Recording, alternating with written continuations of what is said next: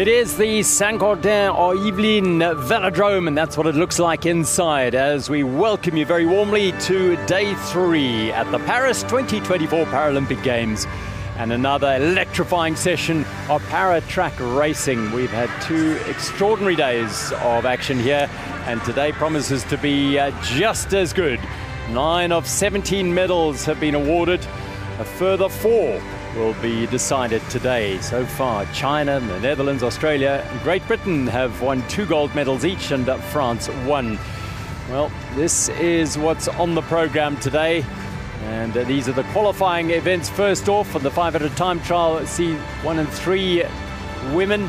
The 1,000-meter time trial, C1 and 3 for men. And the 4,000 individual pursuit, C4 for men and C5 for men. And then we will get down to the medal races in those respective events. 4 medals to be decided today. 11 nations have earned medals thus far. Great Britain lead the way. They have 8. Australia and China have 3 each. The host nation, France, have a gold and a silver. And there are high hopes today of France getting onto the podium once again today with a couple of real contenders later on in the session. Well, it's been packed every day here with fans from around the world.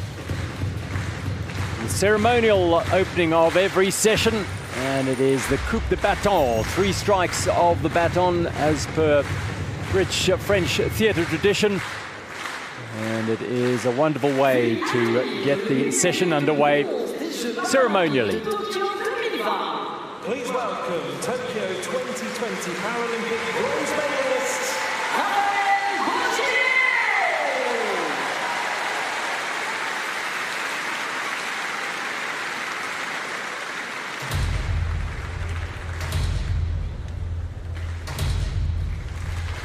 The session is underway with the coup de bâton, and the racing will begin very, very shortly in our first event, the women's C1 to 3 500-meter time trial. This is 4 laps of the track for classifications 1 to 3, beg your pardon, 2 laps of the track. It's a 250-meter track. Thanks for pointing that out, my colleague who knows that only too well because she spent many thousands of hours on a velodrome over her professional career. Rochelle Gilmore. It's the women's C1 to 3 500-meter time trial qualification. We have a total of 6 heats where the riders are trying to set the fastest time possible. Absolutely, Gerald, you are correct. I have done so many 500-meter efforts on a velodrome that we could never ever keep track of them. They are the hardest, one of the hardest training distances you can do, but I'd repetitively do perhaps 10 500-meter efforts in one session, go home and have a nap, and back for another 10 500-meter efforts, and they are excruciating. Well, we've got 11 athletes who will start this qualifying, and the top 6 will go through to the final. They'll ride first off an individual rider, and then in pairs as one starts either side of the track. But initially, it'll be a solitary rider, and it'll be India's, well, she was, on day 1, became the first para-track cyclist from India to grace the boards of the Paralympics. Jyoti Gadriya from Hyderabad, former para-rower, and a civil engineer, and she's now a Paralympian, having finished 10th in the individual pursuit over 3 kilometers.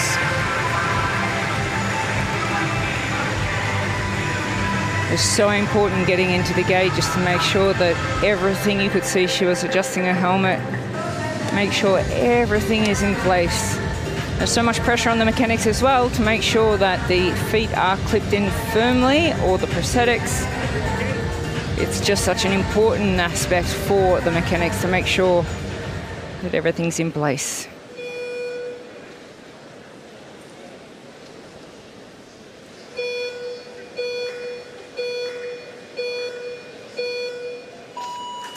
Our first rider on track on Day 3 of the para track cycling here at Saint-Quentin en Yvelines, and it is Jyoti Gadaria from India, a C2 athlete in the C1-3 500-meter time trial. 2 laps of the track, and the top 6 riders, after all have qualified, will go through to the medal rounds. Well, every fraction of a second counts over 2 laps. It's such a fast event. We'll see some of the fastest times around 38 seconds. But we will see from the Indian rider Gadaria set a benchmark with the first ride of the day. She's riding double disc wheels, which are very hard to control, especially with an impairment and imbalance of the bike. She'll cross the line to set a time. It is 49.233 for Jyoti Gadaria of India. Well, the 26-year-old is all smiles. She's a woman of great ambition. She's an Asian rowing champion and a 3-time gold medalist in para track on the Asian Para Games, and has high ambitions. I think you can identify with. She aims to climb Everest one day. Yeah, absolutely. It is one of the most amazing feats that you can accomplish, to stand on the highest point in the world, and no doubt the ambition of this woman that she will achieve that dream of standing on the top of Mount Everest. It is worth the effort, the pain, endurance, suffering and freezing. But if anyone can do it, I'm sure number 83 from India, Jyoti Gadaria, will achieve that ambition. Our first rider then completed her ride in 49.233 seconds. Now we have 2 riders on track. One on the finish straight and one on the back straight. This is Florina Riegling of Switzerland, a C2 athlete. Bronze in the 3K individual pursuit for the political science graduate. And on the other side of the track, the first appearance at these Paralympic Games this year and all time as well for 32-year-old Sabrina Custodia da Silva. Twice a silver medalist at the World Championships and the Pan Para champion as well.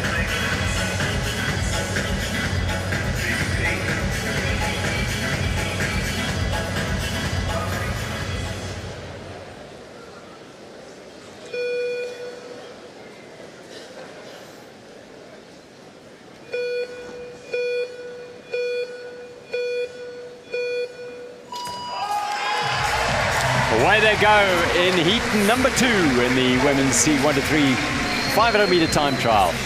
That's a Riegling from Switzerland and a Silva from Brazil, both C2 athletes. Their times will be factored against those C1 and C3 athletes in the same competition to generate an even tempo.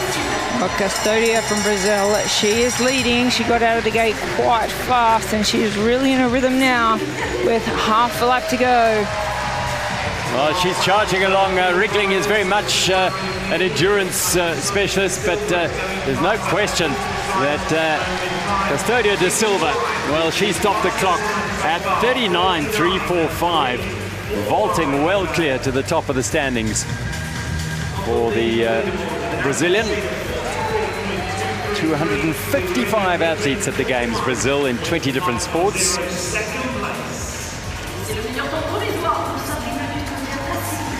Well, I think the numbers here, Brazil, an illustration of just how influential hosting a Paralympic Games can be. They've almost doubled their numbers the years after, every year after the 2016 Rio Paralympic Games. Inspiration and awareness, and it all culminates in this. You can see the adaptations having been made to these Paralympians' bikes. There's a lot of hard work and wind tunnel testing that has gone into the optimal position and bicycle designs of each part of the bicycle for these impaired athletes. We saw a very strong start out of the gate. These gates are very, very hard to get out of. It takes a fine art to get that gate timing just right. The Brazilian will be very happy to be at the top of the leaderboard. And she knows there's 11 riders. She needs to qualify in the top 6 to have a chance at a medal running the final. So our next 2 riders on the track now, well, they will be racing against each other, but mostly they are racing for a top 6 time to qualify themselves for the final. That's what it's all about. The top 6 go to the medals, but it's a really difficult discipline because you have to give your all here to get into that top 6 and then back it up in the later session to try and race for a medal. Fran Brown from Great Britain, a 7-time world champion, a para-triathlete world champion as well. She was 4th in the para-triathlon in Tokyo, and she's a para-climbing world champion. As well as a physiotherapist and a drummer. Once drummed with Brian May. And on the other side of the track, Zhang Wangwei from China.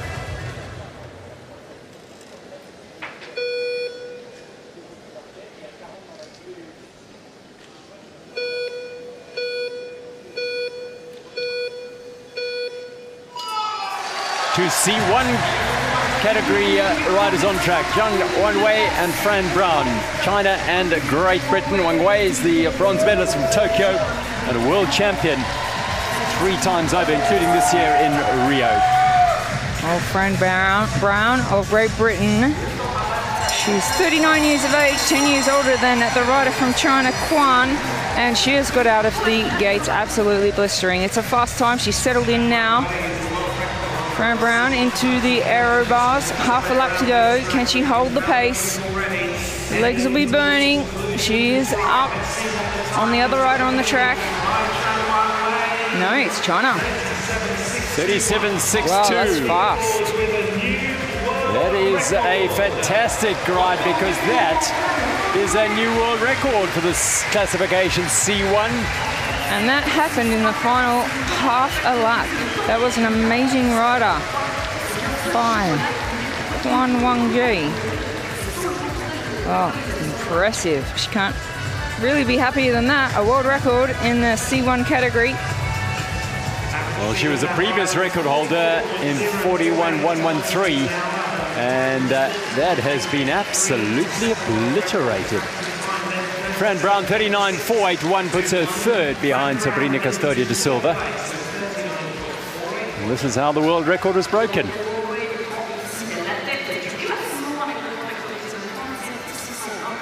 So powerful, and you can see she didn't use the aero position because she has strength in the upper body. She stayed on those sprint bars and just used her power, whereas Fran Brown, she had to lose a fraction of a second to change from starting bars to drop bars and move into the aero position. And just through that first lap and a half, was the Chinese rider absolutely blistering home for a world record. Well, that certainly sets a benchmark to chase for the rest of the riders, that's for sure. Fran Brown, a individual pursuit world champion, so perhaps this distance just a fraction short for her. Now we move to heat number 4. Michelle Timothy from Ireland. 7th in the 3K team pursuit, in the individual pursuit, beg your pardon. 10th in the Olympic Games in the Paralympic Games in Tokyo. And Maika Hausberger, another of these hugely versatile athletes, London and Rio. She was in athletics, 400 meters and long jump. Also a triathlete and a 5-time road world champion in the paracycling discipline. Timothy was 7th in the individual pursuit and Hausberger 4th.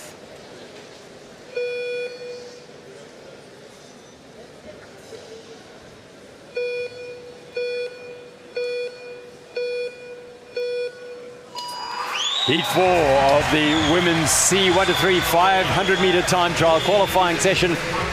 Michelle Timothy from Ireland, and she's a C3 athlete. Micah Hausberger, C2 athlete. And on track at the moment, Hausberger just ahead. Just ahead, but third fastest of the riders so far. Well, now Hausberger, who set a world record earlier on in the team pursuit, can she do something similar here over the 500 meter? It's tough.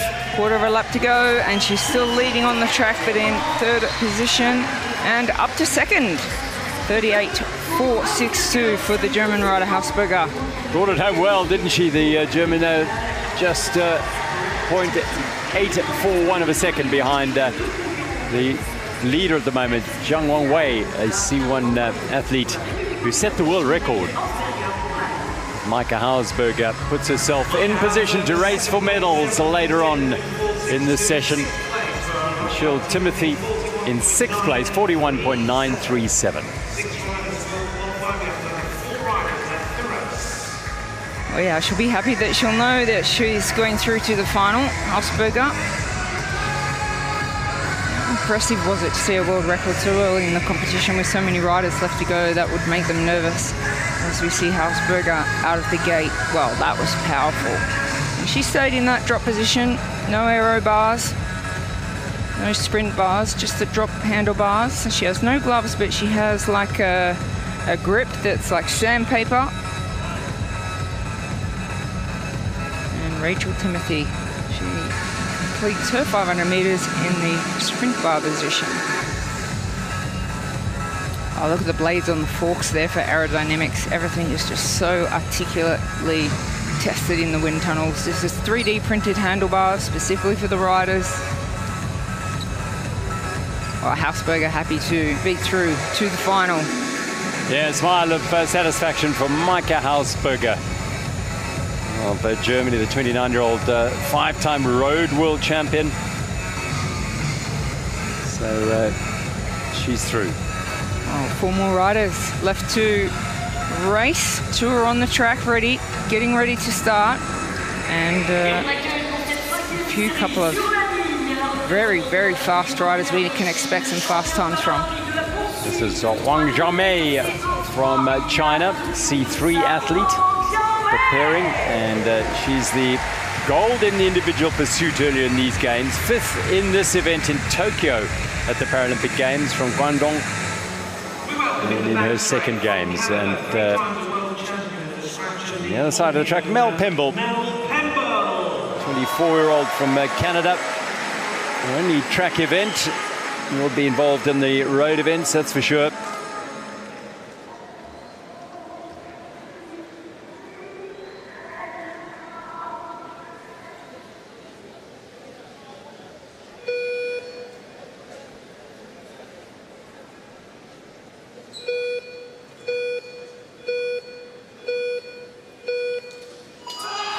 Away they go in the penultimate heat in the qualifying of the C1-3 500 time trial.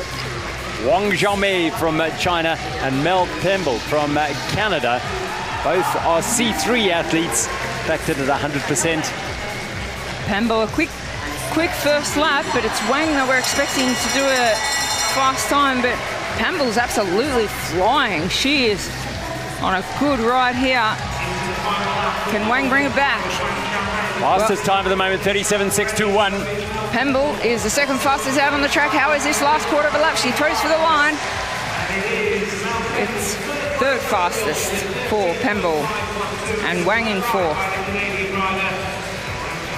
So 38.512 Mel Pemble, who makes her debut at the Summer Paralympic Games, but she did attend Pyeongchang, the 2018 Paralympic Winter Games in alpine skiing. So she knows about competition, and she's a silver medalist in the C3 in the World Championships as well.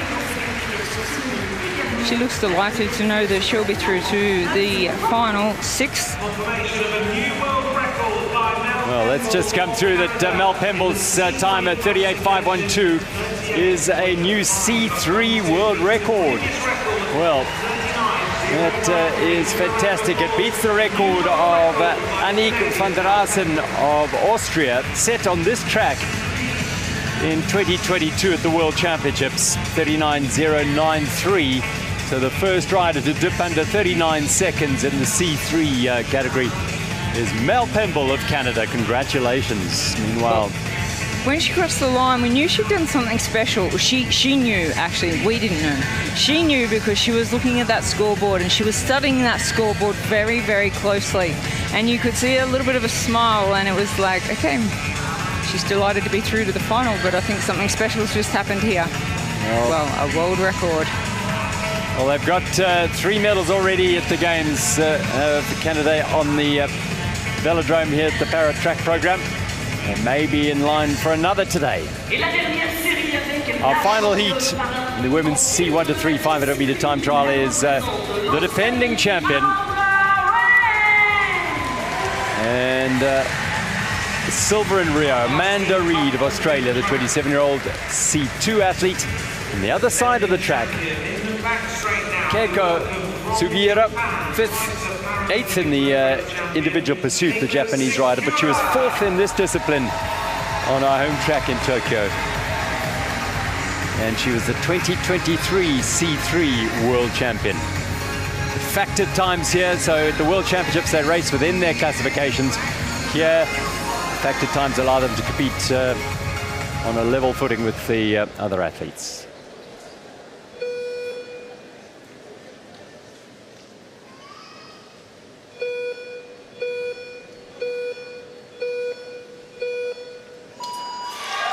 Final heat in the women's C1 to 3 500 time trial. Amanda Reid, the defending champion from Australia, a C2 athlete, and Keiko Sugiura from Japan, a C3 athlete. 2 world records have been broken. The time to beat 3:76.21, but they are chasing time to qualify for the final. We'll have to go for Reid. What can she do? She's the fastest on the track at the moment. She will no doubt qualify fastest if she can hold on. There she comes, Amanda Reid, driving for the line. Will she break the C2 world record? Well, she is the top qualifier, 36.573. And it should be a record. C2 world record set earlier in this session. Well, we'll see. But that means that Reid is through. And joining her is Keiko. No, in fact, Keiko Sugiura goes out. The Japanese rider, by a fraction of a second, she loses out to Sabrina Custodia da Silva. 39.449, the factored time for Sugiura. That is so close to racing for a medal. Amanda Reid, top qualifier, 36.537. Powerful start from the Australian, the defending champion, and she's done everything required of her to put her in pole position for the defense of that title here in Paris. Well, Amanda Reid's previous world and Paralympic record was 38.1 and 38.4. She's just ridden a 36.5, although these times are factored, may come into account in regards to the records. That is Shane Perkins of Australia. He is the head national coach of the Paralympic Australian team. And they are with the Swan year, 30 May. Well, good job done by Amanda Reid, and it concludes the qualifying for the women's C1 to 3 500-meter time trial. And those are the athletes, the 6 who will contest the medals later on in the day 3 session. Reid, the top qualifier, world records for Sean Wangwei and for Mel Pemble in C1 and C3.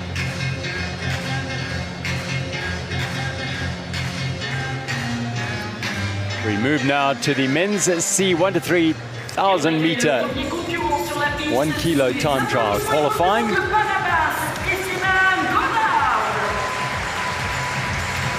18 athletes from 15 countries, and Panama's only athlete at these Paris 2024 Paralympic Games will get things underway.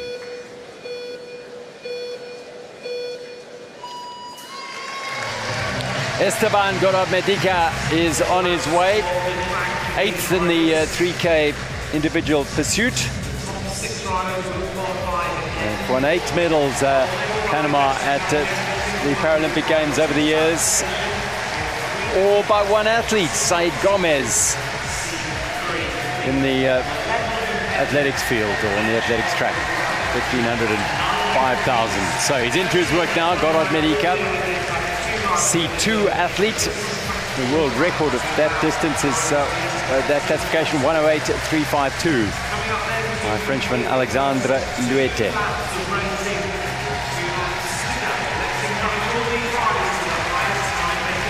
Oh, such a difficult event, the 1,000 meter time trial, 4 laps of the track, and it all comes down to that last half a lap where the lactic acid in the legs is just built up. So much can change in that final lap or the final half a lap. Which is into now. He's getting to the deep end of this race. It really does burn, but he's bringing it home. Gorod-Medica, first rider on track in this men's C1 to 3 1K time trial, and he'll post a time of 1:20.113. That's the factored time, 94.5% factored time. Actual time of 1:24.776. Gorod-Medica, first rider on track. Average speed of 42.6 kilometers an hour for the 25-year-old.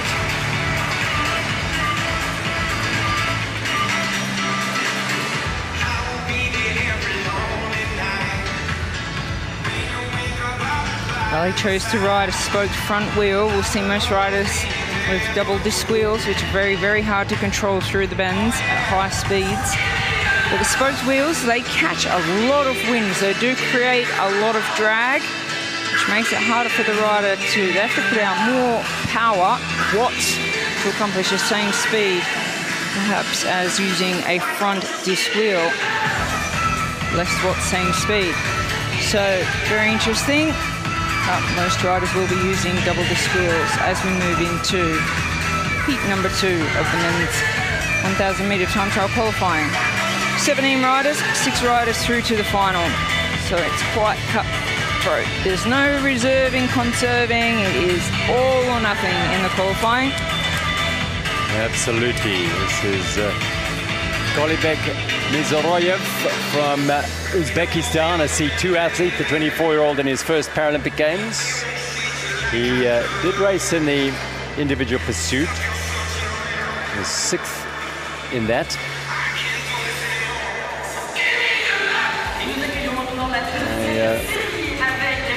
A man on the other side of the track is Arshad Sheikh of India. There's Zoyarov.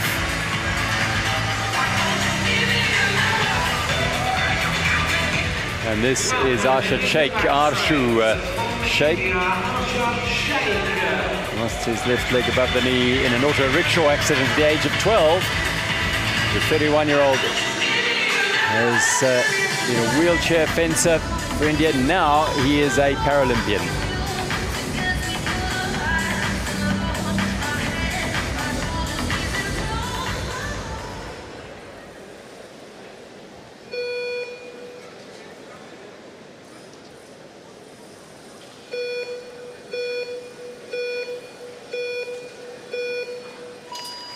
Heat 2 in the men's C1 to 3 1K time trial qualifying session. And Zoryev and Sheikh, the 2 athletes on track at the moment. The only time posted thus far, 1:21.13 by Esteban Gorod. It's all about setting the fastest time. Top 6 riders on factor times will go through to the finals. Zoryev is in the lead overall right here on the track at the moment. Shake's starting to get some rhythm going, but Mazoriev looking very, very solid. Yeah, he's really dialed in now. He's focused.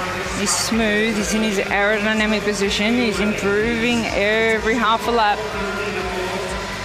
One of 25 athletes from Uzbekistan at these games in 9 different sports. There's the bell. Mirzoyanov is chasing that time of 1:21.13. Oh, the burning sensation they feel in his final lap is incredible. Here he comes to bring it home in this 1K time trial, and he will get the fastest time. 1:16.163 factor time, and Arshad Sheikh 1:21.416 his factor time. So in third place, but Kolibek Mirzoyanov, he's pretty satisfied, it looks like, with that time.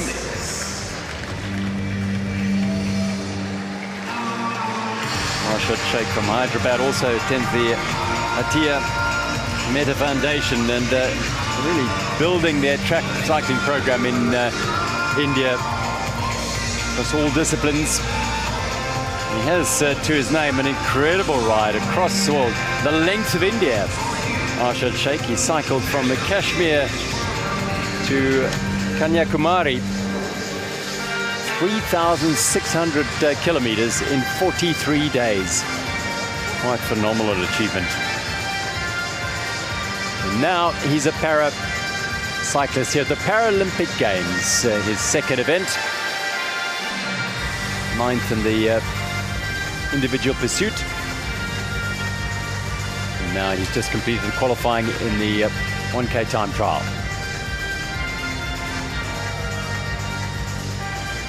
Heat 3, Rodrigo Fernandez Lopez, the only man to have won medals for Argentina in para-track cycling.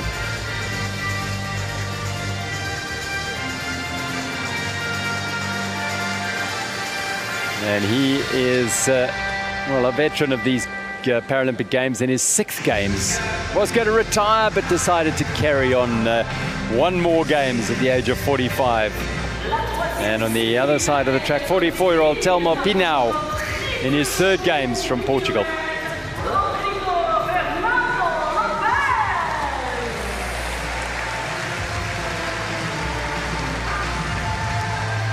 Lopez, twice a bronze medalist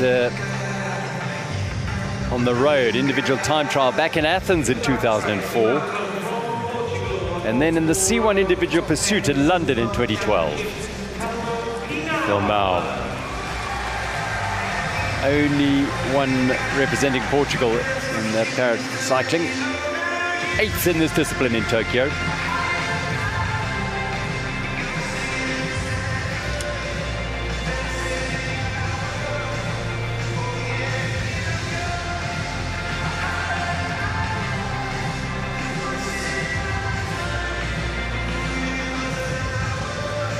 Rider has a countdown clock just within their eye line to the left of the start, which will count them down from 15 seconds to the buzzer.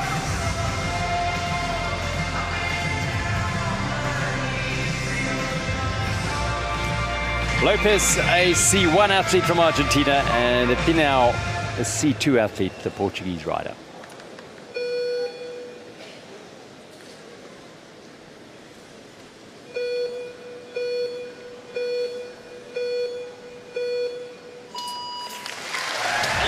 Underway in heat number 3 in the men's C1 to 3,000 meter time trial, the 1K. And this is Telmo Pinau from Portugal. And on the other side of the track, it is Rodrigo Lopez from Argentina.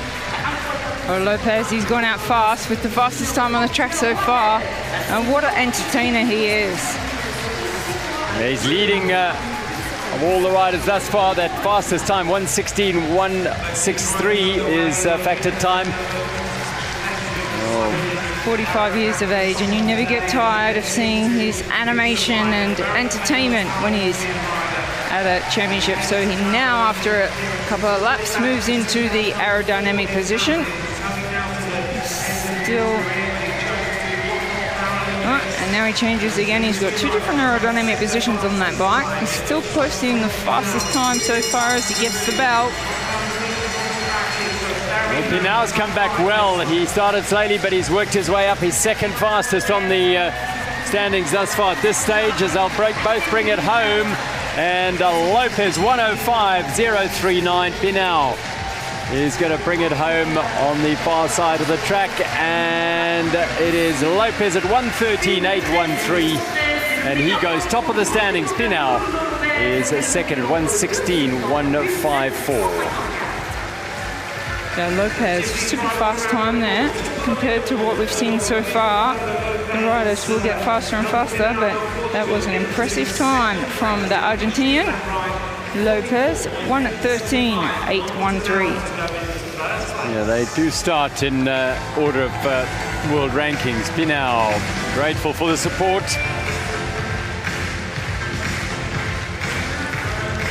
As we see the replays, power out of the blocks, and a really, really good start for Lopez. Oh, so much experience, 45 years of age. Argentinian. You can see him move around a lot on the handlebars. The Portuguese will spike the bike, but they do weight the bikes according to their impairment.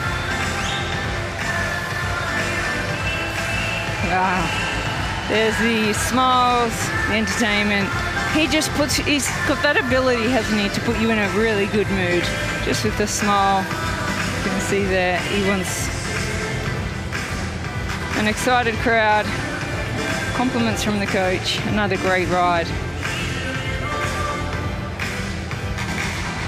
Wonderful. So Rodrigo Fernando Lopez in his 6th Paralympic Games. Whether we'll see him again, it is debatable, because there are still plenty of very fast riders to come. And remember, top 6 only qualify.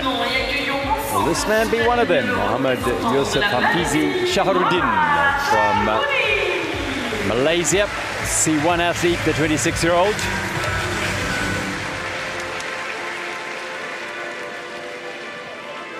And on the other side of the track,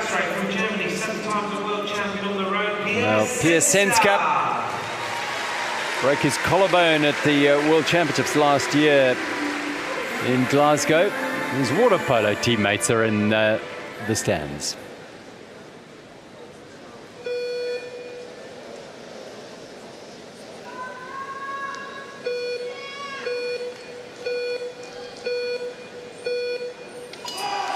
Heat 4, men's 1K time trial, C1 to 3. And Mohamed Hafizi Shaharuddin of Malaysia in his 2nd Games, 5th in the individual pursuit, as he did in Tokyo. And Piacenska first made his debut in Beijing. Didn't come to the Olympics in London or Rio, but is in his 3rd Games, having made an appearance in Tokyo. Was 4th in the individual pursuit, just outside the medals. Well, both riders looking quite smooth for 2 C1 athletes. So the Paralympics categories, C1 to C5, C1 being the most impaired and C5 being the least impaired riders. They are looking like absolute professionals out there, smooth. And it's the Malaysian with the advantage. Well, it's the bell for Malaysia's Shaharuddin, looking to clock the fastest time and put himself in the frame to maybe race for a medal later today. Yeah, with 17 riders to qualify top 6, he'll have to wait and see. He may well just cross the line now with the fastest time, but it'll be a waiting game to see if he makes it through to the final. 109.487 for Mohamed Shaharuddin. And Piacenska's 111.449. And the 2 C1 athletes go to the top of the standings right now.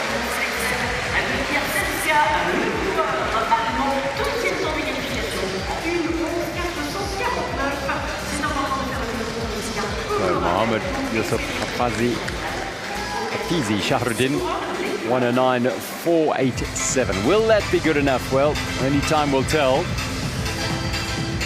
Sensko, who trains out of the National Training Centre at Cottbus. He's pretty pleased with his performance here. He's a road world champion many times over. This is a different kettle of fish. Over 1K on the track.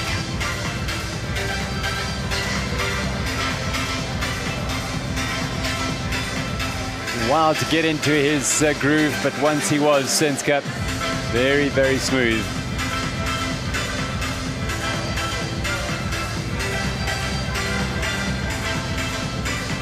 Not quite as fast as this man, yeah. Huge, huge gear, huge power. You can just see the concentration there when he remembered deep, deep breaths to get that oxygen into the lungs and transferred to the muscles. Oh, a lot of riders do hold their breath over 500 meters. To do that over 1 kilometer is a bit of a feat.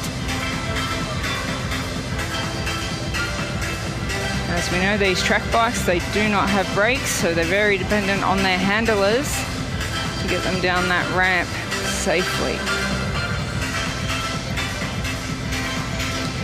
All right, heat number 5, and well, China are enjoying a fantastic game. There's a couple of gold medals already.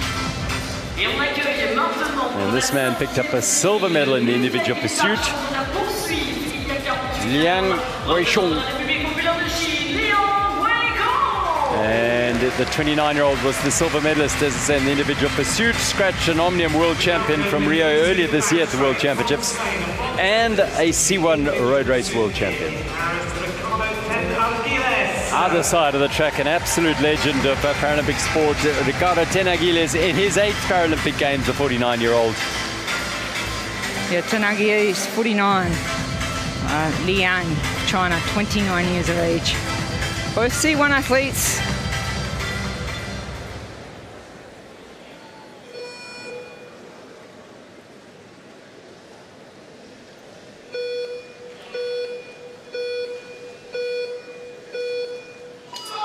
The silver and bronze medalists in the individual pursuit at these Paralympic Games are on track now in the 1K time trial, C1 to 3. Silver medalist Wang Chou and Ten Argiles, the bronze medalist, his first para-track cycling medal, having hoovered up many in the swimming pool over the years in his 7 previous games. Well, it's Liang of China who has gone out fastest.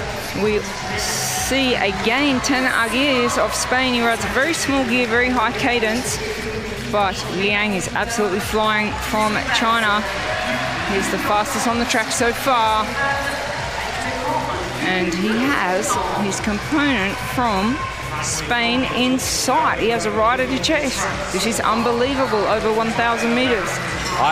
There was an issue, and I'll tell you about it once the race is completed, but Liang is going to win this, and well, not only win it, set a very fast time as well.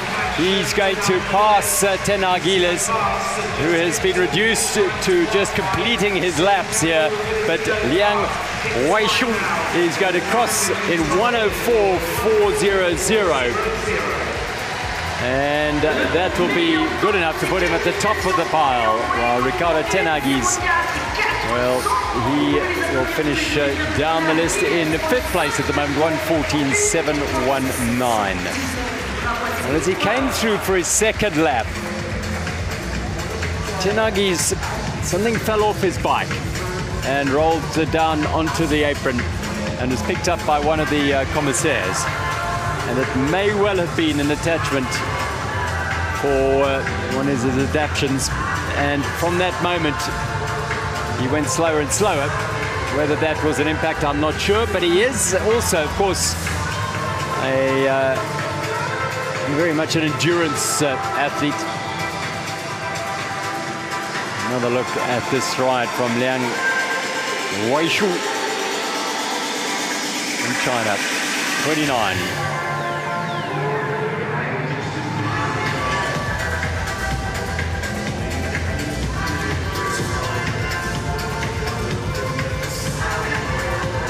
Well, let's see here, a powerful start on that small gear. As he gets wound up, he's in the aero position, tuck.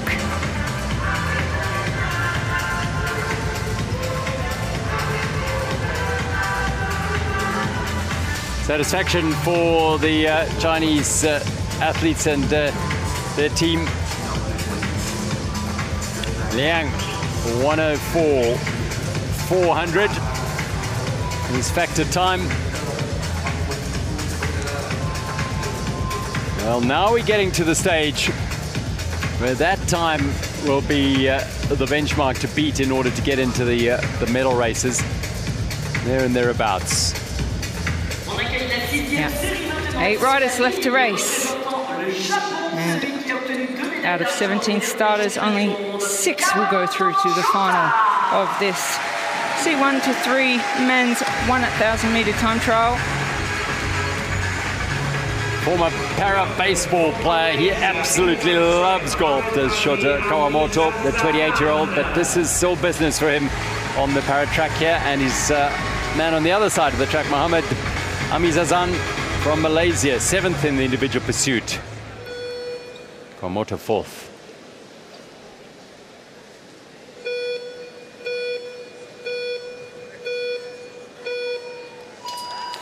Heat 6, men's C1 to 3, 1K time trial qualifying. Top 6 go through. We're getting to the business end of the competition now.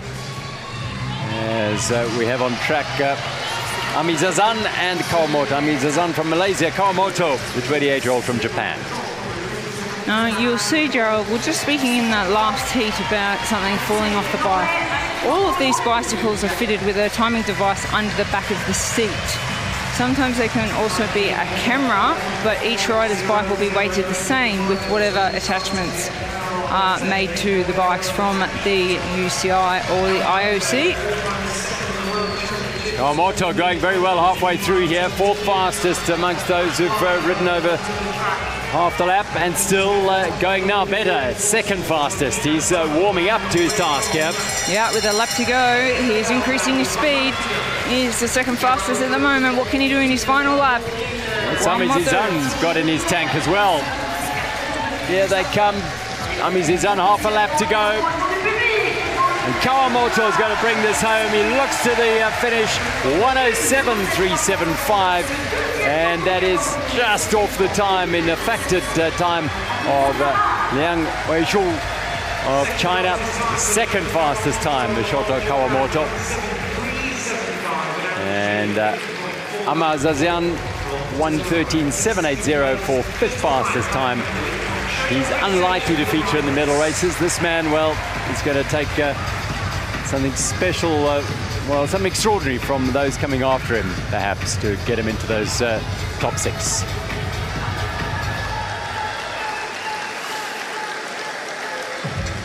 Second Malaysian in this field, and Amizazan a little bit slower than his fellow countryman Jaharuddin. Really good, solid position, very little body movement.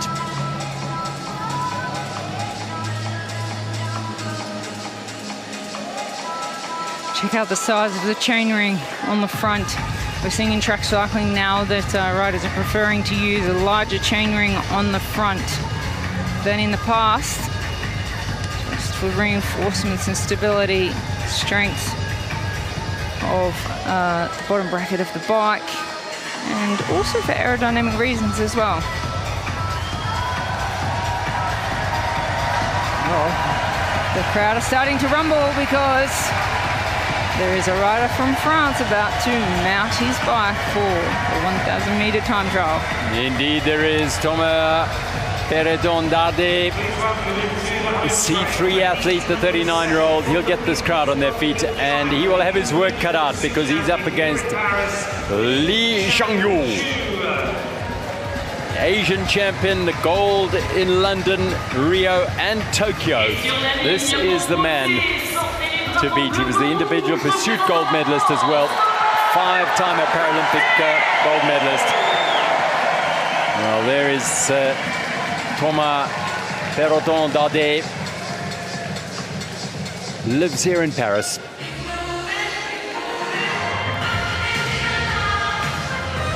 He was born in Morée in southwestern France. That has made Paris his home. Followed his father into the police force, did Béredon Dade. Initially he was riding non-parabike and then would have night duty so he could race and ride in the daytime. And after his accident, he had 2 very bad cycling accidents which led to the impairment.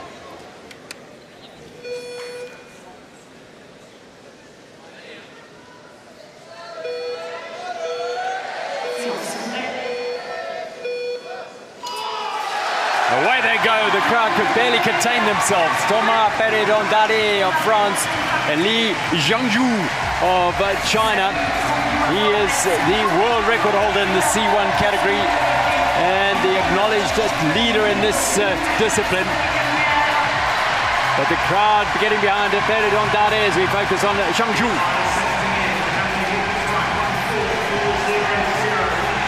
Yeah, Li Zhangzhu is absolutely flying out there. The track is fast, taking the opportunity to see what time he can post. Coming towards his bell lap, Zhangzhu. He's looking to beat that time of 1:04.400, but the crowd all behind Béredon Dade. He's getting faster and faster, lowering his time, but he'll have to really put the afterburners on now. Li Zhangzhu, second fastest. Can he bring it home? Yeah, coach is looking at the stopwatch, hoping that he can bring it home in the last lap. He's really struggling, he's pushing it hard. What can he do? Will it be 1 or 2? It is first, fastest qualifier. 1:03.777. And Thomas Béredon Dade, the Frenchman,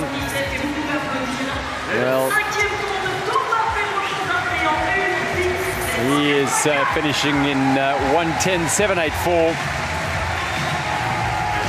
Looks up at the board and sees 5th place for him. Li Zhangzhu. Yeah, Li Zhangzhu, he was a second outside of, without his factored time, a second outside of his current world and Paralympic record. I think that's what he was looking for on at the timing board. He had a shake of the head as though he was disappointed, but he has qualified fastest, so he needs to be happy with that, because if he can go home with the gold medal, well, here's the replay of the start. Both very, very strong out of the gate. Li Zhangzhu of China, he's in the C1 category, whereas our rider from France, Thomas Béredon Dade, he is in the C3 category. Well, factored times will come into play. We see again, not only for the Chinese is there a huge, huge chainring on the front, there is also a gold-plated waxed chain just to give less friction. So no stone unturned for this man, looking to achieve great things as he currently stands at the top of the leaderboard. Well, it is the 2 men who were gold and silver in the individual pursuit who are top of the timesheets at the moment in the qualifying of the 1K time trial. Both are through, and it's Béredon Dade. He's all smiles. He's happy with his performance out there. He won't race for the medals,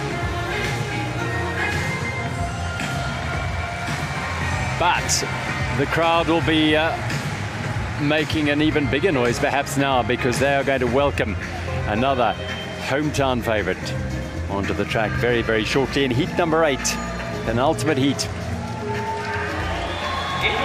It is a man who's already won himself a gold medal at these games in the individual pursuit. He backed up his win in Tokyo in that discipline with a sensational victory here. 5 Paralympic medals, 2 golds already. And he was a silver medalist in this discipline in Tokyo. And here is the C2 world champion this year from Australia, Gordon Allen.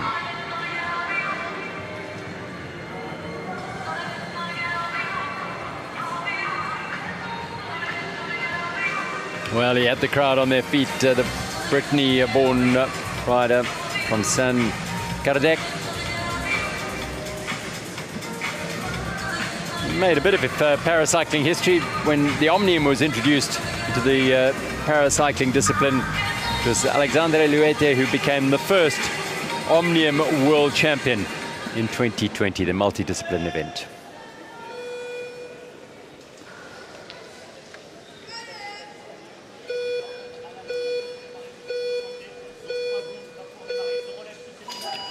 An explosion of noise and power out of the gate for Alexandre Luete and for Gordon Allen of Australia. Both C2 athletes, the second last heat in the qualifying of the 1K time trial. Well, there's the Australian over the first lap, a little bit faster. Alan Gordon of Australia. He is a part of the New South Wales Institute of Sport, coming from the same area in Australia as I grew up as a youngster. He is absolutely blistering. Fast around this track. He is the third fastest so far, and he's gaining speed. Yeah, he's ahead marginally of Luete here. Luete comes back fast, and Luete now goes into the lead on the track. He is now in third overall, with Gordon Allen in fourth. There's the bell. Yeah, he's going to bring it home now. This is a very tight contest, although it's all about time here for qualifying for the medals. Luete of France, the crowd on their feet, waving their flags and cheering him home here. Allen matching him pedal stroke for pedal stroke. Luete gets in 104.279. He goes second. And Gordon Allen in fourth, a nod of satisfaction from the French. They are happy. It is also a C2 world record. Well, the crowd are on their feet for the world record of Luete. He has not failed to perform here. A massive crowd favourite. And he has now a very big chance at a medal.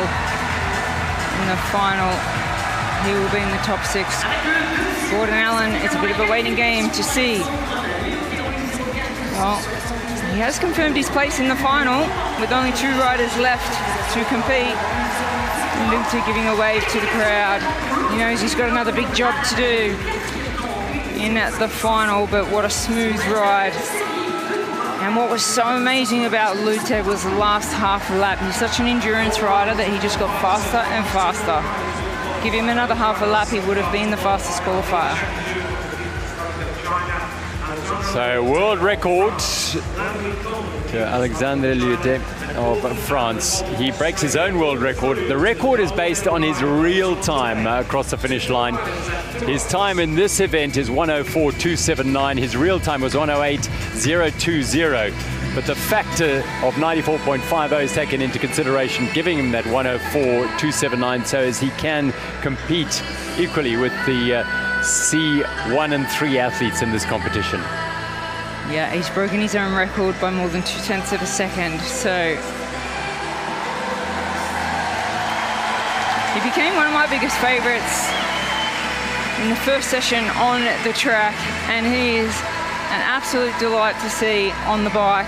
He's only 23 years of age, which just blows me away because he rides like he has been riding for 30 years. He is such a professional. Well, 2 more riders left to compete. Well, talk about the young riders. This is a 20-year-old Devon Briggs from New Zealand. My word, a real talent, this man. He has already got 9 World Championship medals. He's a C3 World Champion from earlier this year. He was 5th in the individual pursuit. And in the back straight, a 3-time Paralympic champion, already won at these games. 38-year-old from Great Britain, Jaco van Gaas. He won the individual pursuit. And he's got a tough program. Session day 2 was the individual pursuit. Day 3 is the time trial and then the team sprint. He may well have to front up for that as well.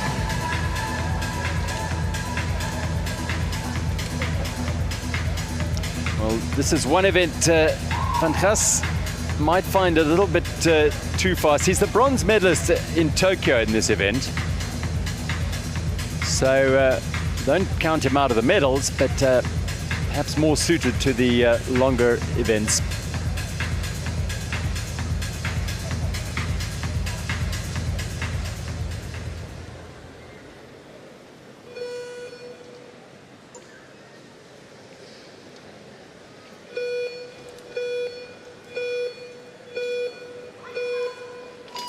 4 riders have already qualified for the final in the 1K time trial, C1 to 3. These are the final 2 in the qualifying. Devon Briggs of New Zealand, the 20-year-old, and the experienced Jaco van Gaas there of Great Britain, the 38-year-old, the 3-time Paralympic medalist. Well, he has gone out super fast. Jaco van Gaas, he is absolutely flying. As you said, not his preferred event. However, he'll get faster and faster with his endurance. He's going to have to, down in 6th place. Remember, top 6 qualify, 4 are through. So these two have a chance, and Van Gaas now inside that top 6 at 5th fastest. Briggs down in 9th, putting his head down to try and finish it off. Van Gaas now 5th. Yeah, Briggs will be hoping he's now up to 8th to get into that top 6. Van Gaas is in 5th position. Briggs crosses back in 8th position. It doesn't look good for a final for Devon Briggs. Well, he started cycling 2014 in Cambridge, New Zealand. Well, Jaco van Gaas. And Van Gaas brings it back in 4th place, so he just kept getting faster and faster as an endurance athlete would, as did Devon Briggs, to be fair. But Briggs outside the qualifiers in 7th place.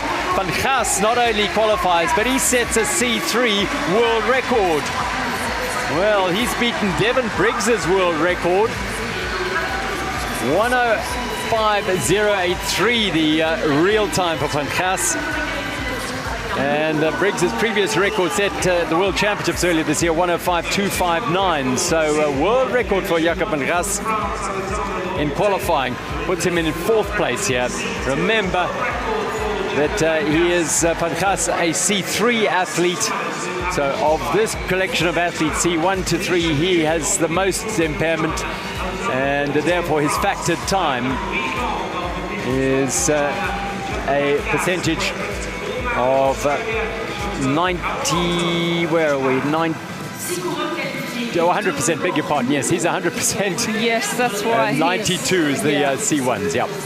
His factor time is the same as his world and Paralympic record time. Well, you just caught a glimpse of his wife, Catherine, his sister, Lizanne, and his sister-in-law. They're cheering him on, Van Gaas, as he manages to qualify, along with Kamoto, as well as Alan Weishong, Alexander Luete, and Li Zhangju. These are the riders who won't be riding again today in the finals and racing for medals. It was Jaco van Gaas that took that world record from Devon Briggs, the rider who was out on the track from New Zealand.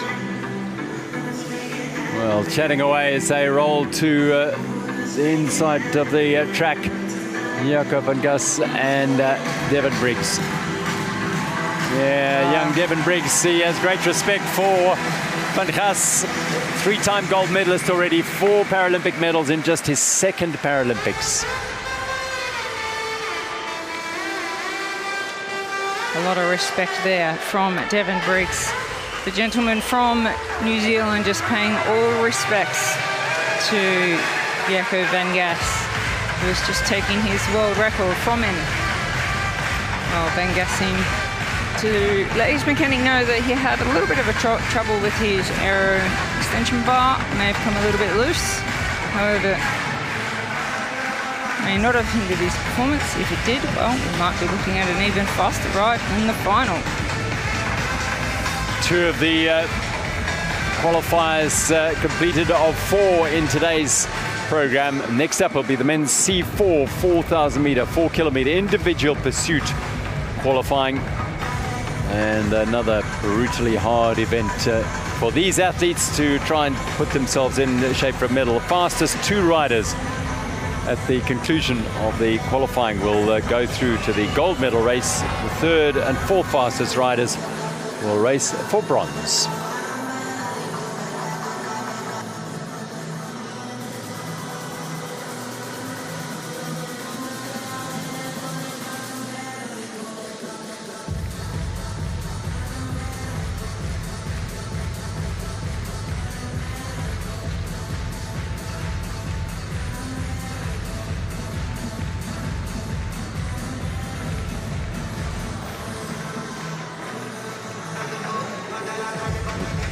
Telka is in this field, the world record holder. Set that record in winning the gold medal in Tokyo, in the Tokyo 2020 Paralympic Games.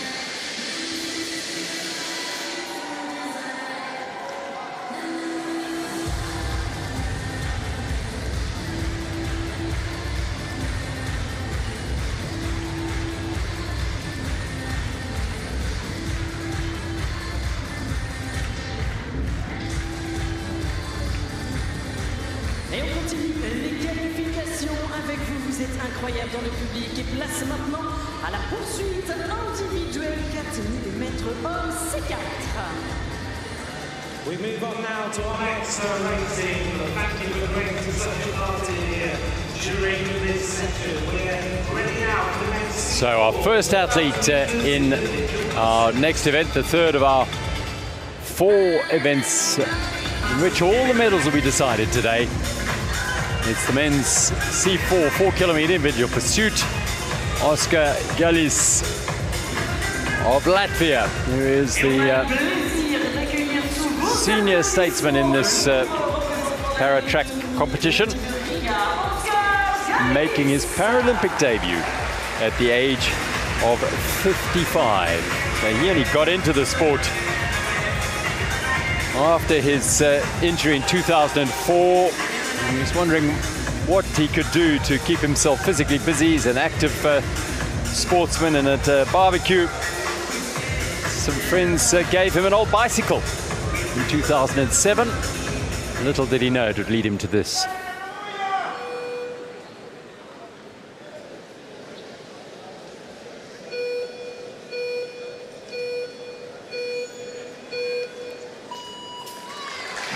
Arguably one of the most grueling events in a velodrome.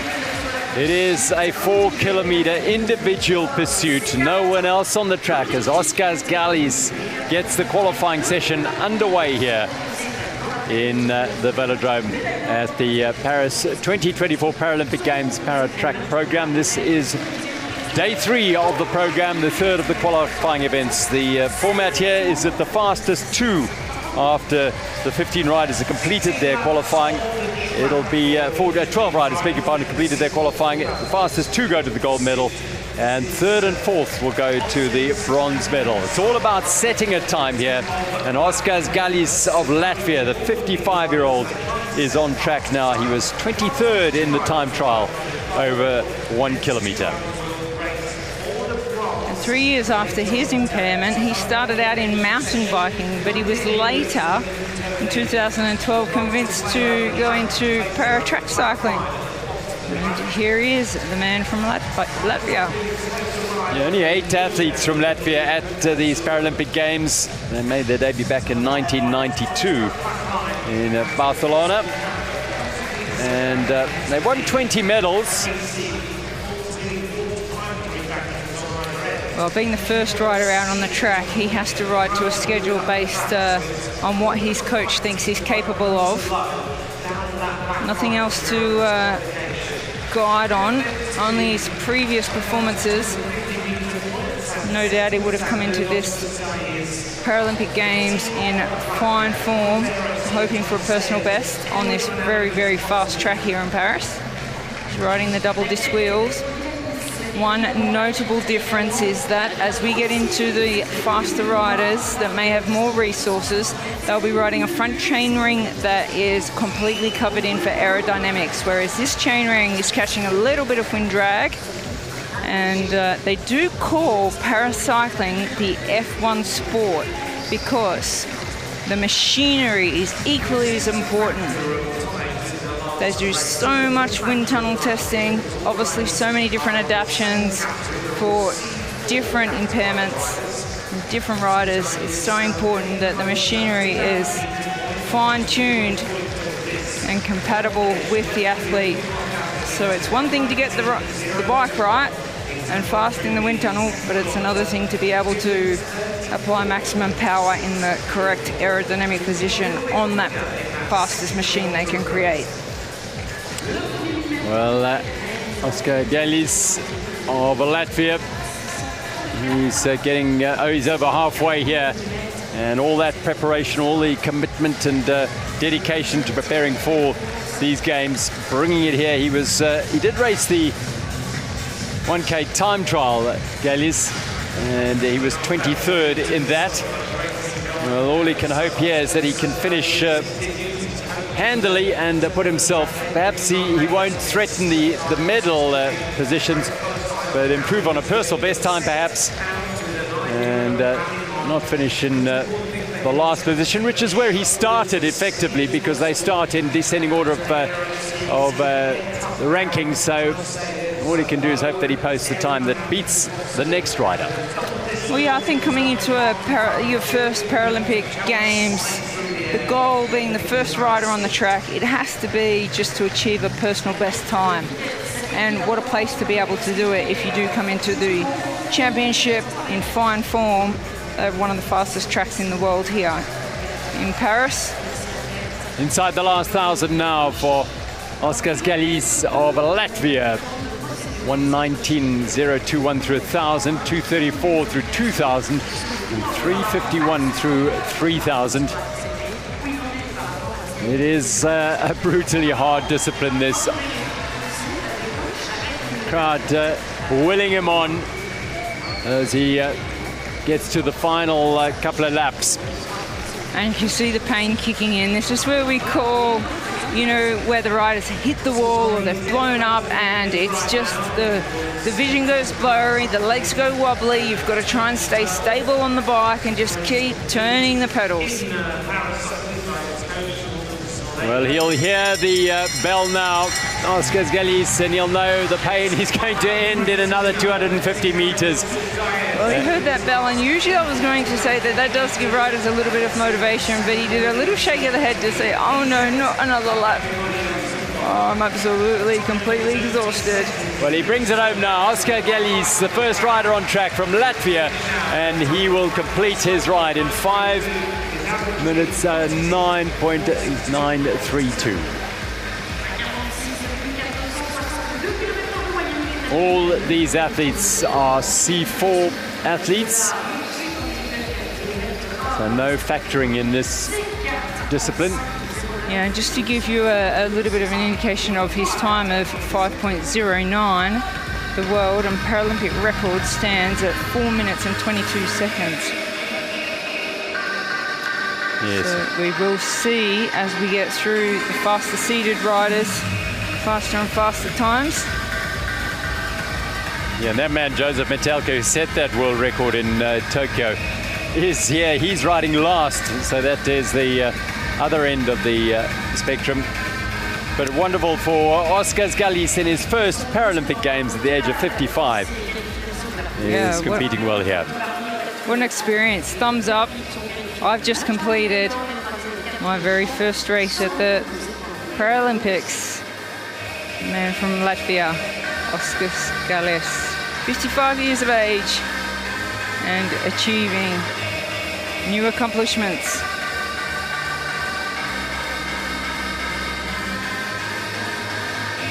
Well, just about sold out again here in the Velodrome, which has been fantastic. And one of the standouts has been so many children, so many young fans of the sport getting to see these athletes in action.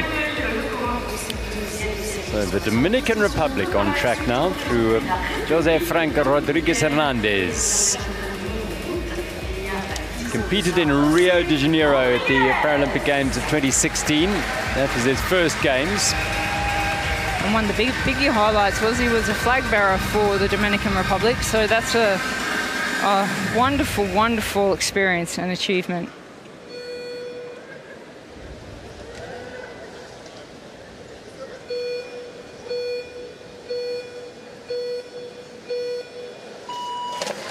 Whoa, he's had a bit of trouble out of the gate there. He's out though, and on his way.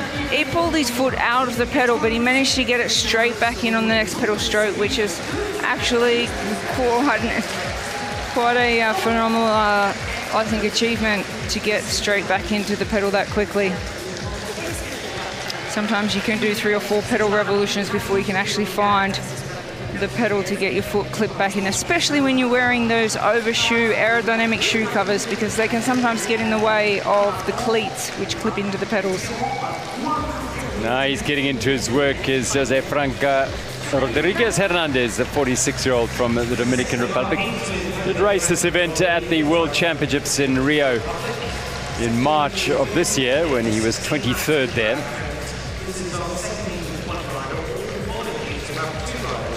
He's 46 years of age, and his son, Franco Rodriguez, he's represented the Dominican Republic in the under-23 cycling competitions.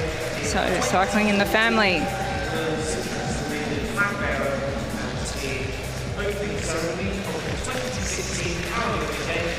Setting into a steady motion. He went through 1,000 meters just over 2 seconds faster than Galice's time. So he's on schedule to improve on that 5:09.932. But of course, it's a long and arduous event this. You've got to pace yourself, listen to the body, and focus on what's required. He doesn't have a coach out on track that I can see. Well, that's quite interesting. It's hard for a 4,000-meter individual pursuit to just ride without any indication of what lap times you're doing. He's riding quite a large gear, very slow cadence, just to keep himself very composed and smooth on the bike. Well, very, very steady, and without a normally in these events the coaches are trackside giving you an indication as to where you are in relation to your time and your strategy, and Rodriguez Hernandez doesn't have that. After 2,000 meters though, he is halfway through his work here, and 2:34.335 puts him well, very close to the time of Oscar Galice. But he won't know that. There is a coach. He's standing just off the track, so he's not actually giving any signs. No, he has no stopwatch in his hand. And obviously no communication between rider and coach. One of 11 athletes from the Dominican Republic at these games is Rodriguez Hernandez. They have yet to win a medal, having competed at every game since Barcelona in 1992. An accident in 2002, and only took to para-cycling 10 years ago in 2014. 2 years later was the flag bearer, as Rochelle said, at the Rio 2016 Paralympic Games, making his debut there.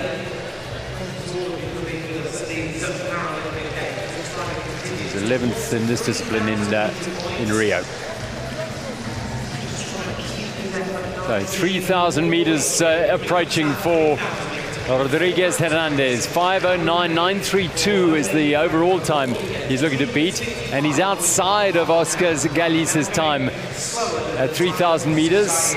Galice was 3:51.650, and Hernandez 3:55.159. He'll have to bring it back a lot faster here if he wants to go underneath that 5:09. Yes, 2.5 laps now to complete. Still in second position behind the Galice of Latvia. Oh, crowd encouraging him now to complete the ride and bring it home and empty everything he's got. This is his moment to try and duck underneath that 509. It's not likely to happen. We'll hear the bell now after his next half a lap.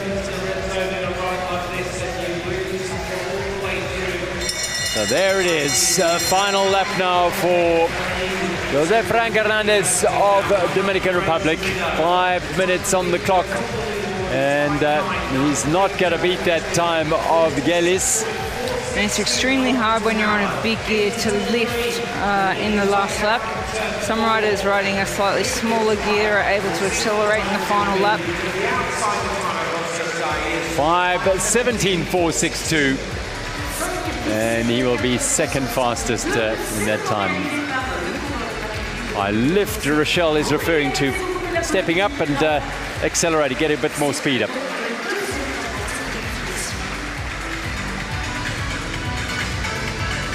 Seven and a half seconds outside the time of Gelis. Rodriguez Hernandez. Oh, that was the unfortunate start he had. He recovered quite well, didn't he? He did indeed. Straight back into the pedals. One thing you'll know from this ride, though, is that he does have the ability to ride slightly faster without that mishap coming out of the gate. So, as we've said on many occasions, it's so important.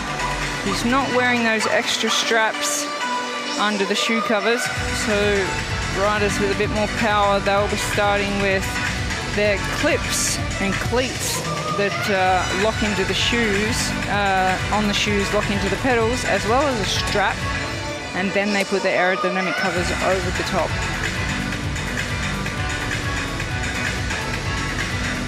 Oh, he has emptied himself, and you cannot ask for more than that, putting everything out there. And you can walk away with pride. So, our first two-rider heat.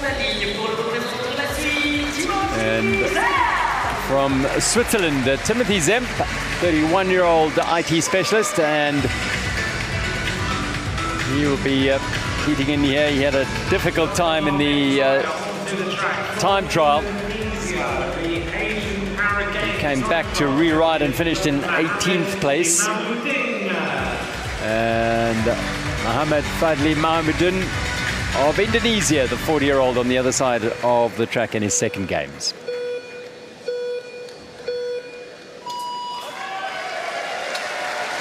On track in heat number 3 in the men's C4 4K individual pursuit qualifying, Timothy Zemp from Switzerland. In Indonesia's Muhammad Fadli Imamuddin. Well, Zemp, he's 9 years younger than the Malaysian rider, Indonesian rider, shall I say. Imamuddin was 6th in Tokyo in this discipline, so he's got a bit of experience there.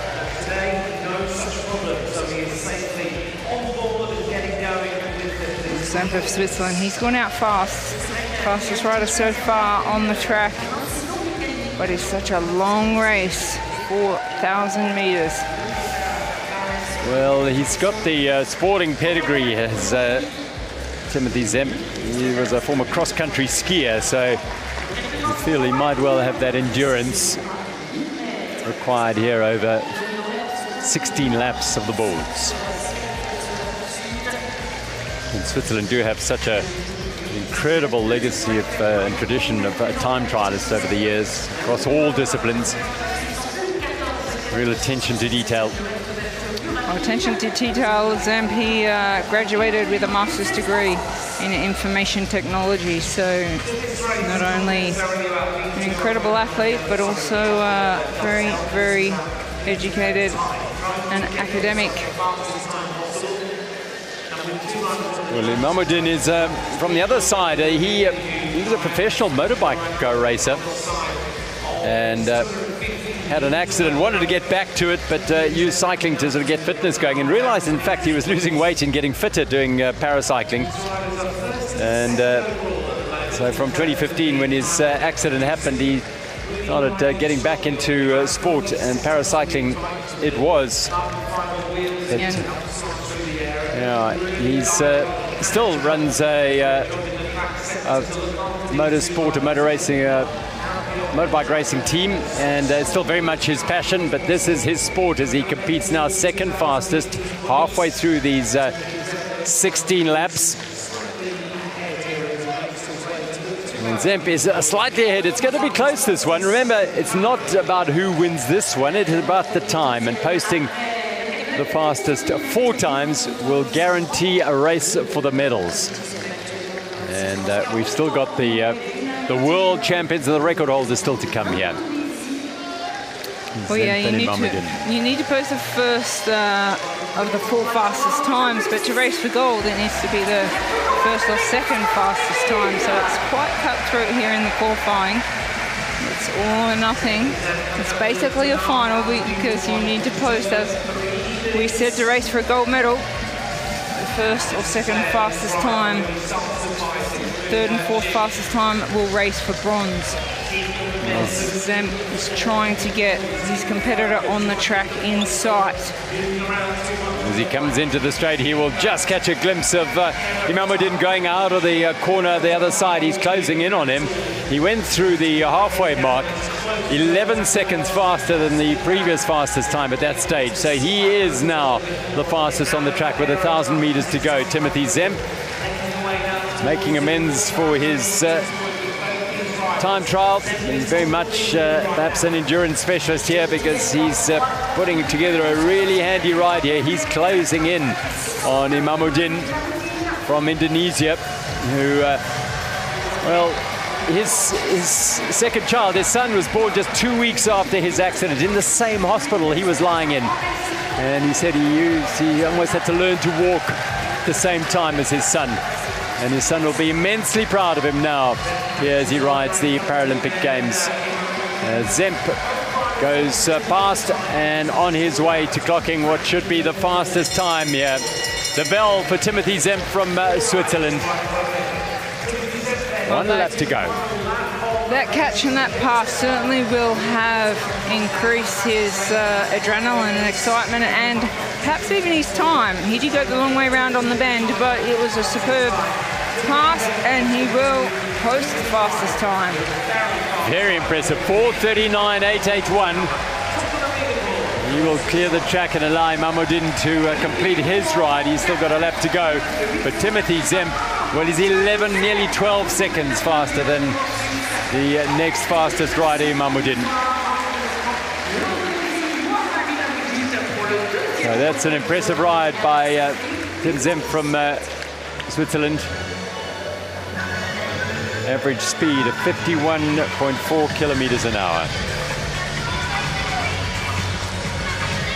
Mohamed Fadli Imamuddin, well, not quite as fast as he would have gone on a motorbike, but certainly 49 k's an hour on these boards takes some doing. Well, with 8 riders left to compete, he's the second fastest, the rider from Indonesia on a bicycle. In this men's C4 4,000 meter individual pursuit. Now, let's just look. He looks great, he looks smooth. But Zemp, as he makes the pass on the outside around the bend, gets a little bit of a run off the track, and as he does that, he hears the sound of the bell. Coach is happy. Ice vest on directly. It's all about recovery if he is to qualify in the top 4. Heat 4 sees Ronan Grimes from Ireland and one of paracycling's legends, Karol Eduard Novak from Romania. It's Grimes, the 35-year-old from Galway. C4 road race champion, world champion that is, and he was 8th in the time trial. Novak back for another Games, his 6th.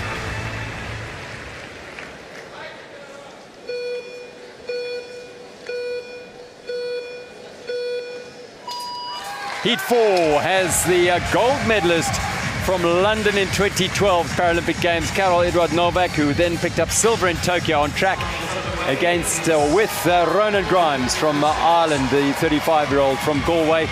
7th and 8th in the time trial, these two. So this could be a very interesting ride for both. Grimes has gone out well, started fastest.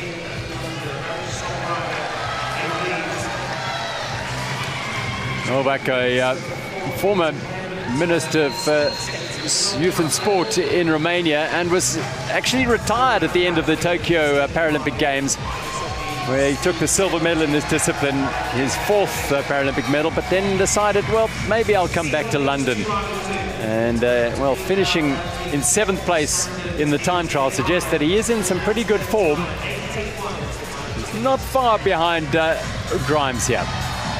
And there are two riders that will be able to measure their performance slightly on the other rider because they are so equally paced. However, Grimes is on one of the rides of his life because he's the fastest rider out on the track and he's looking absolutely superb. He is in the most aerodynamic position. We've mentioned it before, but they wind tunnel test and they actually go down to the finest detail of working out the hand position, which is most aerodynamic. So when we get a close-up of the position of Ronan Grimes of Ireland, we will see that he has adapted the most aerodynamic position for his hands. He's very, very flat. Well, Grimes has gone through the 1,000-meter mark comfortably faster than anyone else on the score sheets at the moment. Novak was just 2 seconds behind him. How will they go through 2,000 meters here? Grimes is looking very, very fast, the Irishman. He certainly is. And he's riding one of those huge chain rings that are covered in for aerodynamics. However, no shoe covers, no aerodynamic shoe covers. Now, there are many reasons for that. One of them may be that he is supporting his shoe supplier. He's now got his competitor in sight. That'll be a huge benefit. Just inside halfway. Yeah, 10 seconds faster than the next fastest over halfway. That was Timothy Zemp as Ronan Grimes. This is a blistering ride by Grimes. Yeah, you can see he's starting to move a little bit on the bike, whether that's just him trying to lift his speed or whether it's a sign of fatigue. For me, he still looks very strong. He's got a good cadence. So the cadence of pedal revolution is a really good indication of whether a rider is holding speed or fatiguing. Now we see him really laboring a little bit. His cadence is slowing down. Well, he's got a bronze and a silver medal at the World Championships, Grimes. But this ride may put him in touching distance of an opportunity to ride for a medal. Remember, top riders here in this race, the fastest two will go for gold, the next two will go for bronze. Well, can he produce a burning finish here and bring it home in a really competitive time? Well, there looks like no doubt that he will finish at the top of the leaderboard. However, he'll have 6 more riders to come out on the track, and he needs to qualify in the top 4 for a chance of a medal. He's left nothing out there. He really is putting it to bed here.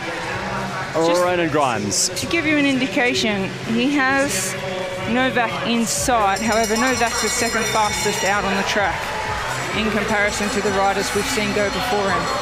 Just bear in mind the world record is 4:22.772, so Grimes is going to be outside that, but not by a great deal. This is a very, very fast ride from Ronan Grimes as he'll bring it home here. Grimes will go to the top of the leaderboard with a 4:28.859, and Karol Novak will be second fastest at 4:33.045, the former speed skater. And Grimes, well, that was an impressive ride by the Irishman, who goes to the top. Average speed of 53 kilometers an hour, but 6 riders still to come. So his is the time that everyone will want to get underneath to guarantee themselves a place at least in the top 6, where the race for the medals takes shape. Oh, the pain. Yeah. The pain face now. He was, as we said, excited by that chase when he got the Romanian in sight. It was allowing him just to give that little bit more. And he is absolutely finished with an empty tank, which is what you want to do in the qualifying, because as we said, you need to post one of the top 4 fastest times if you want a chance for a medal. Now it's just a waiting game for Ronan Grimes of Ireland. He's 35 years of age and he'll have 6 riders left. Where will his time stand?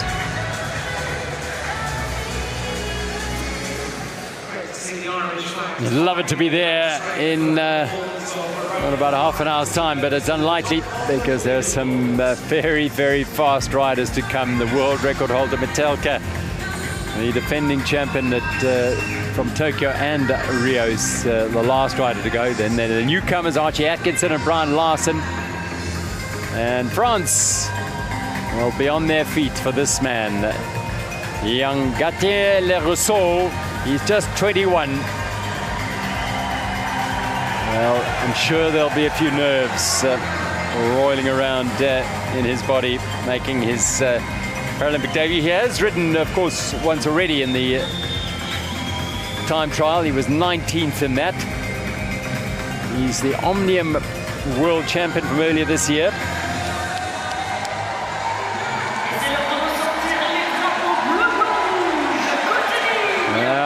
Allez le bleu, the French tricolor flying high.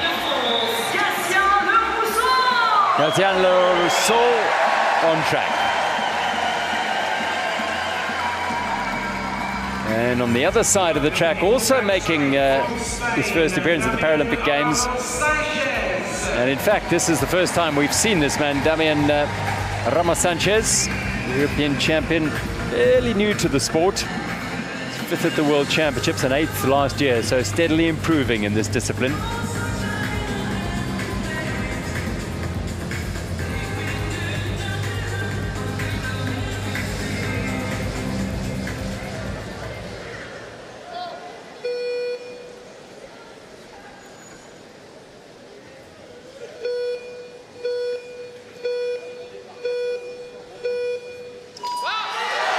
So they're away in heat number 5 in the qualifying for the men's C4 4K individual pursuit. The crowd will roar along as Gatien Le Rousseau, the 21-year-old Frenchman, is on track. The man on the other side of the track is a 38-year-old Spaniard, also making his Paralympic debut in Damian Ramos Sanchez. It's gone out marginally faster over the opening lap. Sanchez just in front of Rousseau of France at the moment. However, you can see the pain on his face that he has gone out extremely hard, maybe not as controlled as Rousseau. Still leading of the two. Well, newish to the sport is, well, both of these riders really, although Ramos Sanchez 17 years older than Le Rousseau, but both are enjoying their first experiences around this track. So the fastest time around the 1,000 meters was 1:09.456 from Ronan Grimes. Well, Rousseau fast now takes the lead of the 2 riders on the track. He's in 3rd position overall, but he's in the zone. Now he's really on top of his gear. He's in the most aerodynamic position. His pedal revolutions are looking good. He looks strong and he's gaining his advantage over Sanchez. Now the 3rd fastest on the track. The coach is getting excited. The focus is there. Waves of noise as he goes around, because as he gets around each corner, they'll hear the crowd roaring him on. Well, Ramos Sanchez can only but use the crowd as motivation for himself as well. He won't get too many opportunities to ride in front of a crowd like this with the noise roaring around the velodrome here. I've just been watching Rousseau, the coach on the inside of the track, letting him know what his lap times are. He's the second fastest man out on the track at this moment, and he is looking very controlled. He's halfway through the 4,000-meter individual suit. The C4 category will be the fastest. He's still the second fastest man out on the track. Only Ronan Grimes has gone faster through the halfway mark by nearly 3 seconds. Ramos Sanchez, well, he's hanging in there. He was our 4th fastest. It'll be interesting to see when Rousseau gets Sanchez in sight in the same straight, what that can do, because Rousseau's just lifted the pace of his lap times. The coach is getting excited. It's a huge, huge ask to see if we can qualify fastest, but he's increasing. And they continue roaring him on. Gatien Le Rousseau, he's closing in on Ramos Sanchez right now as they go through 3,000 meters. Second fastest still Rousseau. But lap times are still consistent for Rousseau. He's coming around for 3 laps to go. And closing in, will he make a catch? Well, Ramos Sanchez will know he's closing in on them. The noise is deafening inside this velodrome. He's desperately getting to the back wheel. He won't want to try and make the catch on the bend, which he does go the long way round here. Le Rousseau. Into the front he goes. Perhaps that'll give him the boost to go to the top of the timesheets. 4:28.859. He is in the leading position out on the track. Can he hold it for the last lap? He gets the bell. 4:09 through that with 2:50 to go. 4:28.859 is the time to beat. That's the bell for the Spaniard. But this will be a remarkable ride by young Gatien Le Rousseau. He's being urged onto the finish by the crowd and his coach, and he posts 4:25.366 to go to the top. And the Spaniard Ramos Sanchez, 4:35.156 puts him in 4th place. Well, a really big end to that ride by Gatien Le Rousseau. He brought it home in brilliant fashion. Went through 3,000 meters, slower by 6,000 of a second to Ronan Grimes, but brought it back with remarkable strength. Well, there's nothing like the benefit of a home crowd. And they have France, they have another rider coming out onto the track as well. Coach not showing too much emotion. Not looking good for the Spaniard to make it into the top 4. Well, Le Rousseau, they're looking absolutely rock solid. They're getting stronger and stronger as the ride went on. Ramos Sanchez never really on par with Le Rousseau. Kept informed all the way through. Then the catch was made, and that just seemed to give him the burst of energy and the strength to put in a remarkable last lap. Oh, interesting, that lap where he was chasing and came through the slipstream was the slightly fastest lap that he did in the whole 4,000 meters. So it's a huge benefit to be able to chase a rider, use a little bit of the slipstream. He's happy with that ride. He wants some acknowledgement. And he thanks the crowd also for their support. It must play a role here somewhere along the line. Yeah, well, he's done, you feel, half the job. 4:25.366, top of the timesheets for Gatien Le Rousseau of France. Heat number 6. Well, young Brian Larson and Kevin Lecumph. So young, they're both 34. But Larson is a debutant at the Paralympic Games. Well, this man, Kevin Lecumph, a 3-time track and 3-time road world champion in paracycling.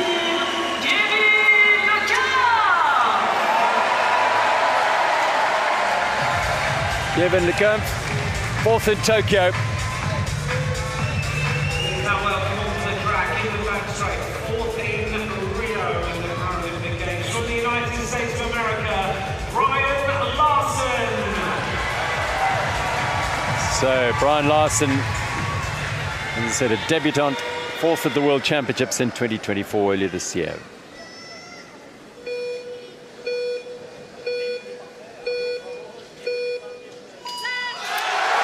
The penultimate qualifying heat in the men's C4 4K individual pursuit qualifying.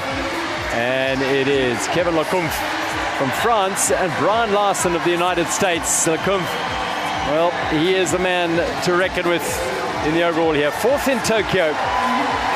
Well, his main goal now is to post a time that'll put him into reckoning to race for those medals, and the fastest two after qualifying race for gold. The third and fourth riders race for bronze. These are the last, the second last pair to go onto the track. We've still got Atkinson and Metelka to come. Well, such a big ask to qualify in the top four. They only get the qualifying opportunity to do that. The top two fastest time race for gold. The third and fourth fastest times will race for bronze. 12 starters.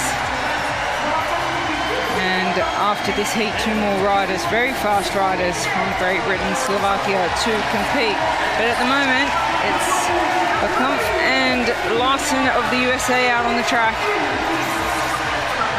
Well, Lecomte, he was born with two club feet, and he actually had a Continental Road Tour contract for 2 years. But once he didn't get a contract, he turned to paracycling in 2020, and with great success it has been. As I said, a three-time track and a three-time road world champion. And he's got the crowd behind him here. They're not quite as vociferous as they were for young Gatien Le Rousseau. Perhaps they used up some of their decibels there, and they're saving up for the final. Well, Lecomte is the second fastest rider of all riders that have been on the track. However, his coach is showing him faster lap times now than we saw of his teammate, much faster, which means he should be coming home a bit quicker. Well, he is fancy a man that the French feel is a real medal prospect in this discipline. Well, his last laps, as I said, they have been faster than his teammate. Has he done too much though? He's moving around on the saddle. He's giving everything. He's still got a long way to go. Yeah, he was a little bit slower than Ronan Grimes through 2,000 meters. And Grimes is second fastest of the qualifiers. Lecomte has just moved into the fastest rider on the track. Now, will he be able to hold this? Because he still has quite a distance to travel. He will have the benefit of chasing down Larson of the USA if he can get him in. Well, they're in the same straight, but not quite in sight just yet. Well, Lecomte, he's the fastest man on the track at this moment. Can he hold on? Let's have a look. Well, Larson in fourth at the moment, and he will be delighted if he can qualify for the top six here and put himself in the shot list. So they go through 3,000, 1,000 meters to go for this pair. Well, Lecomte has just had a very, very slow lap, so his coach has asked him to settle a little bit. Well, he's fastest through 3,000 meters, faster than Grimes, who was the previous best there. But remember, Le Rousseau brought it home faster than any. So there's Larson. He's just hanging in and riding to his schedule here, which he would hope will put him in the top six. Lecomte looks like he's in a little bit of trouble. He's still the fastest man out on the track. He is really fighting that bike. Not far to go now. Will he remain the fastest rider on top of the tables? He gets the bell. He's looking good. The coach is asking him to give everything he's got. Now Kevin Lecomte is absolutely going to empty the tank here, leave everything out on the track, the Frenchman, as he tries to bring it back and post the fastest time and put two Frenchmen at the top of the leaderboard. Kevin Lecomte will be in first place at 4:25.283. Goes ahead of his fellow countryman Gatien Le Rousseau by 0.083 of a second. That is a phenomenal ride. 4:28.283, and Brian Larson for the United States held firm in fourth place. I'm sure for the United States they'll be delighted with that. Man only took to this sport in 2020 after his injury in 2019, Larson, and here he is on the verge of getting into the finals of the men's C4 4K individual pursuit.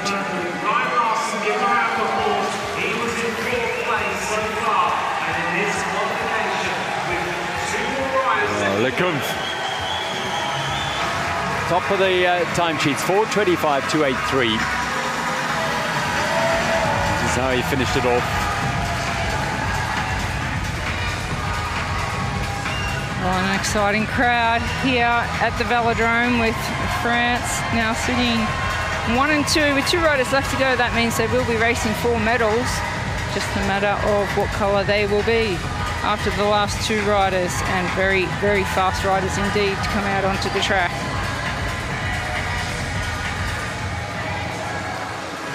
Well, that's a good job by Lecomte. Now needing some assistance. Legs full of lactic acid, dismounts the bike. He knows that he's in the finals. He'll be racing again, so it's all about recovery now.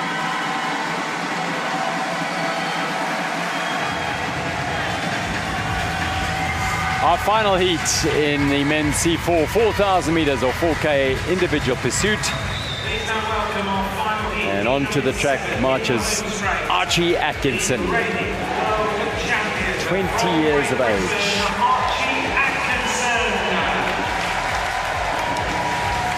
World champion, 5th in the shorter time trial over 1,000 meters, but this is his game. And the man on the other side of the track, 37-year-old Joseph Mitelka from Slovakia, 2-time Paralympic champion.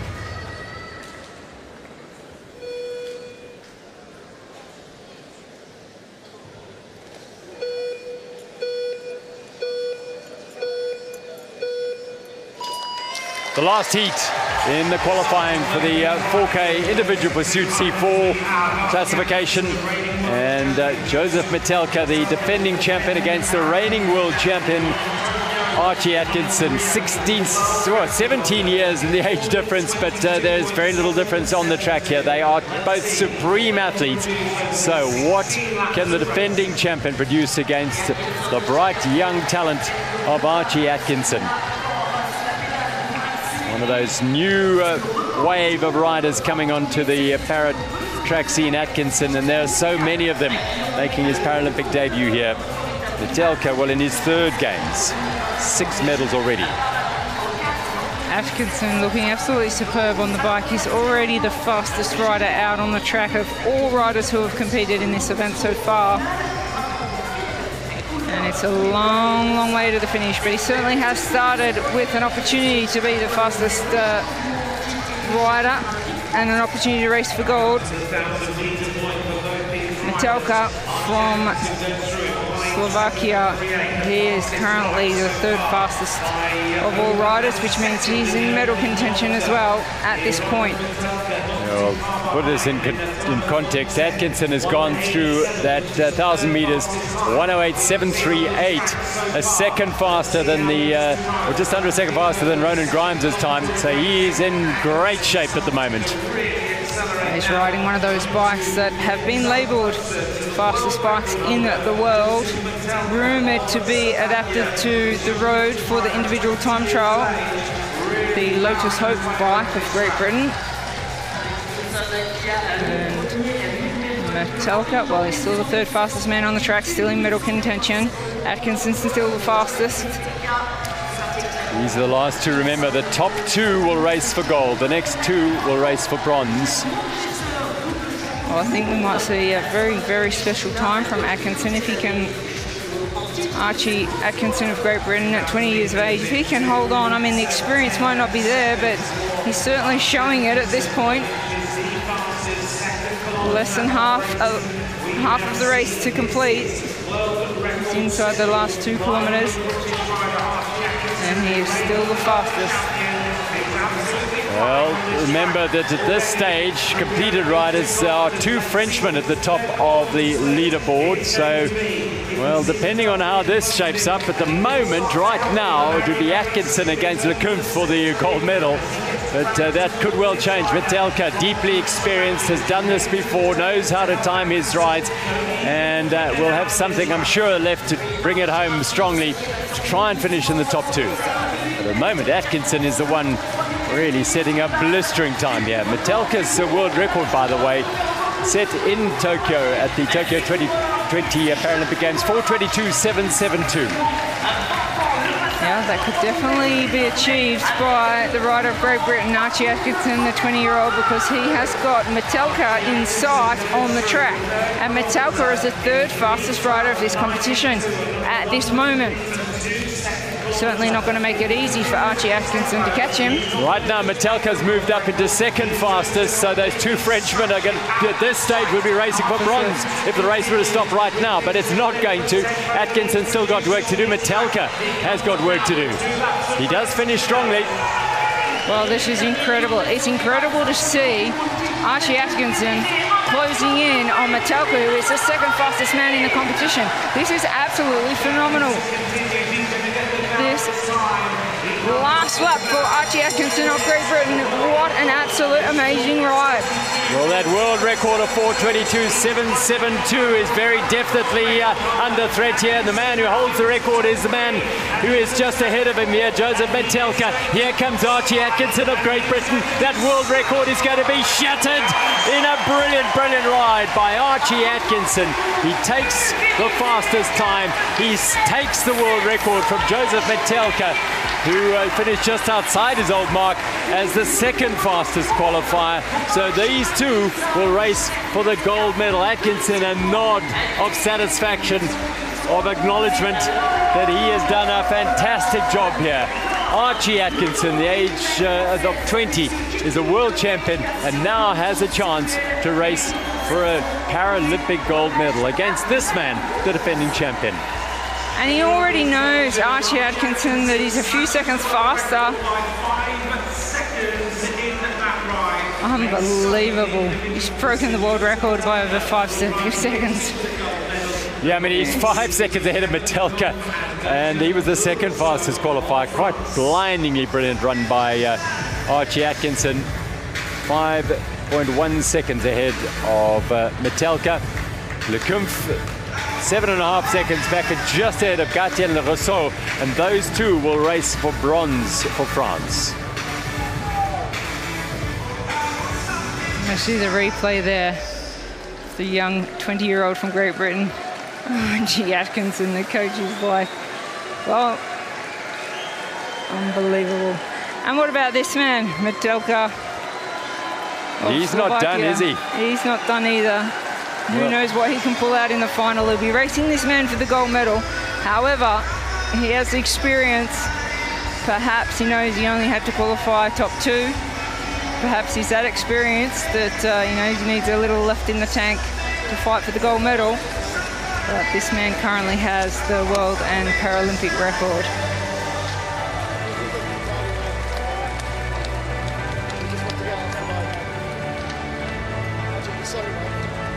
Well, he has left it all out there, has Archie Atkinson. Well, he mustn't leave everything out there because he's still got a final to race for the gold medal against a huge experienced Joseph Metelka.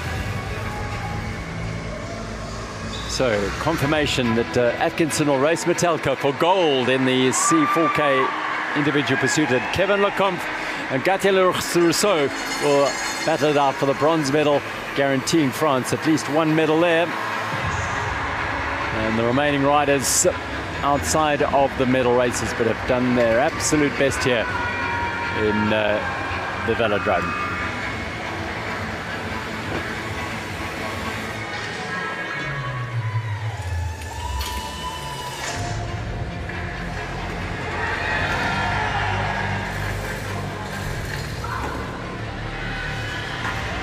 The look of a world record holder. He knows. The hard work, it pays off. Comes into Paris in fine form. It's not by chance. There is hours and hours and hours of hard work and pain, excruciating pain in training that has gone into the preparation of achieving that world record.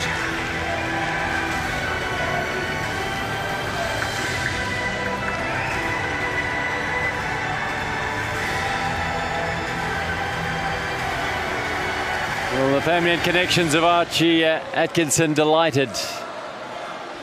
Well, they'll be hoping he's got plenty left in the tank for the gold medal race. His grandmother there, in case we didn't know it, wearing a t-shirt to tell us that. One qualifying event still to come, and that's the C5 4-kilometer individual pursuit.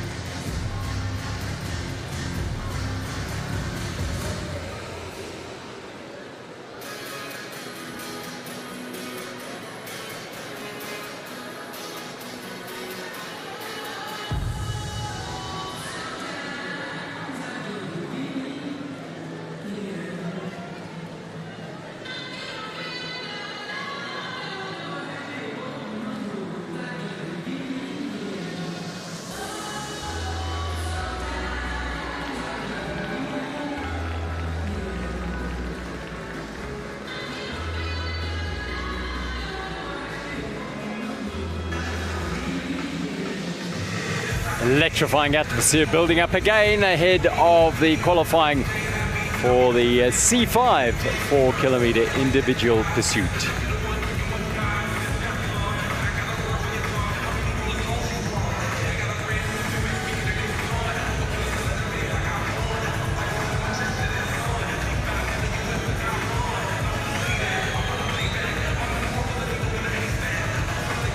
These are the riders slated to battle it out. The two fastest after these 14 have completed their qualifying will race for gold.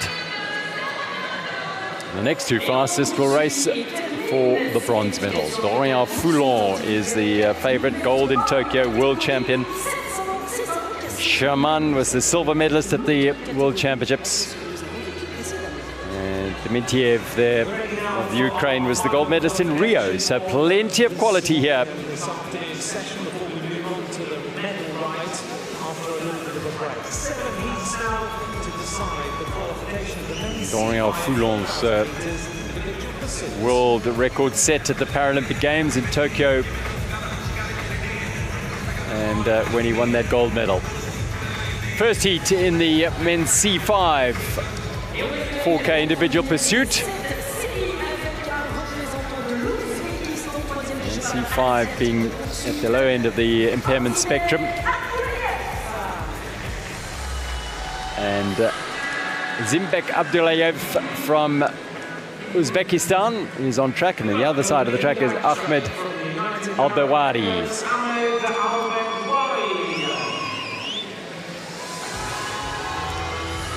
Here we have 8 athletes in 3 sports at these games, and some support in the stands as well.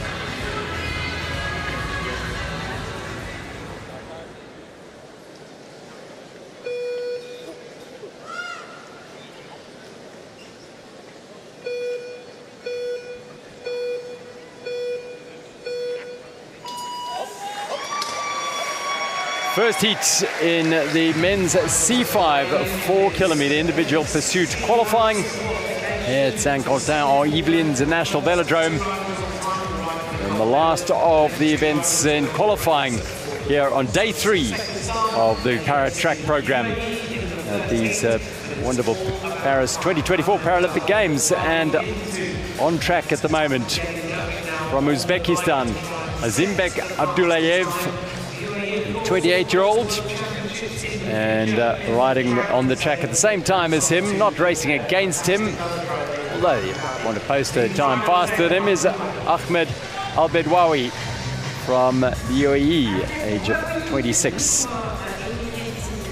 23rd in the individual, in the time trial, at least over 1,000 meters, was Abdelwahi, and Abdullayev was 21st in that time trial. So closing in on the first marker, which will be the 1,000 meter marker, and we'll get an idea as to which of these two riders is going to post the initial time, the fastest time so far.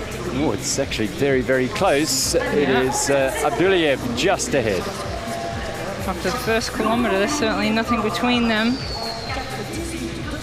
Al-Bedwawi from UAE was slightly ahead. Now he's actually slightly behind. So it will be a close race between these two.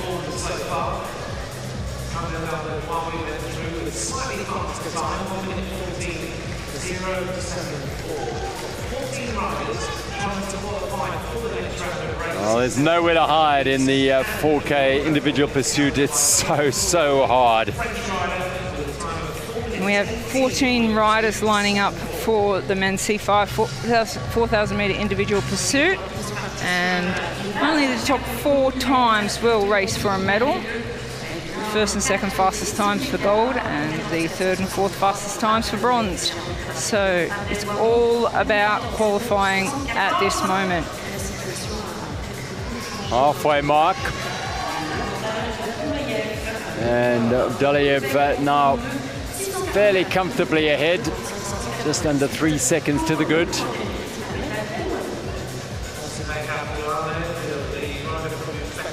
Two riders from Uzbekistan in these para-track games in the competition here. Of the 25 athletes across 9 sports, 2 on the track here. Won 6 medals over the years since their very first appearance in Athens in 2004.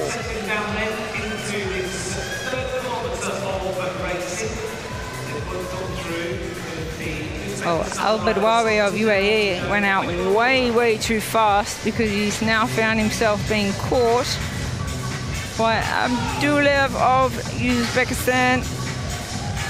He has him in the same straight. There's likely to be a catch with over a kilometre left to race. Yeah, it looks like it, doesn't it? As they go through 3 kilometres, and Abdullayev 3:32.492, closing in, using the slip eventually to get onto the back wheel of Abdullayev. Al-Bedwawi is fighting it all the way. 3:40.317, and 8 seconds behind. Oh, it's hard way round. He gets there. Yeah, it was a really long, challenging pass on the bend. Just now back into the sprinters lane down near the black line, back into rhythm.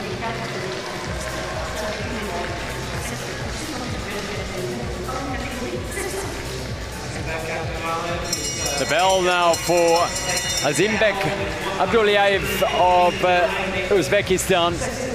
He's going to set the early time here, the benchmark time for those to chase. You'll hear the bell for Ahmed Al-Bedwawi of the UAE as well. He's some way behind the impressive Uzbek, who stops the clock at 4:43.555. You can see in the last lap there, there's the bobbing of the head and just trying to get as much momentum to keep those pedals going around. Such a brutal event. See lactic acid builds up in those legs. The riders do tend to use a little bit of body movement to keep the legs moving and doing circles. Well, 50 k's an hour for Abdeliev over that 4 kilometers. He's delighted with his performance, 4:43.555 for the time being, top of the timesheets. And Al-Bedwawi, 12.7 seconds behind him after that 4,000 meters.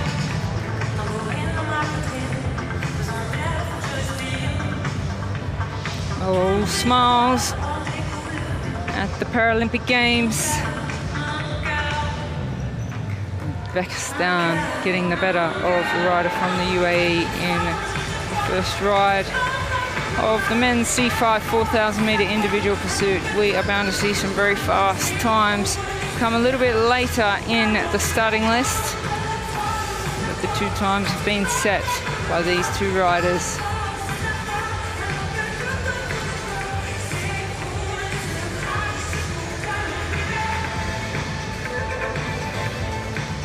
Rider of Uzbekistan, he's riding the double disc wheels.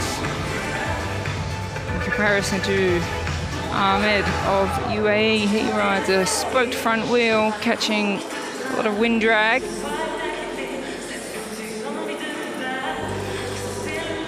What a feeling to have finished an event here at the Velodrome in Paris. Well, now on to the track steps. Edwin Fabian Matiz Ruiz, 9th in the time trial.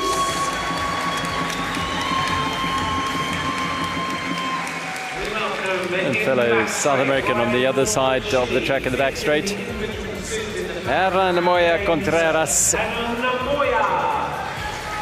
17th in the time trial.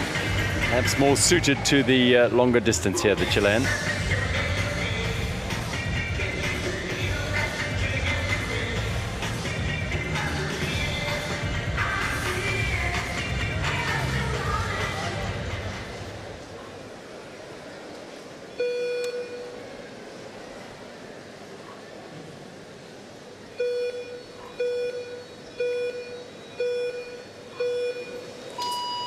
Our second heat in the men's 4K individual pursuit qualifying round. And it has 2 South Americans on track, Colombia and Chile represented here.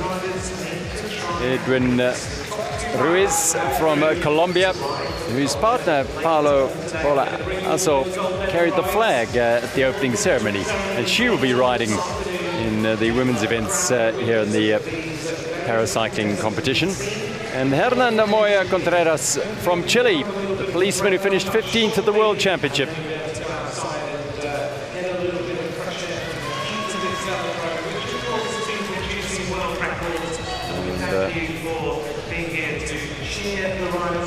As Gerald has pointed out, these riders are seeded on UCI rankings, so we should see the riders throughout the start list get faster and faster.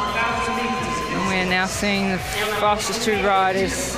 Well, Colombian's certainly the fastest rider out on the track at the moment. Yeah. Chilean rider fighting for that 2nd position. Yeah, I mean, that's the way they'll all rank down to the top riders will be in the last heat. Quite often they may well meet again in the medal races, but that's how it unfolds here. But perhaps we'll see some surprising results and surprising rides from others in the middle of the field, particularly the younger, newer riders to Paris track cycling, of which there are many at this year's Games. Ruiz still fastest at the moment through 1,500 meters. Just over 2 seconds faster through 1,000 meters, Ruiz. But some of the strategies differ here. Some might go out fast and then back off, and some might want to bring it home a lot faster.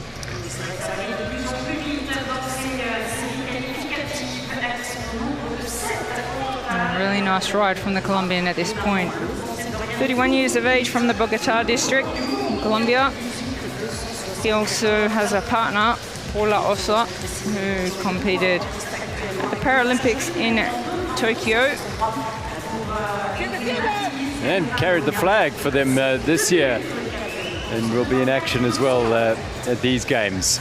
So they've gone through 2,000 meters, and Matiz Ruiz is comfortably ahead, over 4 seconds to the good. In fact, it is Abdulliyev's time who is faster than Moya Contreras as well.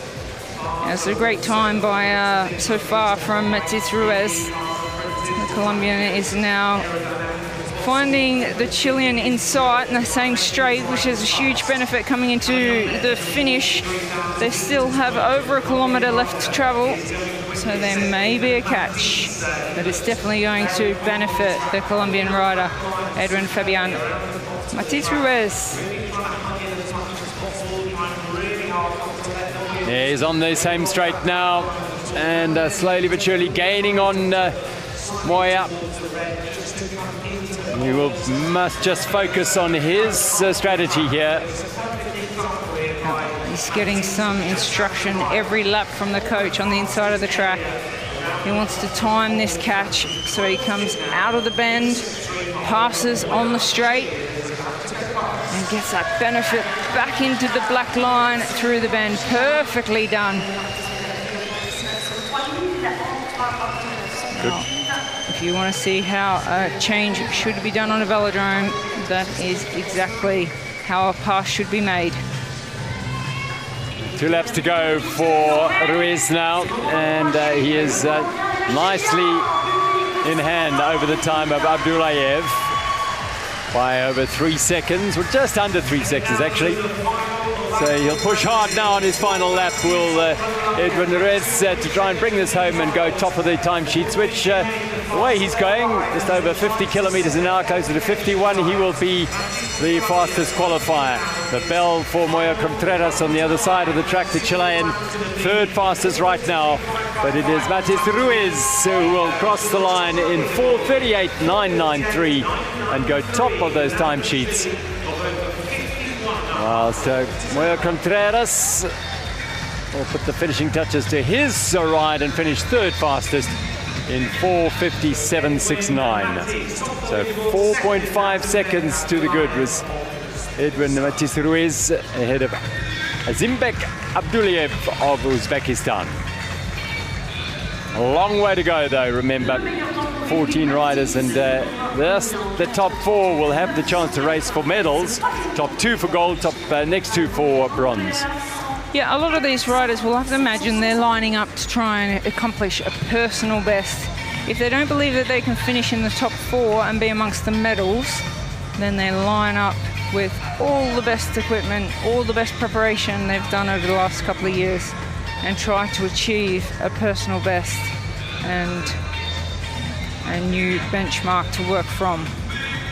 Yeah, I mean, just putting this in perspective, Edwin Fabian Matiz Ruiz's time of 4:38.993 is 20 seconds outside the world record held by Dorian Foulon of France, who will be going in the last heat today. So, yeah, these riders realistically realize they're not going to be racing for medals, but they've prepared themselves to come to the Paralympic Games in the best possible shape and deliver their best on this wonderful stage, and get their fans supporting and getting behind them and rewarding them, those fans, for making the effort to come out and ride here. Fantastic. Just getting some help from the handler to slow the bike down there.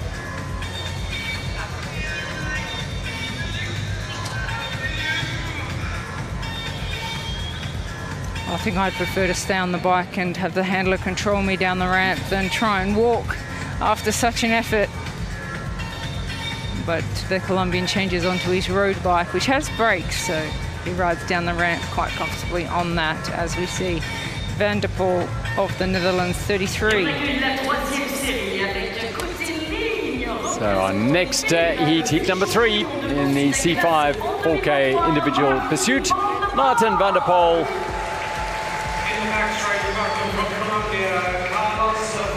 And another Colombian, 2 in a row, Carlos Andres Vargas Villanueva.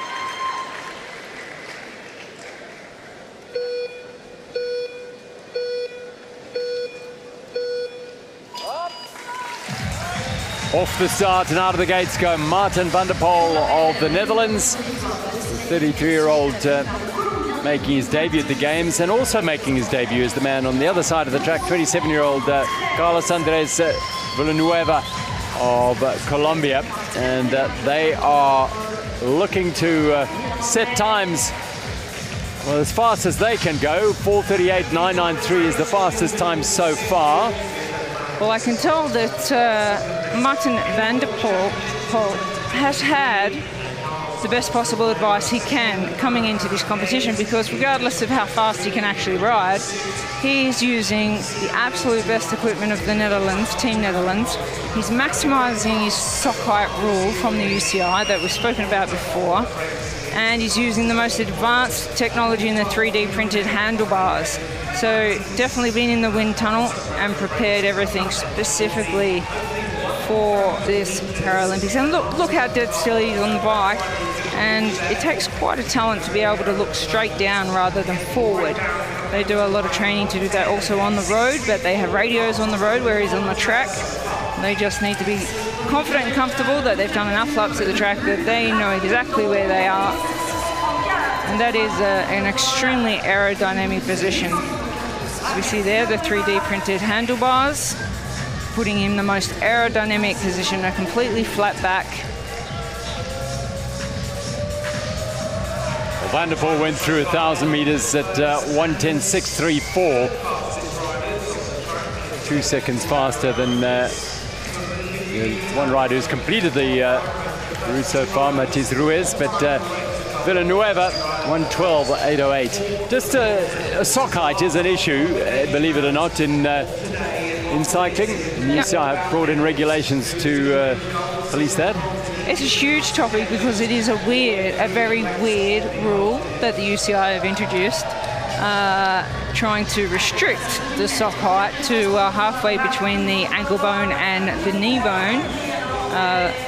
So halfway up the shin or the calf, essentially, is the rule. It cannot be any higher.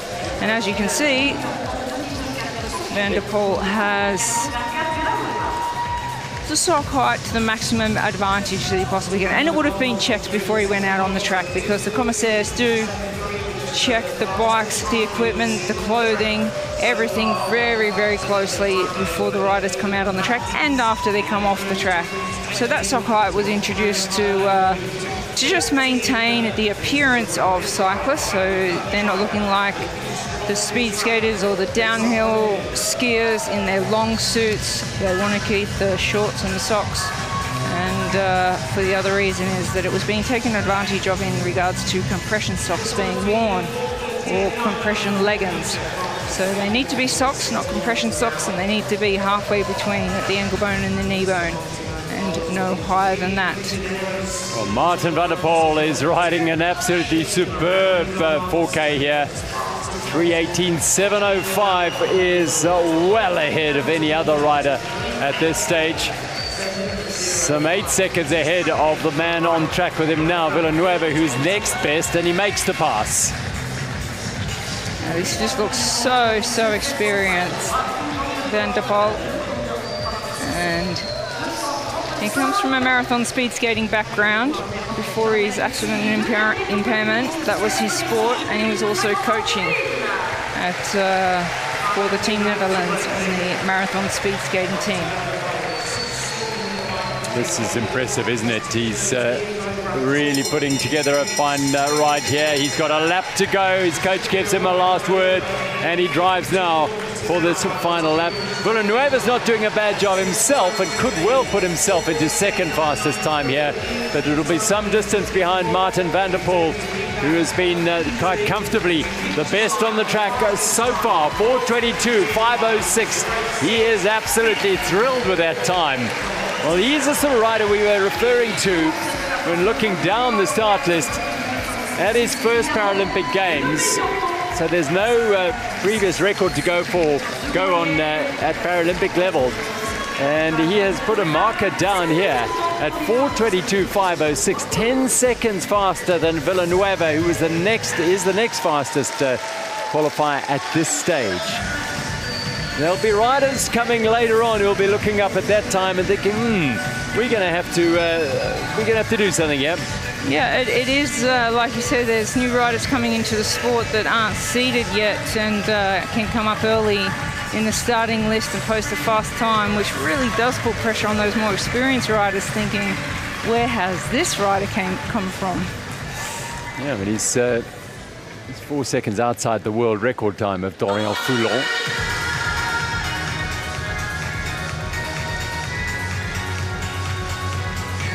This is Villanueva.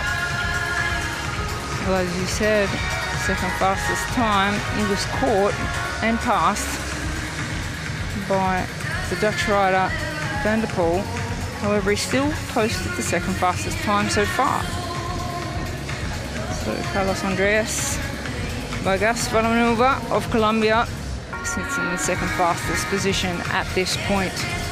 Well, 8 riders left to compete, and only 4 riders will have the opportunity to race for medals. Yeah, he looks very, very happy, doesn't he? He's, well, it's going to be tricky, nip and tuck for him, because there's still lots of riders to come. The likes of Blaine Hunt, that talented Great Britain rider, also new to the sport. Daniel Abraham Gabru, his teammate from the Netherlands, a multiple Paralympic road champion. And of course, Dementier, Foulon and Chaman, world and Paralympic champions, are plenty there. But on track now, Zsombor Vermese of Hungary, 26-year-old. Please welcome in the back straight the silver medalist in the 1,000 metre time trial here in Paris from Great Britain, Blaine Hunt. So he's already made his mark on these Paralympic Games in the para-track discipline, Blaine Hunt. Silver in the TT.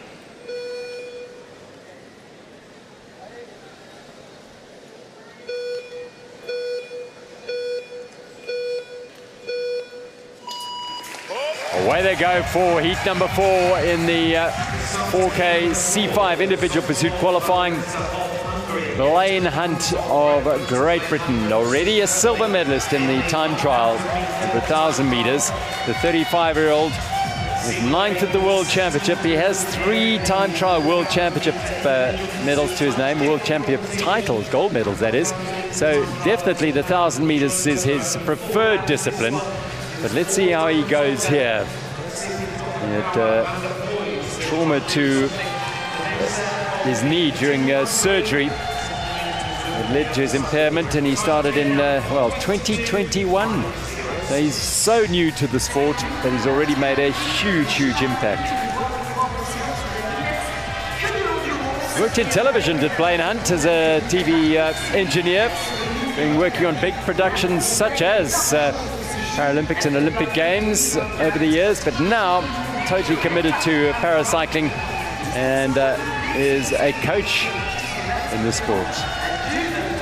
Well, Vermese from Hungary was 7th in Tokyo in this discipline. But right now, it is Vermese who is leading, and leading quite handily after the first 1,000 at 109.789. Hunt 111.732 is the second fastest time so far.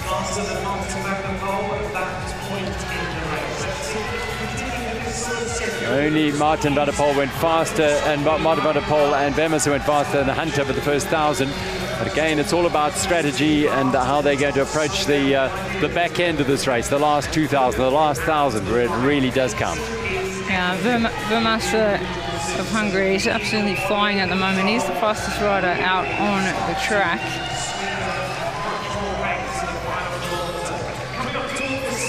We've had 6 riders compete, and he is currently the fastest rider from Hungary. Zsombor Vermese.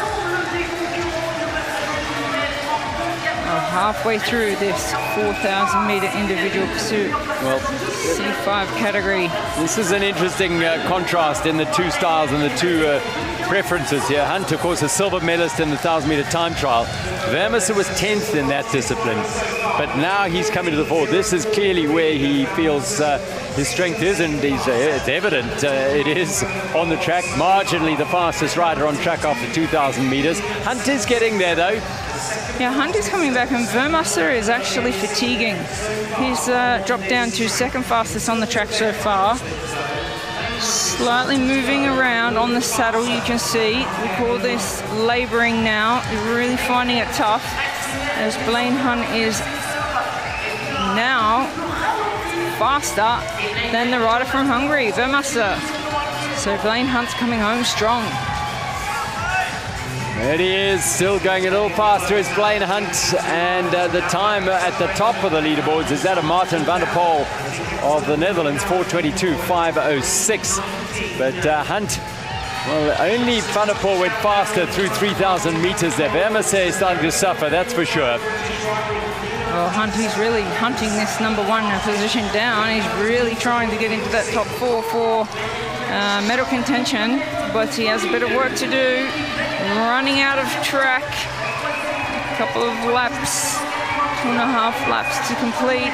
2 laps now for Blaine Hunt. Yeah, this is the deep end of the race. Vermaster is suffering. Look at that expression on his face. He is deep in the pain cave as he tries to bring this home. He went out so fast, and now he's suffering. He's in third fastest as the bell tolls for Blaine Hunt to bring it home here of Great Britain. Can he go faster than Martin van der Poel's 4:22.506? If he doesn't, will certainly go faster than the second fastest in the sheets at the moment, but let's see how he finishes. There he goes, second fastest, 4:23.961. Vermaster, 4:27.008. So Hunt at the moment, second fastest. Vermaster of Hungary is third. Martin van der Poel's time is standing up very well, 4:22.506. Well, Blaine Hunt, well before the program started here this morning, was lying stretched out in the Great Britain area in the center of the track, but there was music blaring out and he was fast asleep, completely oblivious to the noise going on around him, obviously able to switch off and calm down, relax ahead of the discipline he had to do today. It's actually an amazing and interesting fact that athletes do fall into a very deep sleep within the hour before competition. It's just the way that they can switch off, fall asleep, stay calm, conserve energy. Blaine Hunt really did come home strong in that last kilometre of the 4,000 metre individual pursuit. It's the C5 men's category, and Blaine Hunt sits in second position so far. With still 6 riders to come out onto the track, he will need to qualify in the top 4 to have a chance at racing for a medal. Yeah, they're happy. Bootstrap has done a job here, but is it enough? Probably not. Gerald, I love that, Bootstrap. Yeah, that's his nickname. It's a cool name, isn't it? He's a character, cool that's for sure. He said, were you not doing this, perhaps we'd still been at the Paralympic Games working in the television industry. Heat 5 of the C5 4K individual pursuit, and now we're getting down to those, not that the others weren't chasing a place in the medal races, but well, these riders, Daniel Abraham Gebru and Franz Josef Lasser, are men who have eyes on medals. Gebru was 5th in Tokyo, Lasser was bronze at the World Championship. Heat number 5, 4K individual pursuit, C5 classification. Riders, athletes with the least impairment here in the para-track discipline. And the man from the Netherlands, Daniel Abraham, as he's known, well, it's his 3rd Games. Gold medalist in the individual time trial on the road in Tokyo and the road race in Rio de Janeiro. That's his real strength. We'll see him, I'm sure, on the roads of Paris as well here at the Paralympic Games. And Franz Josef Lasser on his debut, the Austrian, 12th in the time trial, but he's the bronze medalist in the C5 4K individual pursuit at the World Championships early this year in Rio de Janeiro. So These are riders eyeing out a place in the top 4. They'll have their work cut out. There are still 4 riders to come after them. Well, Lasser of Austria, he is certainly doing a fantastic job. At this point, after the first 1 kilometre, he's the fastest man who has been on the track in this event. Now, 3 more kilometres to complete. Yeah, only, well, he's gone faster than the next best, who was Vermesser, and we know that Vermesser faded as the race progressed, so Lasser will hope that that doesn't happen to him. Well, only he can have control over that, of course. Daniel Abraham here, who fled war-torn Eritrea and Ethiopia, thinking his parents had gone to Europe. He made his way to Europe, only to find that his parents had got caught up in the war. And we're back in Africa, in Eritrea and Ethiopia. Competed for the Netherlands in Rio de Janeiro and Tokyo. Finally got citizenship after the Rio Games. Well, this is looking good for the riders on the track, but not so good for those who have already ridden, because these 2 riders are riding fastest and second fastest of all riders in this competition, still with another 4 riders to compete after they complete their 4,000 metre individual pursuit. It is Lasser of Austria, fastest man on the track so far. And Abraham Gabru of the Netherlands, he is the second fastest man on the track so far. But he's brought it back well over that second 2,000, Abraham here. He obviously endurance with the road race background and his medals in Tokyo and Rio suggest that the longer it goes, the stronger he gets.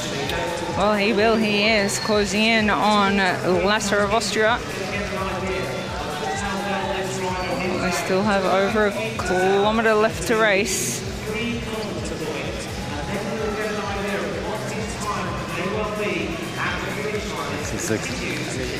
On the face of it, a good contest on the track. It's not about them racing each other, but they are evenly matched, as one would expect due to the rankings. Yeah, Lasser of Austria still holding on to the fastest man out on the track, and Abraham Gabru is still the second fastest man out on the track, meaning that, well, not meaning much, because with 4 riders left to race, they still could be out of medal contention. Yeah, absolutely. That is the point, isn't it? There's still 4 left. They could contest all the medals. These 2 might not be. Well, Lasser is doing all he can. 500 to go. He is fastest. Remember, Van der Poel of the Netherlands sits at the top of the time. She's 4:22.506. A really good time, but it probably won't be enough to put him in the medal races. You're right there, Gerald. Here is the bell now. Lasser, 4:04.665. The world record, 4:18.274. He is going to be fairly close to that, that's for sure, because this is a really good ride by Lasser. Yeah, he's bringing it home here, and 4:21.084. That puts him ahead by 1.4 seconds of Martin van der Poel, with Daniel Abraham Gebru, 4:24.280. in 4th place on the standings thus far. Lasser, well, he's put a marker down there. With 4 to go, he could be the joker in the pack that could find himself in the medal races.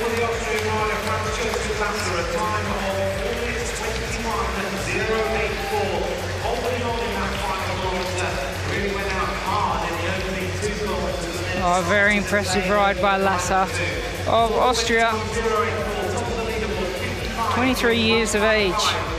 He's been riding a bike since he was 4 years old, competing in the non-Paralympic events. But he took up paracycling in 2020. Strong start there, and look how aerodynamic he is. He's got the double disc wheels, he's got the stock height, he's got the closed-in front chainring, he's got the hand position tested in the wind tunnel, he's got the 3D printed handlebars. I'm talking about the man of Austria, whilst we were looking at Abraham Gebru. But Lasser of Austria, he is the fastest man at this point, with 4 riders left to compete. Will he have a chance at a medal? Well, only time will tell. Yep, a lot of pain in the legs. Yeah, he's done really well, Abram. Thanks his fans. His time will come on the road. That's his real strength. Well, he doesn't look too fatigued. It was only 4 kilometres. Yeah. And look at Lasse. He can't get off his bike. Sixth heat in the men's C5 4K IP individual pursuit. And this is a fascinating contest because this is 18-year-old Eloane Gardon of the United States.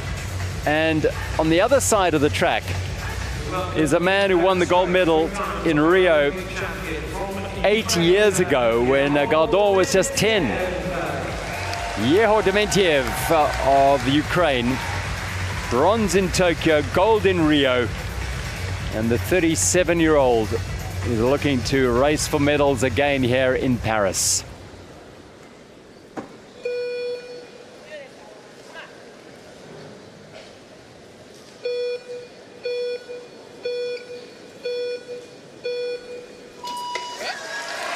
Out of the gates they go. It is Eloane Gardon of the United States. And he's making his Paralympic debut. And on the other side of the track, in his 4th Paralympic Games, Yehor Dementiev from Ukraine. 3 times a road race gold medalist, 2 times a silver medalist. He's a gold in this event in Rio, bronze in Tokyo. He is a class act here and one of those favoured to get into the top 4 to race for medals. But Gardon is an unknown quantity, so new to the sport at the age of 18. Only found out about paracycling a year ago. The Washington State local, so this is all so new to him. But he's going out very, very well indeed. He is faster than Dementiev right now. So the first marker will be that 1,000-meter fastest through that 1,000-meter 1K time was Franz Josef Lasse, who has set the fastest time thus far, 1:08.278. So let's see what Gardon can do here. He's going to be just outside that by the narrowest of margins, and Dementiev is not far away. Remember, Gardon is a relative novice when it comes to this event, certainly the Paralympic experience comparatively to Dementiev. So the excitement and the thrill of being on the Paralympic track may just have resulted in him going out a fraction too hard. Dementiev knows how to pace himself here. So many times has he done this to the greatest of success by winning gold medals. So he knows what to do. As we've mentioned, Gerald, there are 2 more riders to come out on the track. These riders are racing for top 4 times if they want to compete for medals. Gardon from the USA out on the track is currently 2nd fastest on the track. He's only 18 years of age. Here he is. He's aerodynamic. He has left no stone unturned in regards to equipment and setup and aerodynamics. Different position here from Dementiev, but he, as you say, has so much experience. Still just a little bit behind Gardon, fractionally. Gardon for himself, for his part, did a slightly slower second 1,000 than Franz Josef Lasse, who is the fastest at the moment on the timesheets. So it's going to be nip and tuck this, very, very close. Lasse, the Austrian, will be watching this very, very closely because on this ride hinges a great deal for that Austrian man. Well, he has just lost the top of the leaderboard in this moment. Not at the finish of the race, but in this very moment, Gardon is the fastest man out on the track. Dementiev is having to work really, really hard. The former gold medalist in 3rd fastest at the moment from Ukraine. Can he show his class on the back end of this race when it really matters? Well, he's brought it back. He's now 2nd fastest. He is keeping something in the tank. He has, and maybe this will be his magic. Well, Gardon the fastest on the track. Dementiev 2nd fastest. They're inside the last 3 laps to go. It's going to be so close, this, Rochelle. It's going to be very, very close. Godon still leading. Dementiev, and really, it is about these two on the track right now. That is how close it is. There's the change. And there it is. There's the change. Dementiev of Ukraine now, the fastest man on the track. Godon, the second fastest man on the track. It all comes down to the last couple of laps. Well, the bell has been rung. It is the experience of Dementiev, isn't it? Dementiev is the fastest man. He will top the leaderboard. Godon of the United States of America at 18 years of age. He'll finish second, and it's a world record for the Ukraine rider. Dementiev, what more can he do at 37 years of age? Unbelievable. Well, absolute delight for the Ukraine. World record. 4:17, 4:56. Eclipses Dorian Foulon's time set in Tokyo when Foulon won the gold medal. Who is the next out on the track? How exciting. Dementiev, then the world record holder, top of the standings. And that man, well, he'll be absolutely delighted, because he finished just outside the world record time, but second fastest time for Roland Godon. He's in the medal races. Well, I don't think I'll change my sheet for standing world record until the Frenchman Foulon has finished and completed his ride, because we may see a new world record. The pressure is on. Well, we see the replay. What a ride from the youngster, 18 years of age. Godon, he held the lead until the last lap and a half, until this experienced rider, 37 years of age, Dementiev of Ukraine, he absolutely flew home to take this world record.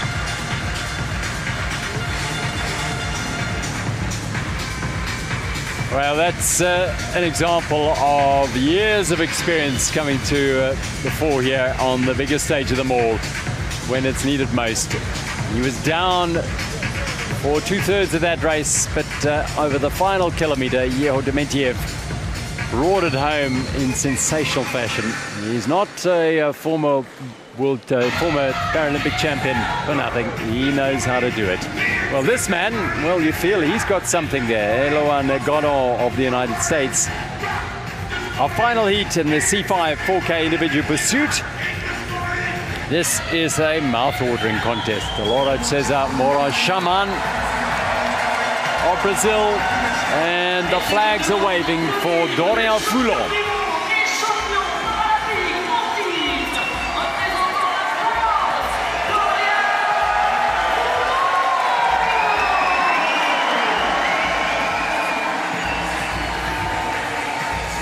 Well, Foulon is obviously going to have a huge wealth of support behind him. Chaman. Well, he knows only too well what it's like to win out on a home track. He won a world title in Rio in 2018.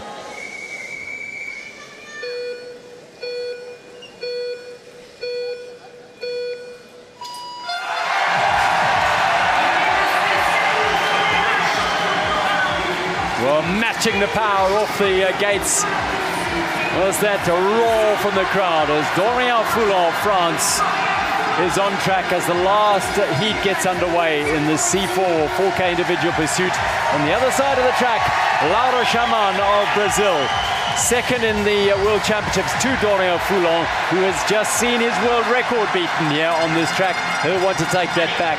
He is the defending champion and the world champion as well. In fact, the world champion 3 times over. So, how are these two going to match up here? Yehor Dementiev is the world record holder as of a couple of minutes ago. And Foulon and Chaman will want to try and go very, very close, if not eclipse that time. Foulon just ahead. Fastest at the moment, a long way to travel. Home crowd advantage or home crowd pressure. Has he come in with the form needed He has to lift his game, knowing that his world record's just been broken. He comes in as a favourite. That's a lot of pressure as well. Around Foulon. Yeah, he's ahead at the moment, Dorian Foulon. He's gone through 1,000 meters. No one has gone faster. No one's gone under 108. He's 107.4. He's 483.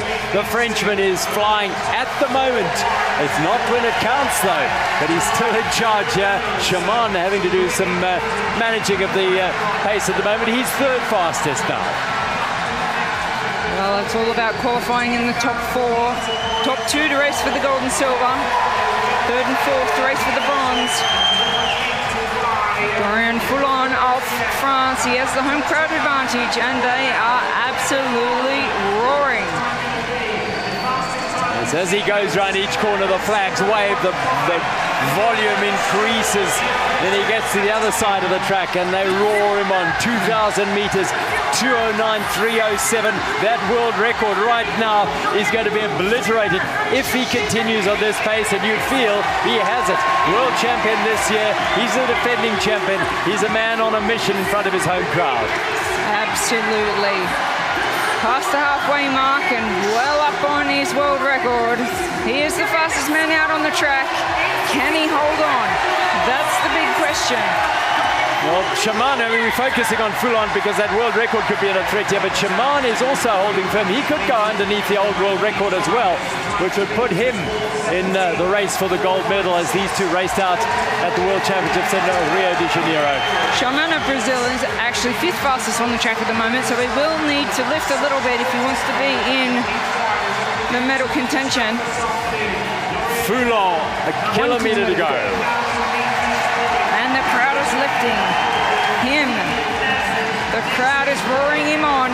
He now has the Brazilian in sight. Chaman may be caught, even if he's not. It's a huge advantage for Dorian Foulon. Chaman is under pressure here. Foulon is closing in on him. This is a magical ride from the Frenchman. With a big advantage for the Frenchman as well. Coming into the final lap, it is a huge carrot to have someone there to chase. And this, I feel, is going to be a new world record. It's looking good for the Frenchman. The crowd are on their feet. He'll come off the bend now with Chaman just ahead of him and take the belt. Dorian Foulon, one last lap here at the velodrome with the crowd roaring him on. He's got to go the long way round to try and get past the Brazilian who goes a little bit wider. That world record may be under threat yet.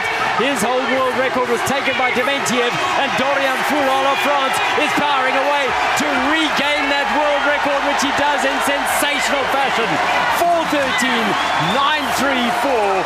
He has obliterated the record by 3.5 seconds and put his marker down to say anyone wants that gold medal, they've got to take it from me.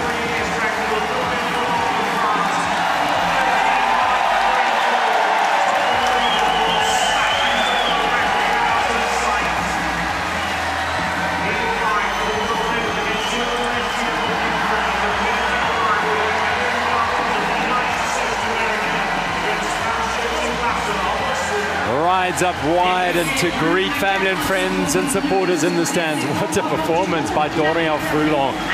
Well, that is 5 seconds faster than his old record, which was only broken a couple of minutes ago on this track.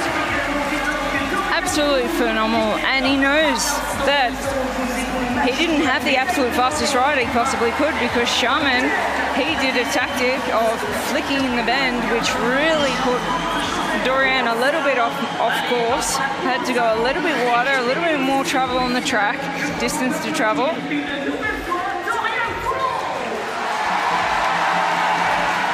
He's a man that looks very, very confident to me.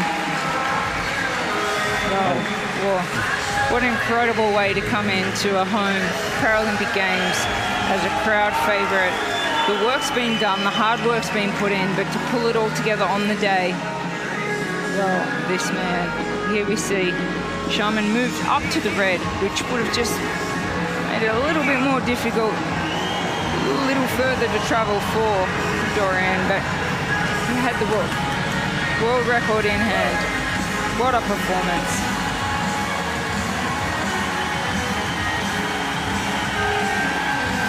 Unfortunately for Sharman, just misses out on qualifying for a medal in 6th position. 5th, actually, just outside the medals. There's the excitement from Dorian. Well, he hasn't won a medal yet, this man, but he's celebrating as if he has. Can you imagine? Later on in day 3 session, we have the medal races to come, and Dorian Foulon will have this huge crowd inside the velodrome on their feet again for that, that's for sure.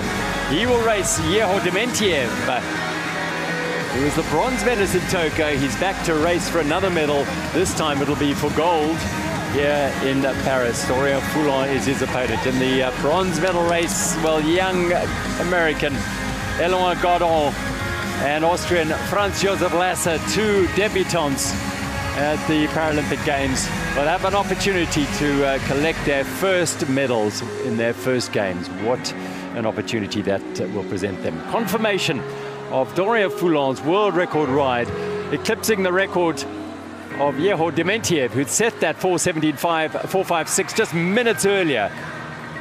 And Eloin Gardon and Franz Josef Lasser, who had gone in the 5th heat, producing a superb ride to qualify to race for bronze. No luck for Sharman, Van der Poel and the Blaine Hunt.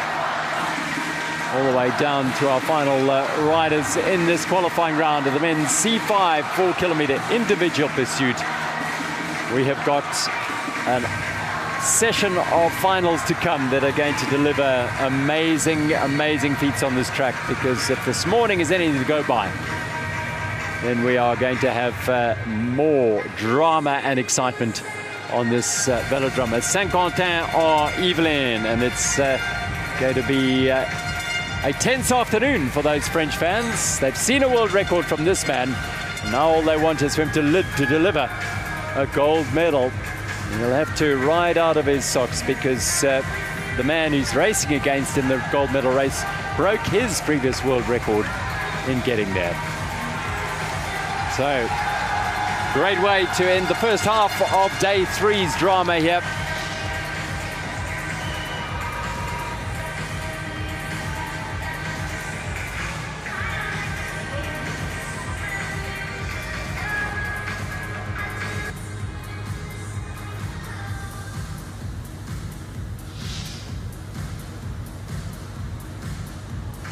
Relief for Lasser as he realized that Sharman hadn't beaten his time, and he'd got into the medal races for Franz Josef Lasser of Austria. Time to catch a breath as we prepare for the finals.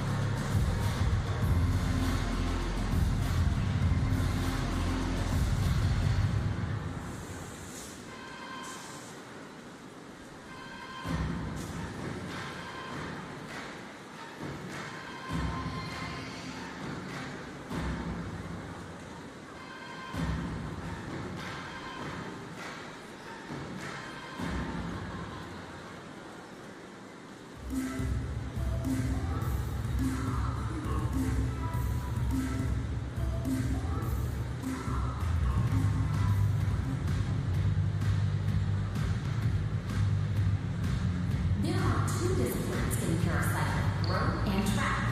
Road races include bicycles, hand cycles, tricycles, and tandems. Track events include only bicycles and tandems.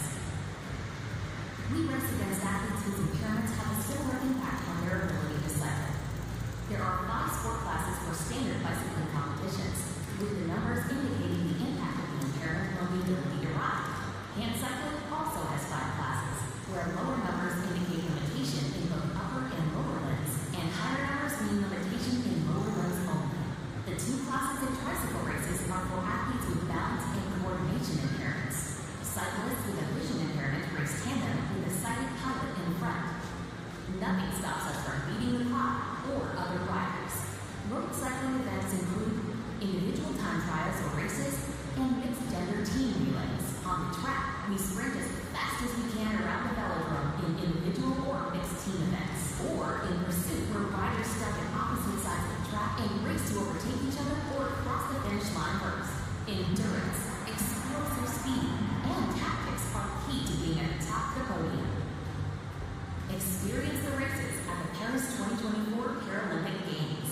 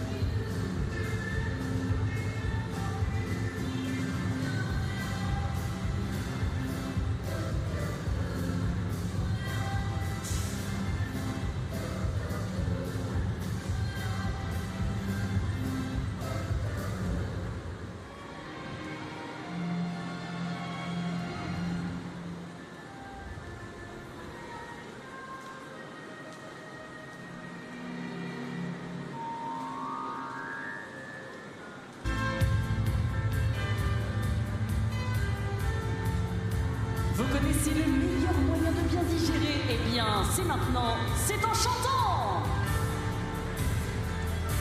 Thanks for creating such a great atmosphere earlier on today. We're ready to get this party going again. Let's join in with some karaoke.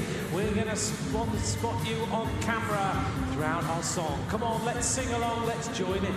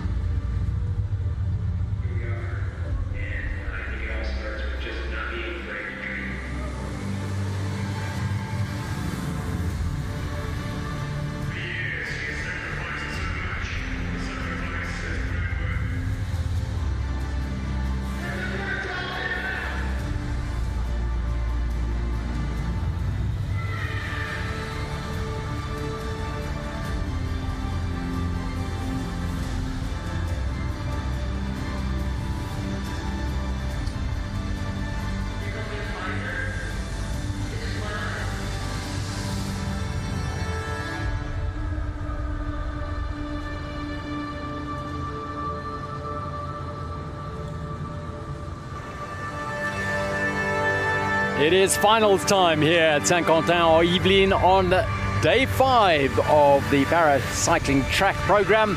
And this is what's in store for us. The women's C1 to 3 500-meter time trial, the men's C1 to 3 1,000-meter time trial finals.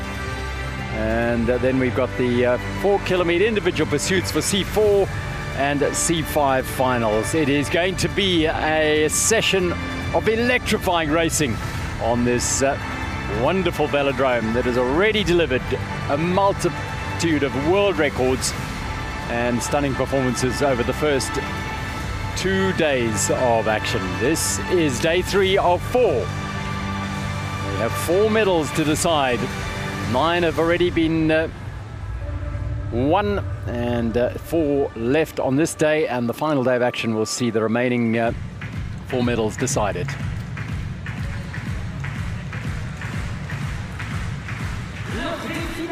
And this venue has been nothing short of exceptional in terms of vibe and atmosphere, and it's likely to be the same through this final session of day 3 as we focus on the women's C1 to 3 500-meter time trial. And this is the race for the medals.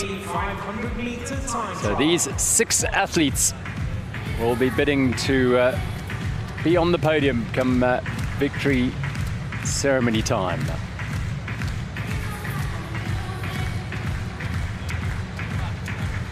Two Chinese athletes.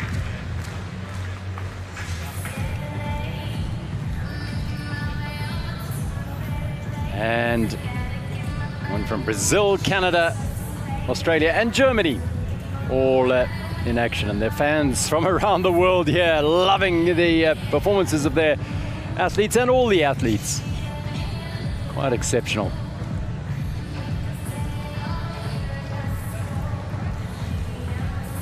Track has proven to be lightning fast. We saw records, we've seen world records set every single day of competition, and they might not fall in the finals. Often they've come in the qualifying. Finals is all about the finishing position, whilst qualifying is all about time.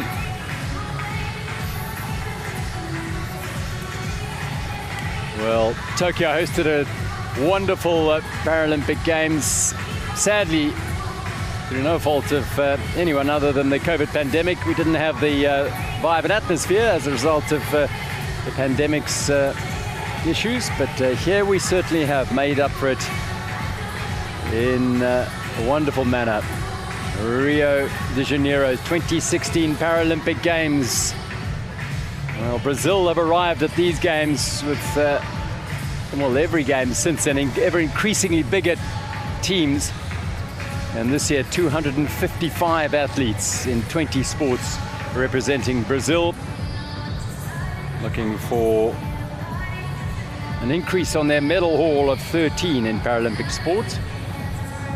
Never yet won a Paralympic medal in Brazil, but they have hopes here in this first event of the afternoon for Sabrina Custodia da Silva. Well, Jaco van Gaas goes later today. Great support for the South African-born Great Britain athlete. He will have his work cut out today in the 1,000-meter time trial. It's not his discipline. He won a gold medal yesterday in the the individual pursuit, but he's got support here, as has Sabrina Custodia da Silva.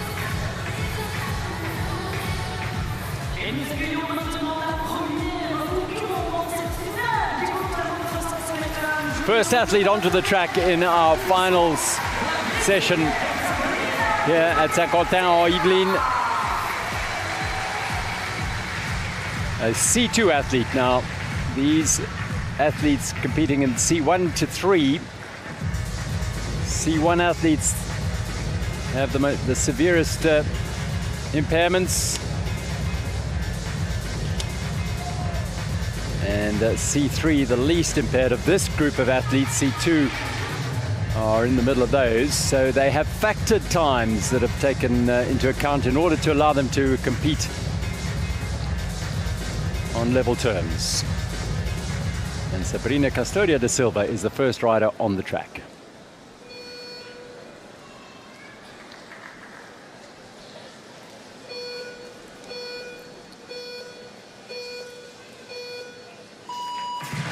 First on track in the women's C1 to 3 500-meter time trial, 2 laps of the track. It is the final. Sabrina Castoria da Silva of Brazil, a C2 athlete with a factor percentage of 94.5. Well, she's gone out hard. It's only 2 laps, but it's a grueling 2 laps. The amount of power you need to put through those pedals. She hears the bell.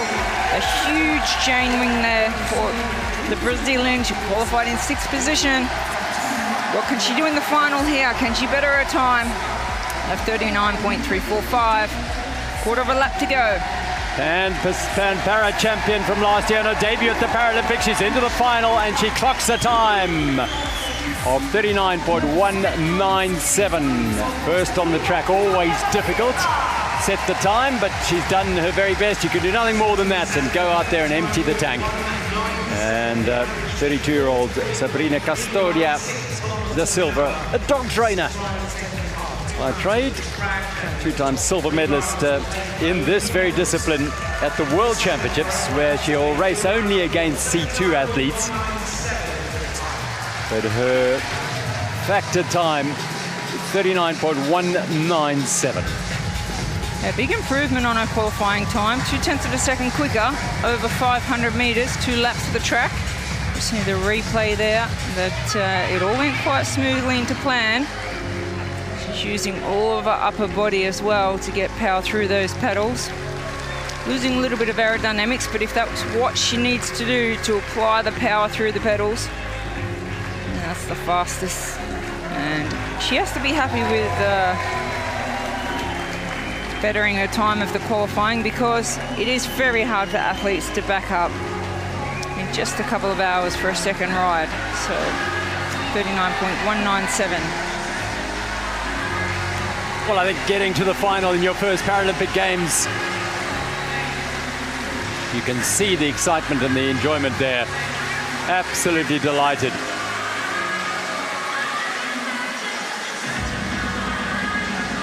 Yeah, it's a super happy Sabrina as she rolls down the ramp after the final of the C1 to 3 500-meter time trial, celebrating her achievement here at the Paralympic Games in Paris.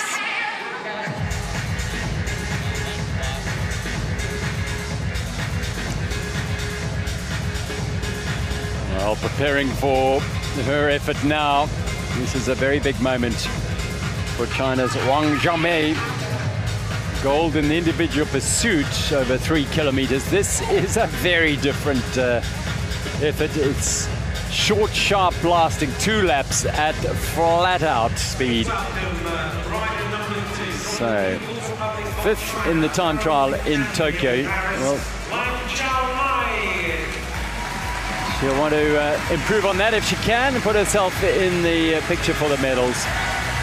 Yeah, absolutely. Her factor time was 2.5 seconds slower than the winner, the Australian Amanda Reid. However, her all-round actual time was pretty impressive. She will definitely be hoping to take a medal in this event. Qualifying 5th, let's see what she can do in the final.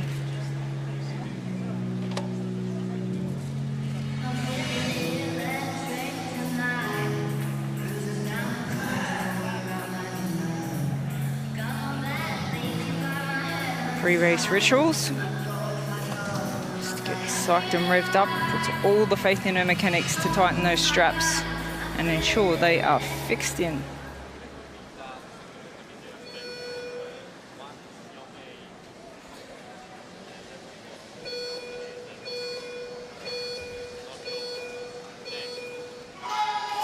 Wang Xiaomei from China, the 24-year-old in the C3 classification, is on track now, the 2nd rider in the finals of the 1 to 3 500-meter time trial, trying to set a time that'll put her in the picture for a potential medal. One of 284 Chinese athletes at these Paralympic Games, the most successful nation in the history of the Paralympics. The bell, she's looking to beat the time at 39.197 factor time, and she's down a little bit on Castoria da Silva's time. She's got to bring this back very, very strong indeed.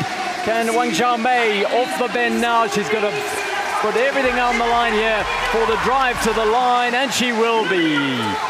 46 kilometers an hour and a time of 39.058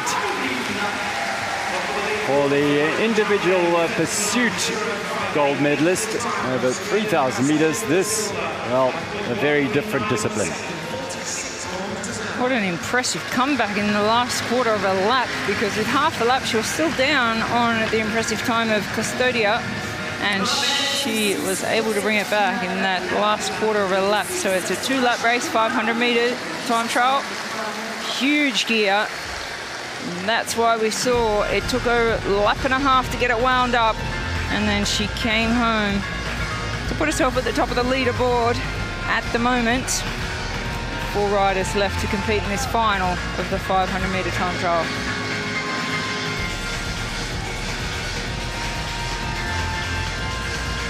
Yeah, they're ranked according to their factored qualifying times. The fastest riders will go, or the fastest rider will go last. That's the defending champion Amanda Reed.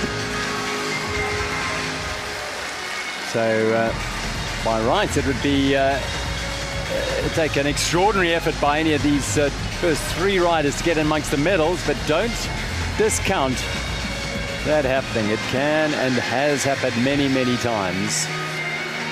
The rider produces their best in the final when everything's on the line. They somehow are able to dig so deep and bring out their very best. Wang Xiaomei did that, whether 39.058 will be enough as effective time for a medal, well, remains to be seen. Well, Mel Pemble of Canada, the 24-year-old, in her first Summer Paralympic Games, having competed at Pyeongchang in the Winter Games in alpine skiing. Well, that has already won the gold medal as the best jacket in the house. A maple leaf flying high in every sense. Mel Pemble certainly on form, having broken the world record in her actual time, even though she qualified 4th in her factored time. Her actual time was a C3 world and Paralympic record. Well, big support for the Canadians here. They've won 3 medals already. And yet another Paralympic debutante on the track here at the Paracycling. So many, which just is fantastic to see so many athletes coming in. Yes, a lot of them have come from other sports, but it says much for cycling that they are coming to the velodrome. Face of focus. All the mechanics ensure those straps are tight. Shoe covers, aerodynamic shoe covers go over the top of the straps. A lot of power is going to be put through the pedals to get out of the gate. Her only track event, she will be involved in the road events, will Mel Pemble in Canada. She was a silver medalist in the World Championships in the C3.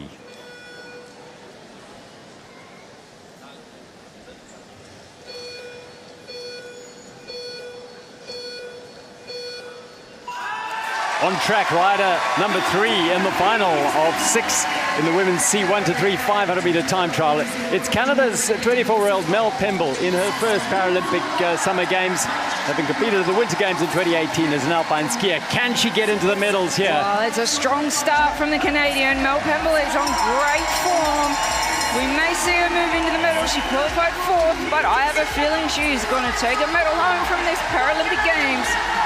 She's coming around now. She's heard the bell, half a lap, and she's driving it home. She broke the C3 world record in qualifying. If she does that here, she could be in with a medal. She charges across the line, and she is right in there at 38.610, top of the pile. Super ride from Mel Pemble. Smiles on the faces of the Canadians. They'll have to wait to see if that's good enough for a medal. But she looks as though she's meaning all business. She's done a great job here, Mel Pemble. 38.610. Nearly as fast as her qualifying time. So really good backing up from Mel Pemble. And worst case scenario, she goes home with a new world and Paralympic record from this session. Here she goes. Explosive out of the gate. I think she'll be happy with this ride because not too much went wrong. She gave absolutely everything she had. And now it's a waiting game just to see after the next rider if she will take a medal home from the Paralympic Games. There's the support from the crowd. Wrapped in the maple leaf. Well done, Mel Pemble. She's done all she can now in this final, and now has to watch the remaining athletes, Micah Hausberger, Sean Wong-Wei, and Amanda Reed. And hopes of a medal hang on their efforts on this track. Will they be celebrating another medal today? 3 so far here at the para track discipline. Less than a tenth of a second separated Mel Pemble and Hausberger, who is on the track now getting ready to start. So it could be the big fight here for the bronze medal. Another athlete who is stepping onto a para track velodrome to make a difference here, having competed in London and Rio in athletics. Micah Hausberger, also a triathlete.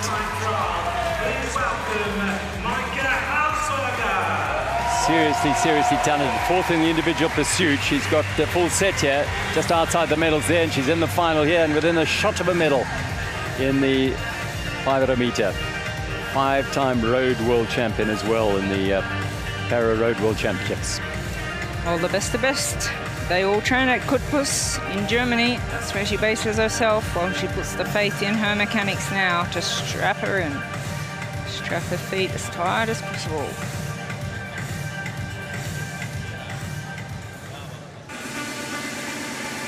You can see the red part on the fork there is the timing chip. That's where the times will come from. She crosses that same line after 2 laps. Deep breaths, focus.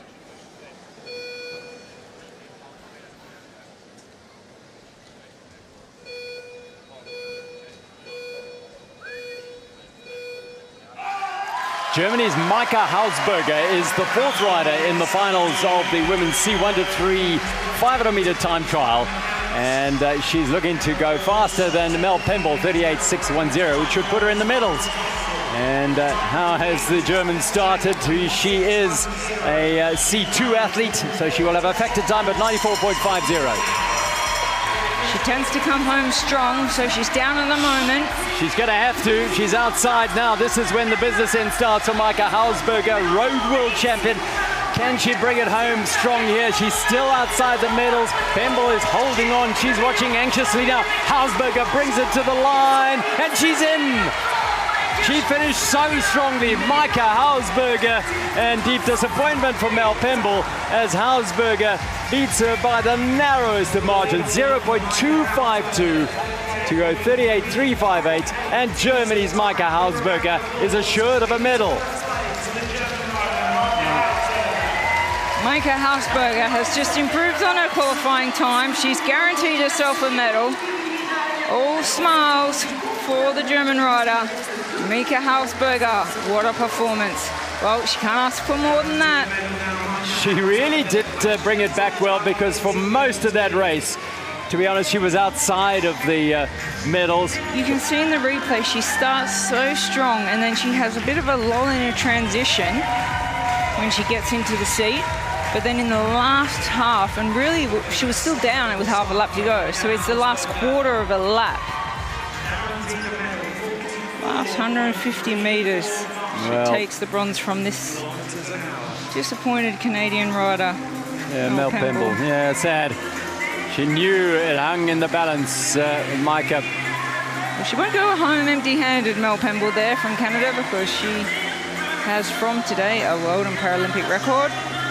But it's Hausberger here who has guaranteed herself a medal in the women's 500-meter time trial event. Let's wait and see. 2 more riders to go to see what colour that medal will be. Well, celebrations for the German. She knows she's got a medal, and well, she's got a state-of-the-art bike that has helped her get there, but that played a role. Her focus, her fortitude, her preparation, and her physical strength.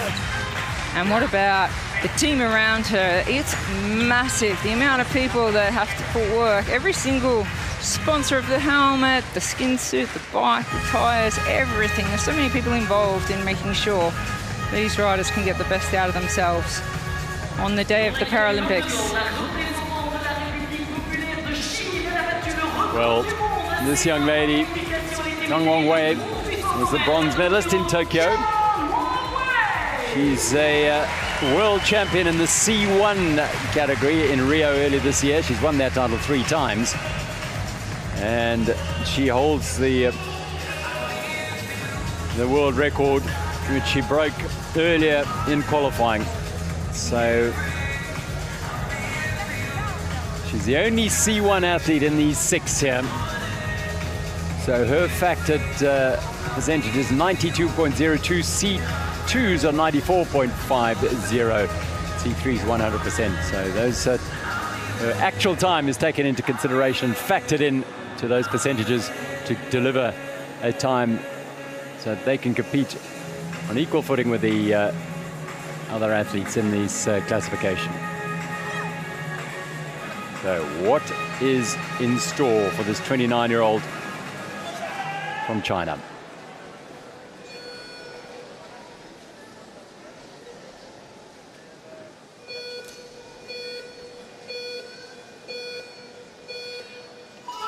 Oh, a little bit of a wobble at the gate there. That'll cost her a little bit. On track now, it is rider 5 in the final. Zhang Wei broke the world record in the C1 classification in the qualifying. If she does that here, well, she could be a gold medalist, if not a silver. Well, that is going to be interesting because she's well under the time at the moment of Micah Hausberger, who sits in the bronze medal position now. She is absolutely flying. Can she hold on in the last half a lap? Let's see. It is a blistering fast time at this point. She is absolutely smashing this. Off the bench she comes, Zhang Wei, and she surges for the line, and she does go fastest, 37.616 her factored time, and she is now into the gold medal position with one rider to come. Hausberger there, well, she will hold thumbs and hope that at least she will collect a bronze at the worst case. But this lady, a silver medal for the time being. Well, a gold for the time being, actually, because Amanda Reid is still going to ride. Yeah, Amanda Reid, though, I mean, her factored time was over a second faster than the time of Guan of China. And I can tell you that that time has been ratified. It's a new world record for Guan Hongwei. Her real time of 40.878. Going under her qualifying time of 40.883. So a new world record. The world records are taken on their real time for the classification. For the purposes of this race, the factored time is taken into consideration to determine the order of finishing. Well, you can't do much more than that. She's bettered her world record of her qualifying just a couple of hours ago. What a sensational performance. All eyes on Australia, all eyes on Amanda Reid, the defending champion here. Silver in Rio, gold in Tokyo. Another Paris snowboarder, won a gold at the World Championships just last year. Her aim is to qualify for the Winter Games. As well, Micah Hausberger. Well, she's smiling because she's got a medal. This is Amanda Reid. As said, she swam in London in the Paralympic Games in 2012. Looking to go to the Winter Games as well. Well, there is Zhang Wei. 37.616 world record. And Amanda Reid steps up. Well, she'll be feeling confident, nearly a second faster in qualifying than what she just saw from the Chinese rider. but the pressure is on, no doubt.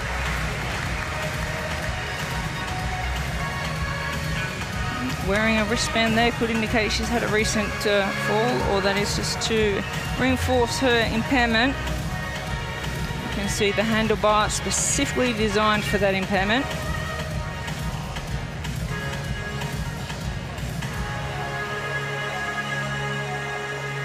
Amanda Reid of Australia, South Australian Sports Institute, comes from St George, Sydney, Australia.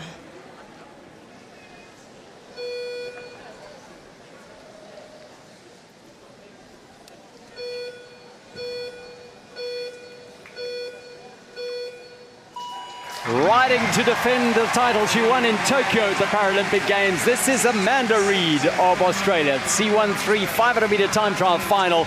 She's on song. She's the world champion from last year, and she is pushing hard as she can. She's up at the moment.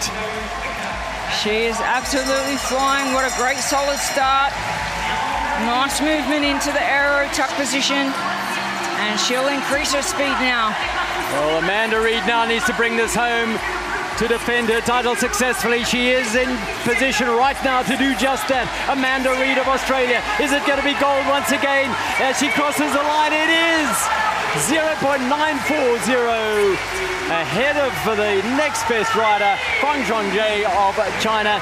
Australia take gold in the women's C13 500 time trial. 36.676. She is the gold medalist once again, Amanda Reid.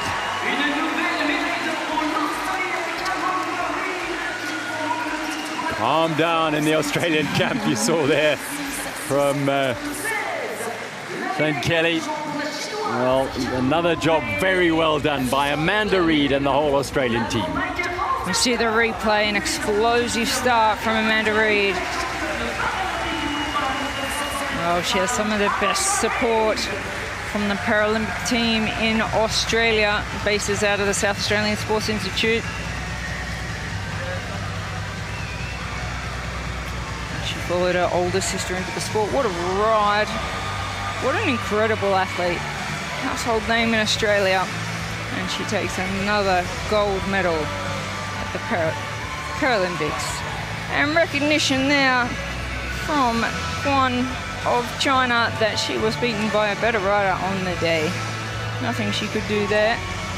Bertie May, the soigneur of over 20 years in the Australian team, and Shane Perkins, the manager of the Paralympic Australian team.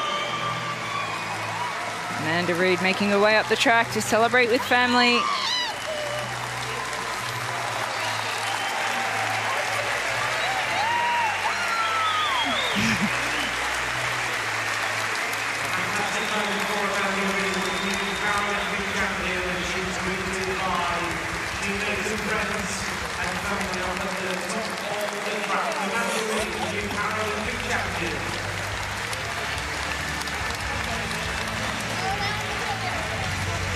What a phenomenal athlete.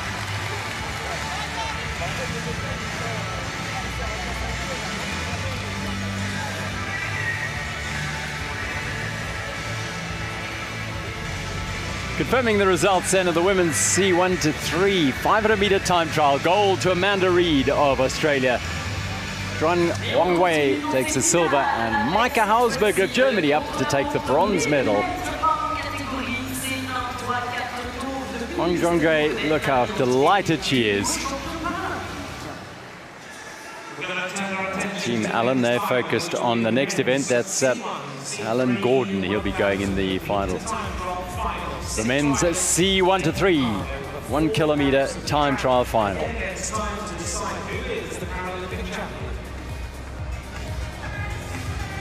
These are the athletes bidding for glory here at the velodrome.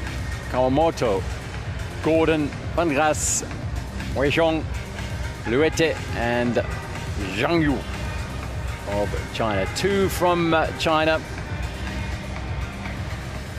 1 from Japan, and that's Shota Kawamoto.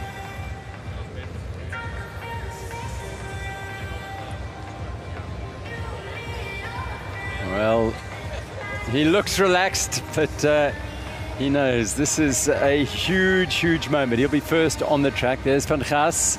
This perhaps the toughest of all the events that he has entered into. It's not quite in his wheelhouse, the 1,000 meter. He's more an endurance rider, but he did medal in this in Tokyo as the bronze medalist. Alan Gordon is there as well.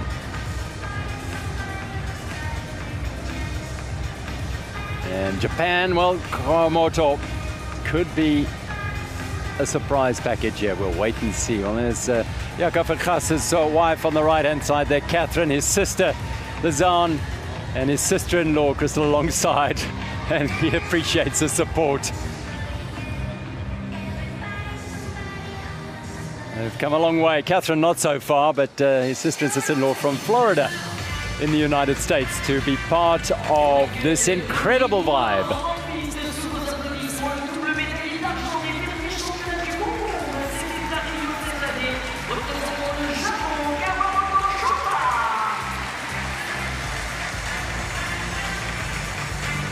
Well, it's the slowest of the qualifiers. I say that advisedly. He's got nothing to lose here. Shoto Kawamoto, C2 athlete. Let's get out there and put everything out there. This is a momentous opportunity for him to collect a first Paralympic medal, having finished fourth in the individual pursuit, just outside the medals.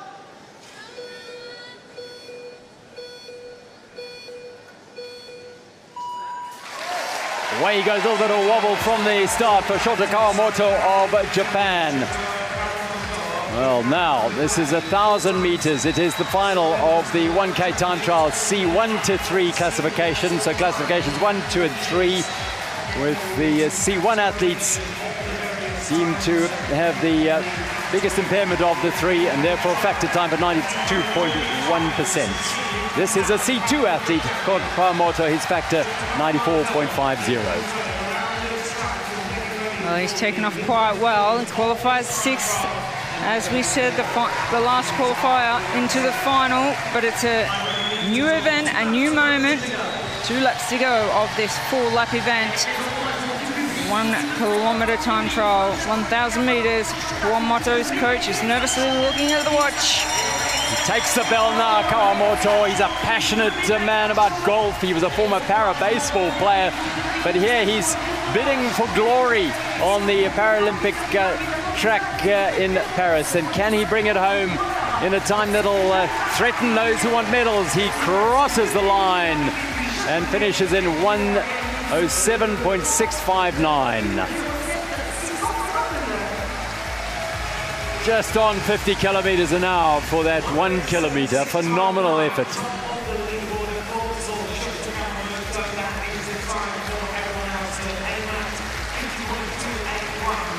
A few tenths of a slower than his qualifying time. However, as we've said, it's very unlikely to see riders back up so quickly for a faster time. Kawamoto proud to be here representing Japan at the Paralympic Games. Acknowledges the crowd. They have been absolutely wonderful here in Paris. You see the replay. Nice, beautiful, powerful start. So difficult for these impaired athletes to balance the bikes. They're weighted in accordance with their impairment. You see Kawamoto power towards the finish. The finish line for these events is what we call the pursuit line in the middle of the track rather than the finish line. So these timed events are using the small white line in the middle of the track. He's wearing a speed suit which has the zip in the back for aerodynamics, and it is so warm inside the track. The coach is just trying to give him a bit of air to breathe as we now look at the Australian Alan Gordon. Well, silver in the C2 at the World Championships twice in 2019 and 2024 earlier this year. 5th in Tokyo for Alan, who has his team there as well. Lovely to see the support base Virtually every athlete on this track has some group of fans, friends, family in the stands, giving them all that wonderful support. It's aside from the team of soigneurs, mechanics, coaches and trainers on the inside of the track who do such a wonderful job in preparing these athletes. But ultimately it comes down to what these individuals can bring on this day, on this track. It is the biggest day right now of Alan Gordon's career. Beg your pardon. Gordon Allen. He steps up. Gordon Allen, he is from New South Wales, part of the New South Wales Institute of Sport that are incredibly dedicated to their para-athletes. Gordon Allen of Australia takes to the bike in the final of, well, he's not happy with something, he's just asking the commissaires to have a look at, yes, he's asked them to move the grip of the gate down so it doesn't bump off the device on the back of his bike under his saddle. And at the end of the day, with so many things going through your mind, I find it quite attentive that he's picked that up. Sort of attention to detail that is drilled into these athletes and becomes second nature. Wonderful to see. So, this is a major moment for this young man, 26 years of age, and a C2 classification rider. Silver at the World Champs. Second games for him. He was 5th in Tokyo.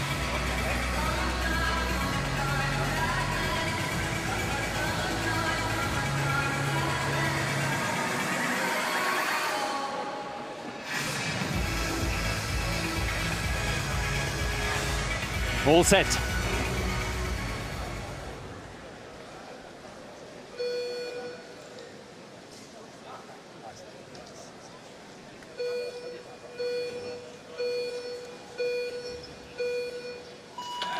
On track, our second rider in the final of the men's C123 1K time trial.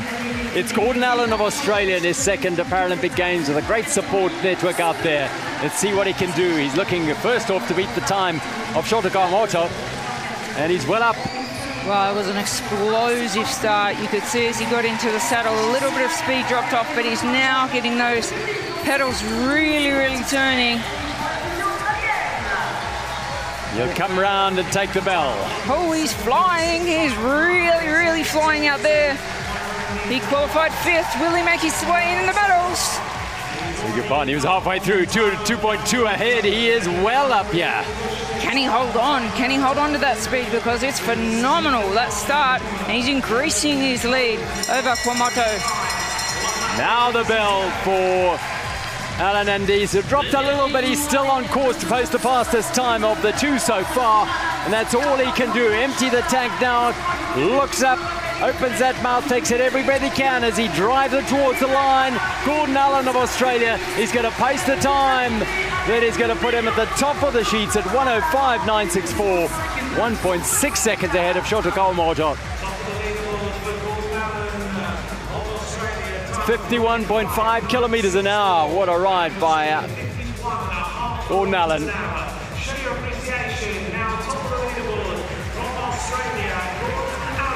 Well, at worst, he's 5th at Paralympic Games with 4 riders still left to compete in this final of the 1 kilometre time trial, C1 to C3 category.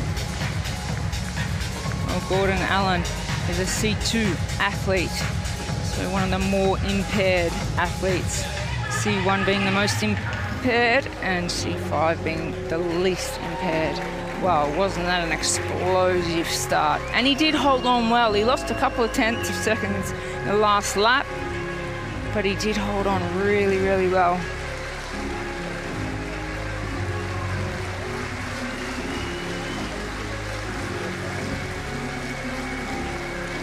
Yeah, appreciation for the effort put in by Gordon Allen. Our waiting game now to see if it's enough to move into the medals.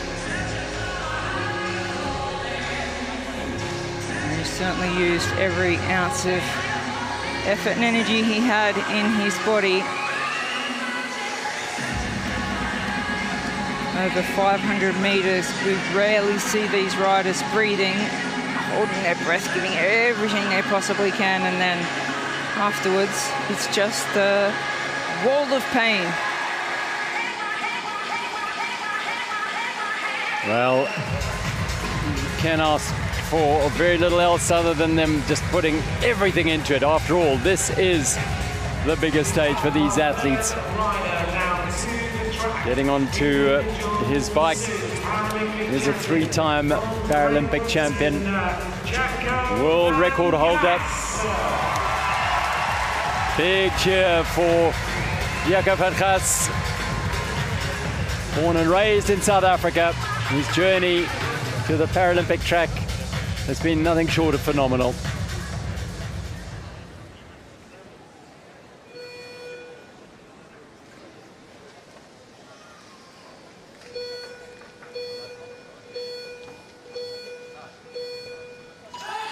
He broke the world record in qualifying.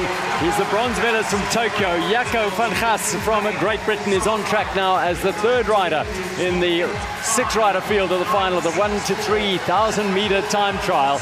He is more a pursuiter, longer distances, but bronze medal in Tokyo suggests that he has got some speed in him. He's down on the time of Allen of Australia at the moment. He does come home quite strong. Lap and a half to go. He'll come around and get the belt. He's still down, but this man, he in fact he was hit by a car doing a recce on the road course a couple of days ago in Paris and was taken to hospital. And there was some doubt, but there's no doubt now. He's coming back. He's coming back. He's coming flying back. This is a lap to go. There's no doubt. He's now in the lead. He's past the time faster than Gordon Allen of Australia. This is his strength now. He's just over half a second to the good. Jaco van Gas of Great Britain is going to post a time that will take him to the top of the leaderboard. What a last lap that was. 1.1 ahead, 104.825. He breaks his own world record that he set in qualifying.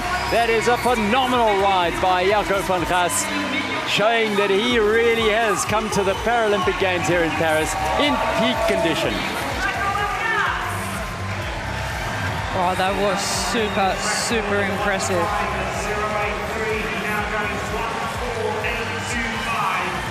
Well, his real time there is also his actual time, 104. He's back to time 104.825. That improves his C3 world record. Yeah, huge benchmark there for other C3 athletes. You can see that he can improve on his starts. We've still got more room for improvement on that time. A little bit of a wobble out of the gate, but he was on top of that quite quickly. He's a rider we see go out relatively slower than he comes home. So over this 1 kilometer, we see the first 2 laps just winding that big gear up. And wow, did he bring that home. 6/10 in 1 lap is what he brought back on the Australian. Salutes to the crowd. Well, no matter what color the medal, if there is one, he's done his absolute best and bettered his world record. yeah, absolutely. You cannot, well, that's the point. He can't go away disappointed. You set a personal best in your final, and it happens to be a world record in this case, but then there's nothing more you can do. So he's got to watch. There are 3 riders, so he's in that situation now. He will watch very carefully. 2 Chinese athletes and 1 from France who will race in the last 3 heats here. Tense moments for Great Britain supporters. He's the only Great Britain rider in this field. On themselves 8 medals already in the para-track competition.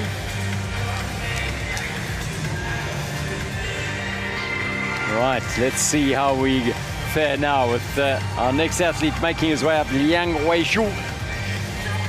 And a C1 athlete.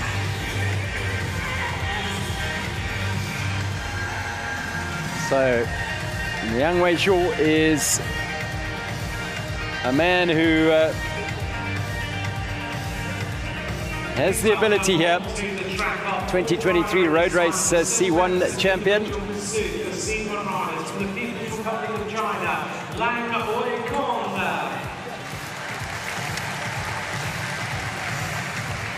So buttoned up, tightened up, everything in place because there's so much power off that gate. Only 2 C1 athletes, and both of them are the Chinese athletes here.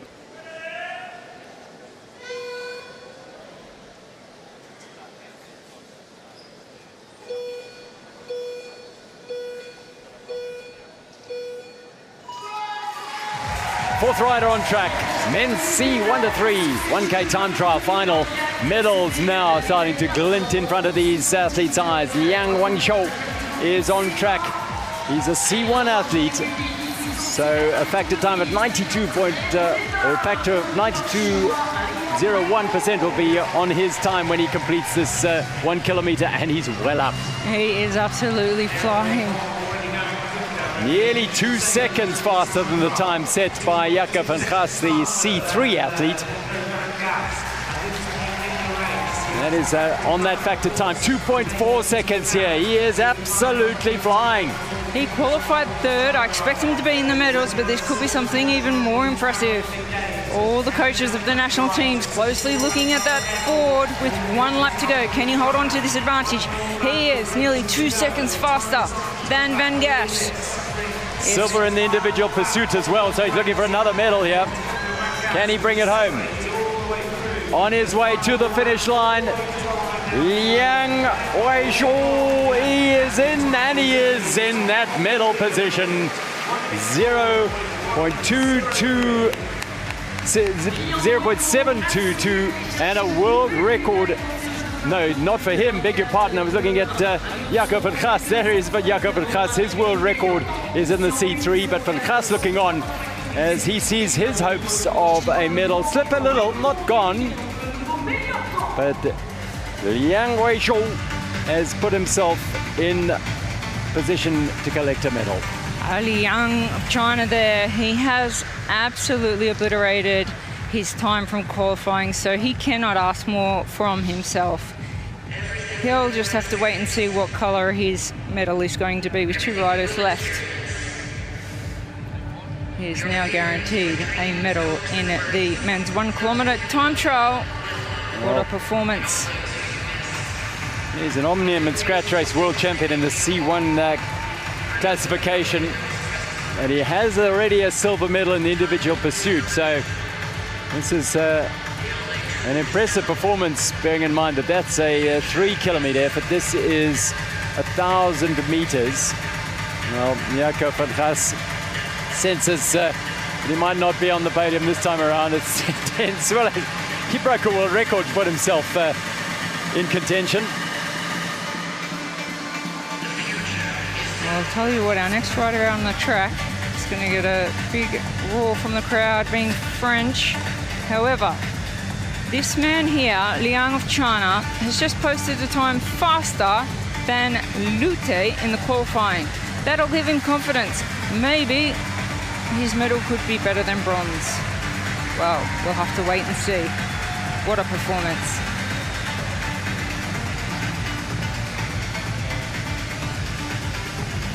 Well, you sense a bit of tension in the velodrome now. It was all excitement earlier in the session today with the French athletes on the qualifying sessions. But now the stakes are a little bit higher. And Alexandre Lyoté of France. Oh, huge roar from the crowd. He shows a little bit of nervousness as he knows he needs to ride faster than he did in qualifying if he wants to better the time that we just saw from Liang of China.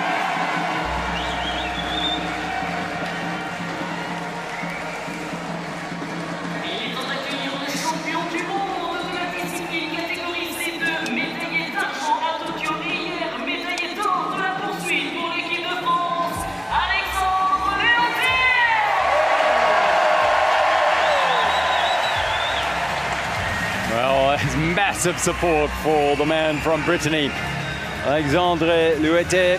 5 medals in Paralympic Games, 2 golds. He was silver in this discipline in Tokyo. He's the world champion as the C2 in this 1K time trial, but this is C1 to 3. Competition's tough. They'll have to go supremely fast here. World record in qualifying for Alexandre Louette.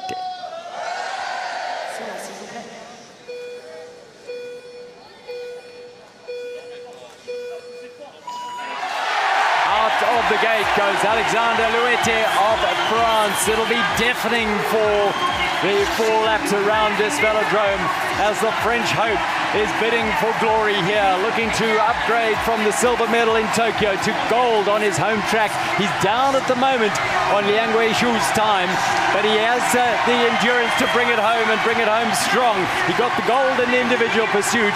Can he double up in the 1,000-kilometer time trial? Well, same as in qualifying, he was second down after a lap and a half. He comes up to 2 laps to go, and he is only 1.3. That's how fast he can bring it back in the last lap and a half. He's going to have to do that here because 1.3, now 1.1. He's anxious, the coach in the middle of the track. What has Louette got in the tank now? The crowd are going to bring him home.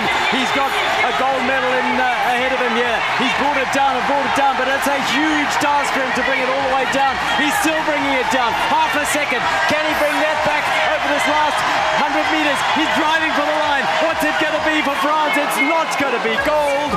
And it is Liang Weishu who is celebrating.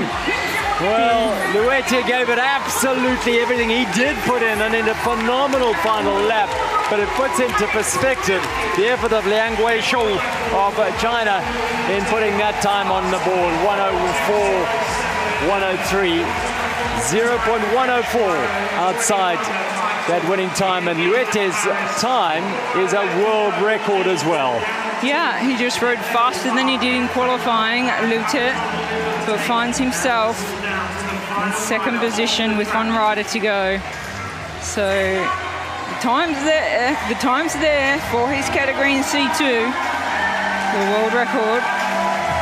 Well, again, you set a world record, you don't come away with a medal, but you cannot question the commitment, the preparation, the drive. Look at the crowd, the flags waving, urging Louette on. Already a gold medalist here at the velodrome in the individual pursuit over 3,000, and that's what it means. So he's guaranteed a silver medal with his countrymen on the track. Now, and the different emotions there. The French, well, we've got a bronze here, maybe a silver, depending on what happens last, but Louette emptied himself out on the track. Now, our current leader here that we're looking at, Liang, he was 0.3 slower than what we saw from his teammate in the qualifying. So we need to see if his teammate can back up. Louette, well, he cannot be disappointed. He has to celebrate. What a magnificent performance once again by the Frenchman in front of a home crowd. He can barely stand. Now this man, he just has to hope that his teammate has not his best ride of the day, because if he does better his best ride of the day, then it'll be a silver for Liang.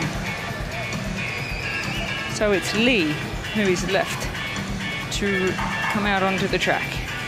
This is Liang, currently top of the leaderboard with his teammate left to ride. Well, I think we'll be happy even with a silver medal. He is happy. Well, I think so. I mean, he's done everything he possibly can, and his teammate is, of course, a 3-time Paralympic champion in this discipline. So the odds are stacked against Liang Weishu, who put in his best ever ride to get into this silver medal position, or as it is now, gold medal position. So he knows that this man has the ability, has the history, has the record, but it is all history behind him, because this is what counts for the 36-year-old C1 athlete, Li Shangyu.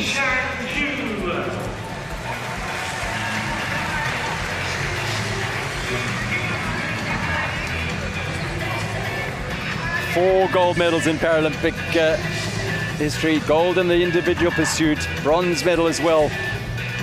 And those other 3 golds came in this very event. So he is a serious challenger for the gold.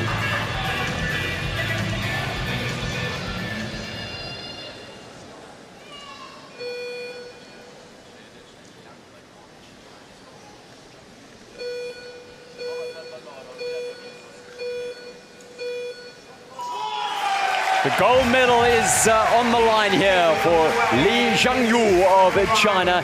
He is the gold medalist from London, from Rio, and from Tokyo. Can he make it 4 in a row in the men's C1 to 3,000 meter time trial? This next minute will tell you exactly how he goes. Well, after the first lap, he is 0.7 of a second down on his teammate. He has a lot of work to do over the next 3 laps. Liang Weizhou is the man who holds the fastest time at the moment. His teammate, also C1 athlete, 104, 103. But this man has done it all before, and he has to dig very, very deep here in order to bring it back and see if he can take the record, take the gold medal once again. He's still outside that time. There's the bell now. It's going to be enthralling as he drives. He's still outside, but he's coming back stronger. He's taken almost half a second off that last lap. Can he finish it off here and make it another gold medal? China will take gold and silver. It just depends what order it will be in. Will it be Li Shangyu here who's going to take another gold medal in the 1K time trial? He crosses the line, and he is the man who's done it again. He takes gold once again. He's done it 4 times in a row, and he had to work so hard here to come back. With a lap to go, he was 0.3 of a second down, and he wins the event in the last lap by being 0.6 quicker than his teammate who took silver. Unbelievable. 0.9 of a second in the last lap. What a crazy achievement from Li of China to take the gold medal. Well, it's as they finished in the individual pursuit, so they finish in the time trial. Li Shangyu takes the gold. Liang Weizhou takes silver, and Alexander Luete takes the bronze medal. More than 0.2 faster than qualifying. He has really risen to the occasion in the final of this 1,000 meter men's time trial. He takes the gold medal. It's Li of China, and his teammate Liang, he takes silver. Well, they're having a fantastic games, China. This is a 3rd gold medal for them. He wants the crowd to acknowledge his performance here. They're a little disappointed because their man Alexander Luete finished in 3rd place. He's got a medal, but this man, well, supreme ride. China dominate the 1,000 meter time trial here in Paris.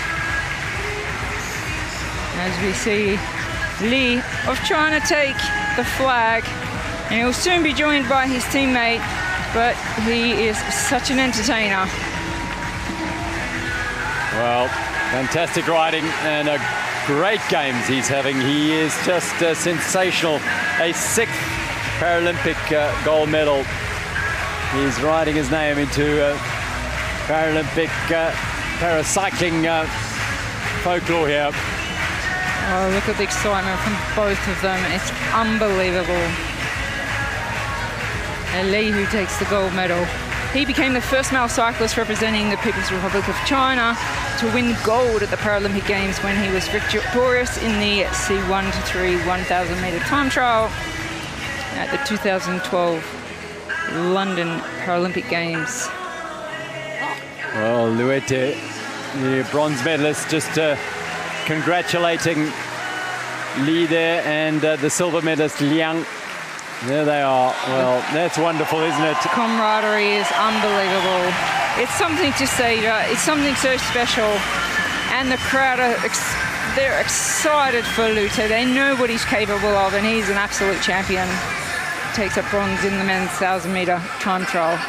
Here we see the replay of the gold medal ride from Li of China. Well, powerful out of the gate, so stable through his core. And as I said, not many riders over 1,000 meters take too many deep breaths. They are just concentrating on all the power put through the pedals. He looks to the scoreboard, and it's a gold medal.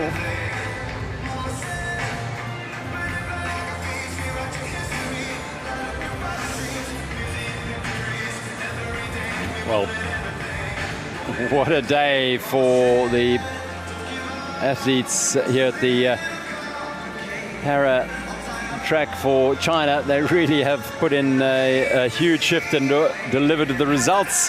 Well, you cannot get better. Gold and silver in the 1K time trial. Confirming that result, Li Zhangyu takes the gold medal. In second place, his teammate Liang Weizhong. And in third, France's Alexandre Luete, a C2 athlete. Van Kras, bronze in Tokyo, outside the medals, in fourth place.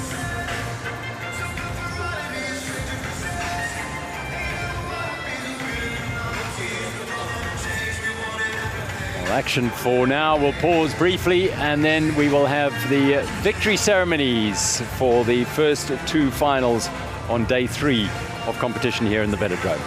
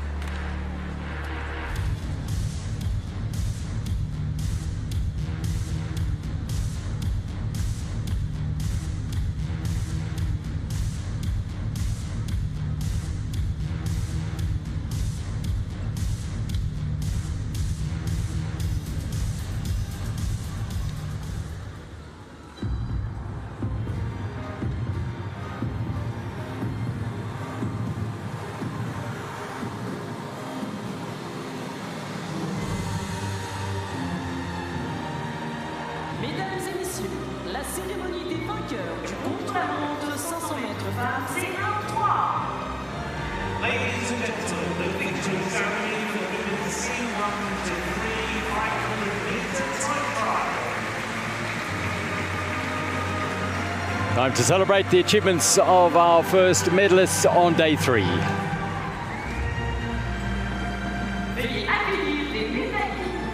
Please welcome the medalists.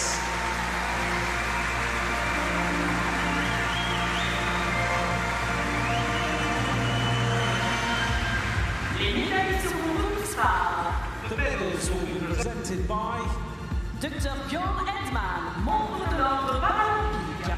member of the Paralympic Order.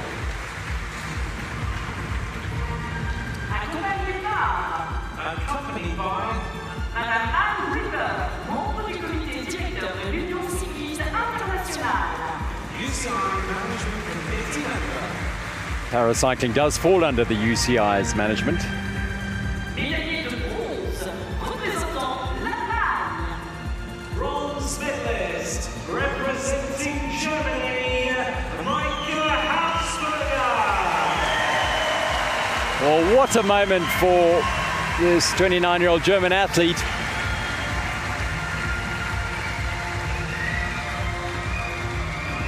She was at the Paralympic Games in Rio and London on the athletics track. Fourth in the long jump, was as close as she got to a medal there. But she's found a home here on the paracycling world. She's a 5-time road world champion. But now she is a Paralympic bronze medalist. She had a bronze medal she won in para-triathlon at the World Championships back in 2017. So multi-talented athlete. Médaillé d'argent, représentant la République populaire de Chine. Silver medalist representing the People's Republic of China, Zhang Wenwei. Zhang Wenwei was the bronze medalist in Tokyo and has upgraded now to the silver medal.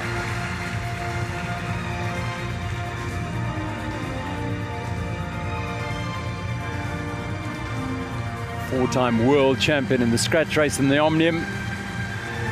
Won both those disciplines at the World Championships in Rio this year.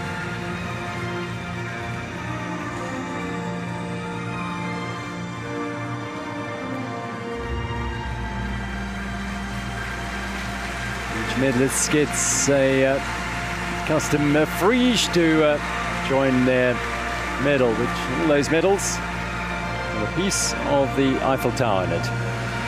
Médaillé d'or et championne paralympique, représentant l'Australie. Gold medalist and Paralympic champion representing Australia, Amanda Reid. Silver in Rio, gold in Tokyo, and glorious gold again in Paris for Amanda Reid of Australia.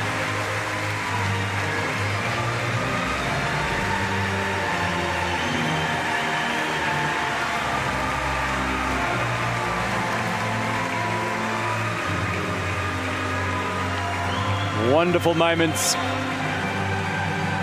Multiple world champion on the track, but surely nothing beats winning a gold medal here at the Paralympic Games. Once again for Amanda Reid. Australia will be deeply proud of this young woman.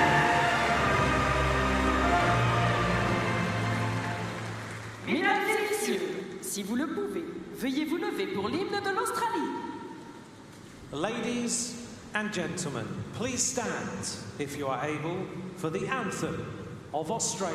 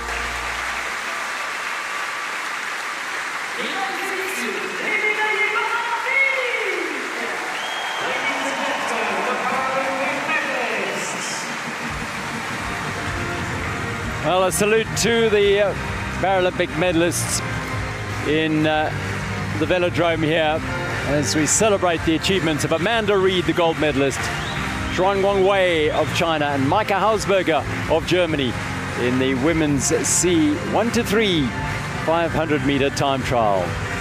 2 in a row for Amanda Reid. Bidding is also to go to the Winter Games in Italy as well. Well, that would be sensational.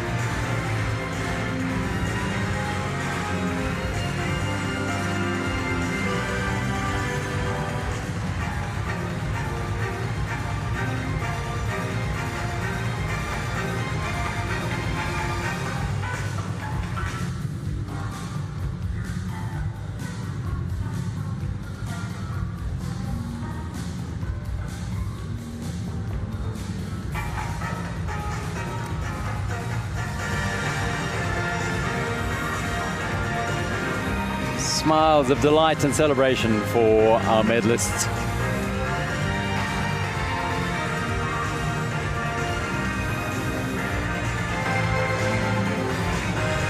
Photographs that will flash around the world in celebration of the achievements of these athletes and the recognition that they are the very best in their fields.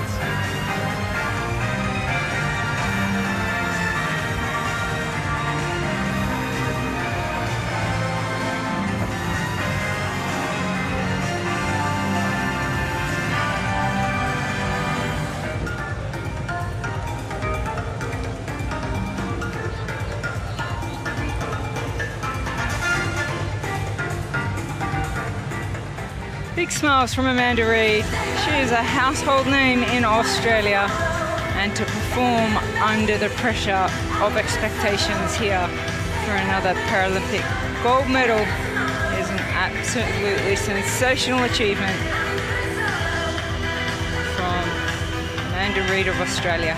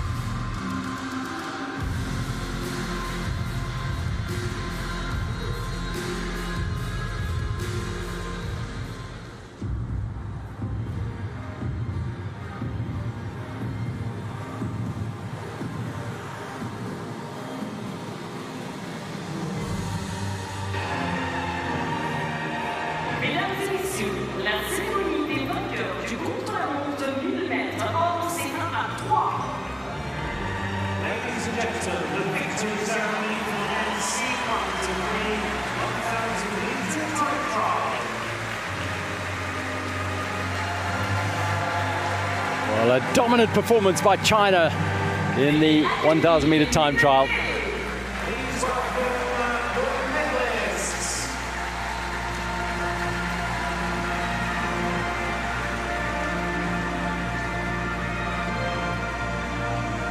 Les médailles sont remises par The medals will be presented by Monsieur Étienne Tourbois, directeur général du comité d'organisation des Jeux Olympiques et Paralympiques de Paris 2024. CEO of the Paris 2024 Organising Committee for the Olympic and Paralympic Games. And a badminton Olympian in Summer Games in Atlanta in 1996. Madame Anne River, membre du comité directeur de l'Union cycliste internationale. UCI Management Committee member. Médaillé de bronze, représentant la France.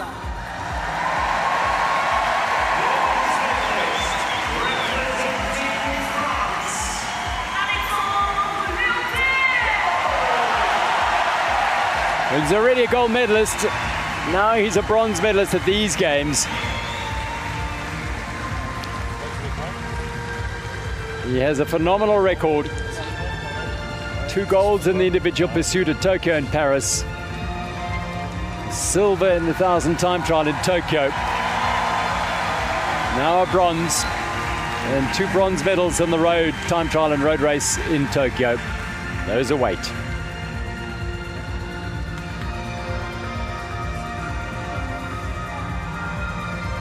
Bronze free should add to his gold one as well.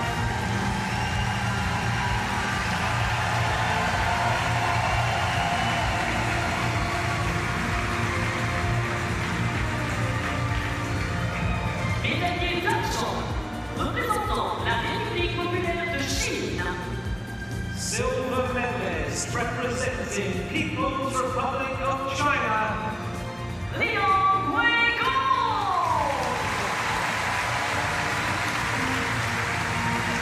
Well, he's making his first Paralympic Games. A really memorable one is 29-year-old Liang.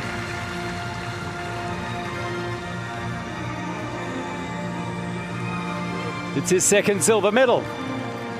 Add to his individual pursuit silver.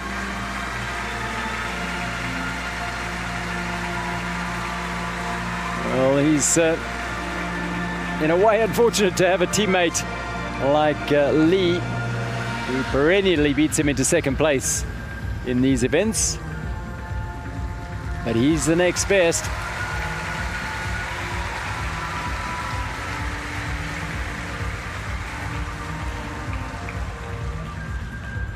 Médaillé d'or et champion paralympique, représentant la République populaire de Chine.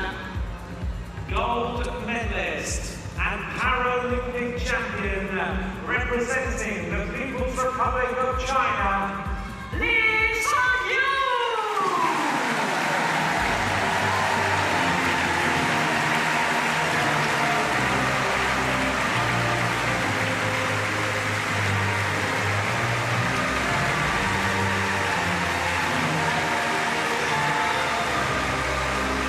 A warm ovation for the gold medalist and the first double gold medalist on the track here at Saint-Quentin-Yvelines, Li Zhongyu of China. Individual pursuit gold followed up now by gold in the time trial as well. What a performance by a supreme athlete, a superstar of the track.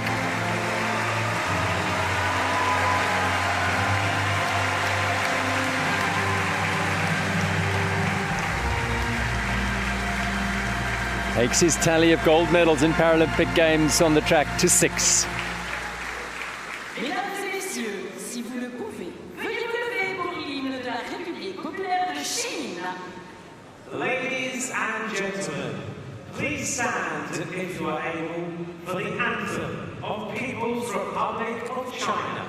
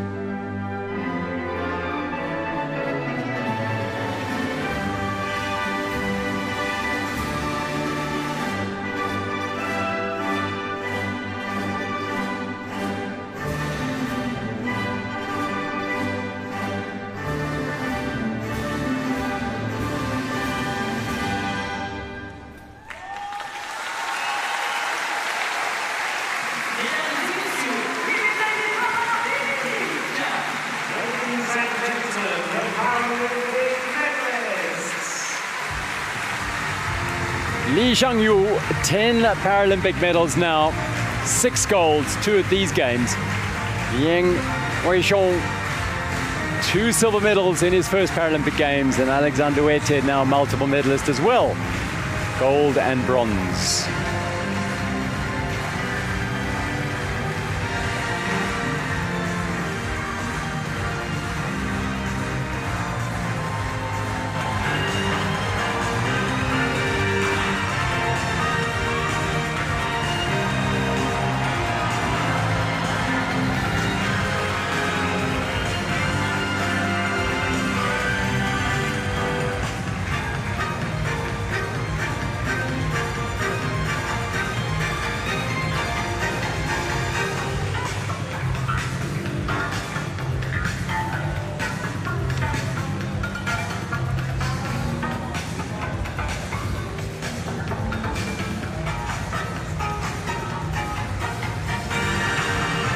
Showing off their hard-earned medals to the world's media with great pride and satisfaction.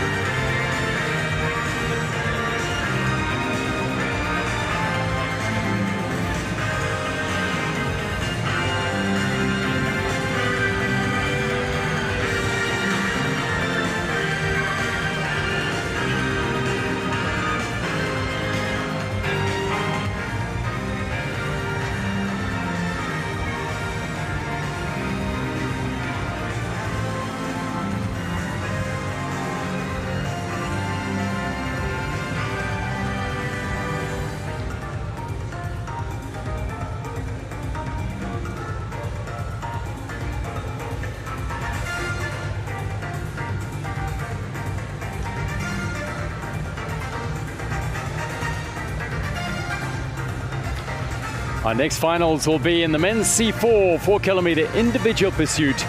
Bronze medal, an all-French affair, Kevin Lecomte and Gatien Le Rousseau.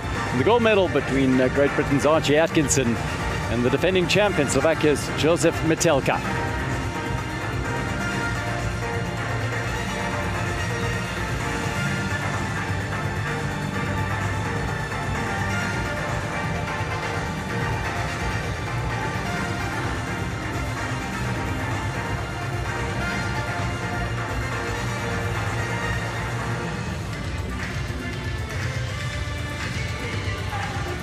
Archie Atkinson's world record set on this very track, on this very day. Will that come under threat in these finals?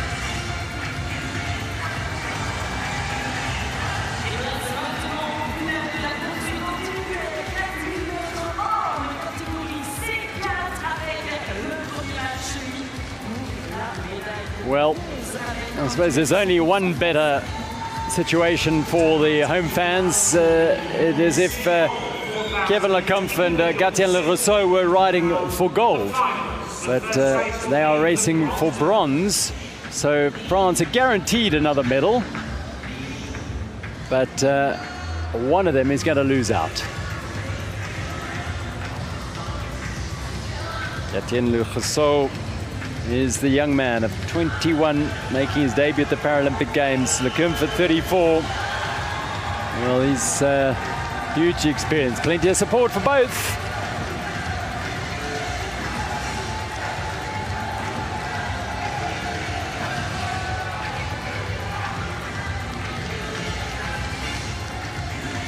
It's the bronze medal race for the C4 4K individual pursuit. And it's all French affair.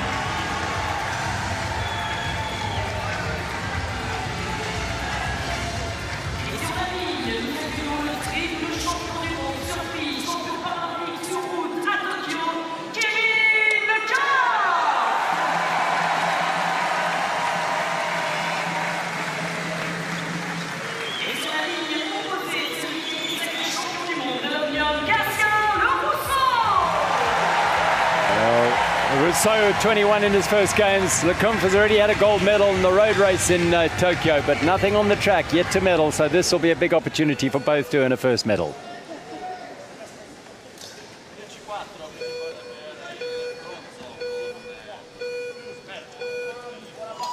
The bronze medal race in the men's C4 4K individual pursuit. The crowd will be roaring, and well, they'll have to choose a favorite rider because France are going to get a medal here. It's just a matter of which one of these two riders. Kevin Lecomte, Gatien Le Rousseau. Lecomte, the experienced one with a Paralympic medal to his name on the road in Tokyo. Le Rousseau in his first Paralympic Games, and he's trailing after that first lap. Well, that was less than a tenth of a second between these two in qualifying, so it'll be very equally paced. Who has been able to recover? Who is able to lift for the final for the bronze medal? At the moment, Lecomte is slightly ahead. Oh, it's going to be bitterly close this for some time, although just half a second Le Rousseau trails. Well, they've completed now nearly 1 kilometre of this 4,000-metre, 4-kilometre individual pursuit. It's the C4 category. 1 kilometre completed. And the gap goes out just a fraction after that 1,000 metres.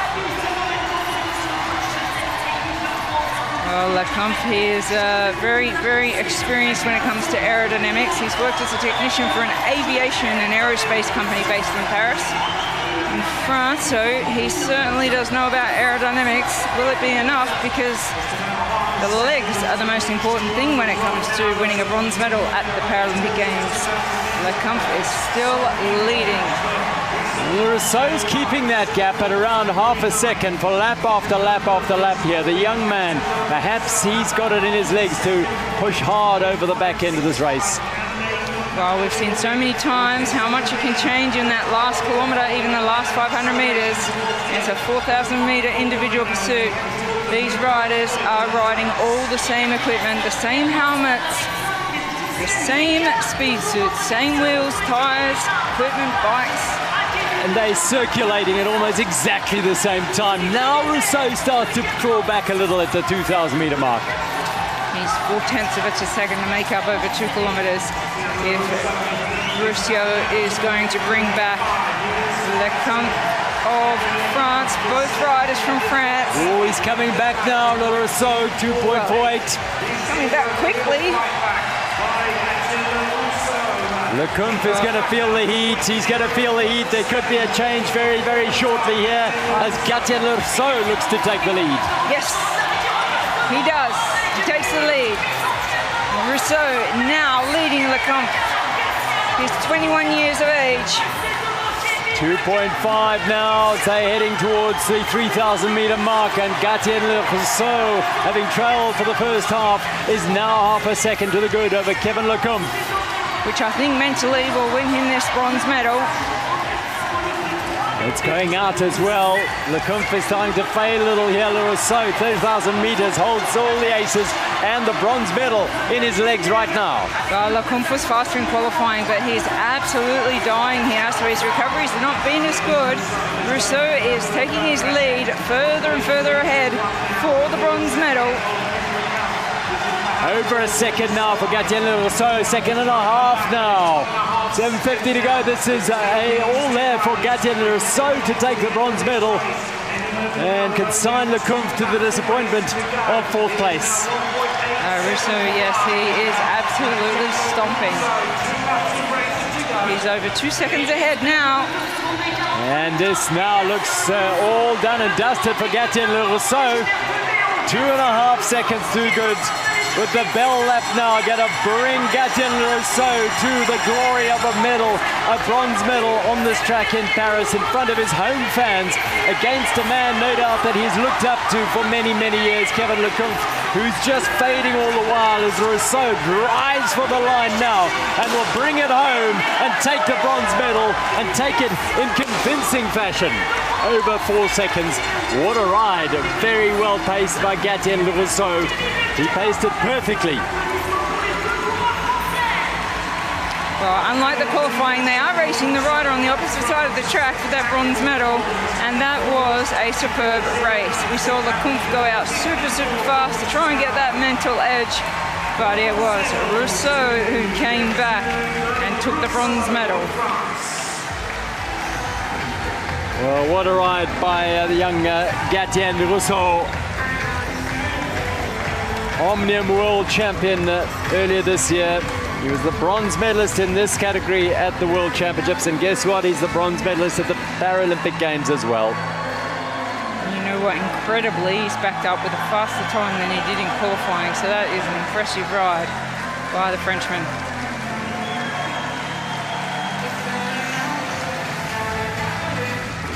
Well, France delighting in another medal here on the velodrome.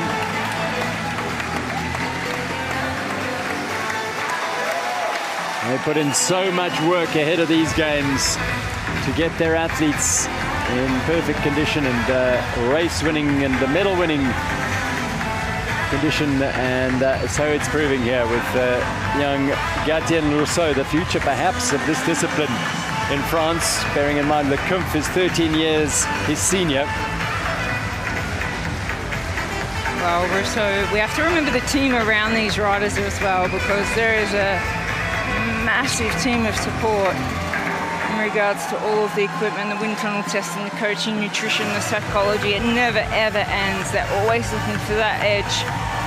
And Rousseau, he attributes a lot of his success to being an athlete employed under contract with the French National Police, because he says, as a member since January 2023, the partnership with ANS, which is a national sports agency, has really allowed him financially to put more effort into his sport. So he is very honoured to be a member of the National Police. Yes, the armed forces and the police do a wonderful job, because they give these athletes the opportunity to be employed by the armed forces or the police while still competing pretty much as full-time athletes and doing some duties, mainly admin duties. But look at the celebration.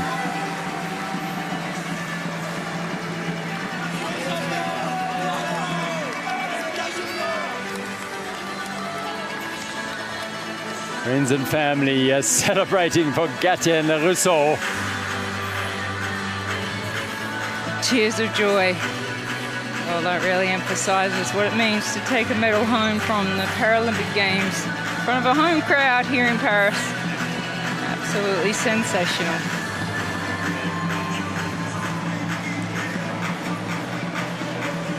Well, riding style doesn't get much better than that. The nickname Legas, Gatien Le Rousseau. And what a moment. He said once he set his sight on the goal of competing in Paris cycling, he wanted to see what he could achieve. And it was doing his rehabilitation on the bike that really inspired him, and he fell in love with the sport. And isn't it just wonderful to see all that training, all those training hours just pay off.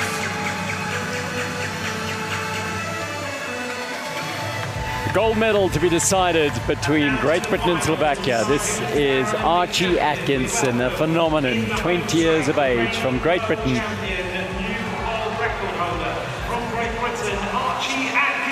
He's the world record holder. He is the world champion. And they're all here to support him.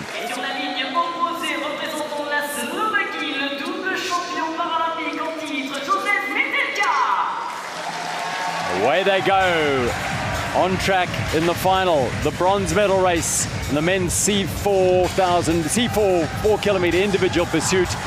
Archie Atkinson, the world record holder and world champion, against the two-time defending champion Joseph Metelka. This promises to be an absolute thriller, although Atkinson set the world record in qualifying, so he, on the evidence of that, should be the favourite. Well, he should be. He was 5 seconds faster in qualifying than his component on the track. Metelka of Slovakia. Well, he's already a second, 1.3 up after 500 meters. 5 seconds is a big chunk in the time, and if he does that, this could be a race that might not go the distance. He may well catch, and the gun will go off. That will be the gold medal to the youngster, 20 years old, from Great Britain. Well, Metelka is 37, a multiple Paralympian and medalist, six-timer medalist here, but he's under real pressure here. Nearly 2 seconds. He's steadying the gap a little here after 1,000 meters. Oh, I have a feeling that Archie Atkinson hasn't gone out specifically trying to catch, because as we've seen, that can backfire. If you get close to catching and you blow up, well, you blow up, that's the end. You can barely turn the pedals. Establish an advantage, which he has now, nearly 2.5 seconds. And we're not even halfway. And then manage your efforts and make sure you don't leak any time to your opponent here, Metelka. Well, Atkinson is in control here of his own destiny and that gold medal, you feel. He is riding with a sticker on their frame. It says "Ride for Maggie," hashtag "Ride for Maggie," a friend of his from the United States who was knocked over and killed by a car last year, a great friend of his, and he's doing this in his memory, and my word, he's doing Maggie's memory proud. He's almost in the same straight now, is Archie Atkinson. He's closing in on him. Yeah, he's almost 5 seconds, well, yeah, 5.5 seconds now, advantage over Metelka of Slovakia. Can he make the catch? Well, you know, we talk about him not going out so hard to make the catch. Well, Metelka's coming back to him here, and it is very likely that he may well make the catch here. 1,500 meters to go, and Atkinson is right closing in on him so quickly. Metelka just trying to save himself here and retain a bit of pride and not get caught by the gold medalist in this final. He's managing to hold him off just for the time being. I think this is a big sprint now from Archie Atkinson. He's got Metelka in sight. But that gap is not coming back quite as quickly as he'd like. Over 7 seconds when last we looked here. Metelka, yeah, it's still managing at 7 seconds in that lap. Atkinson is he's struggling here a little to close the gap. This is what we've seen. He saw him in sight, he put the gas down to catch him, and now he's blown up a little bit. His coach has told him to settle down, because if you really go into the red and he's wobbling all over the place. Well, I tell you what, he is, and he's slowing dramatically. Metelka will have got the word from his coach. He's bringing it back 6.6 now. He's 500 meters away. There's perhaps not enough track left for Metelka to win this, but he has been, he's so experienced. We saw him do it in qualifying, and he's doing it again here as Atkinson is fading, is wobbling. He's all over the place here. Metelka is solid. He may come back and win it. Well, it might be too much to ask that he can win this, but who knows? Atkinson has fallen. Atkinson has gone down, and it is Metelka on his final lap who's going to go round here. Atkinson was fading there. He's gone down on the bend. He's getting himself up, but Metelka crosses the line. And he will take. Well, what dramatic moments here, and it is Metelka who will celebrate. Well, that is a remarkable race. Truly remarkable. Very unfortunate for Atkinson, who went down on the bend, but he was fading very quickly there. And all he needed to do was stay, I mean, once he was 5 seconds ahead. That's what he knows he's capable of, but he got Metelka in sight, and he just really put himself into the red to the point of no return. Well, our hearts have stopped for Archie Atkinson. Well, the young man absolutely emptied himself in establishing an over 7 second lead, but that came back dramatically. Metelka, well, his family are distraught. Atkinson just saying, well, nothing I can do. And really, to be honest, I think he just blew up spectacularly, and congratulations from the Great Britain coaches. This man is not a double champion for any reason. He knows how to pace himself around this, and they're cheering for Archie Atkinson now. A brave effort by the 20-year-old. He will learn a great deal from this. He is the world champion, but Metelka is the Paralympic champion. And well-deserved You can't take it away from him. It's the experience just to stay focused, do your own ride. He felt he was being closed in, but he did not give in. He just kept the pressure on the pedals and stayed and stuck to his own schedule and comes home with a gold medal. Well, a learning curve what for the a learning youngster. curve. Yeah, absolutely. You know, he's there'll be a huge amount to learn from that. Metelka will roll past him. Unfortunately for Atkinson, he's got to walk all the way round the track and exit the track on the far side, on the other side. Well, in order to claim his silver medal. The good thing is that he is still walking. I mean, he is walking and he's being helped, but the injuries that he sustained were not too serious.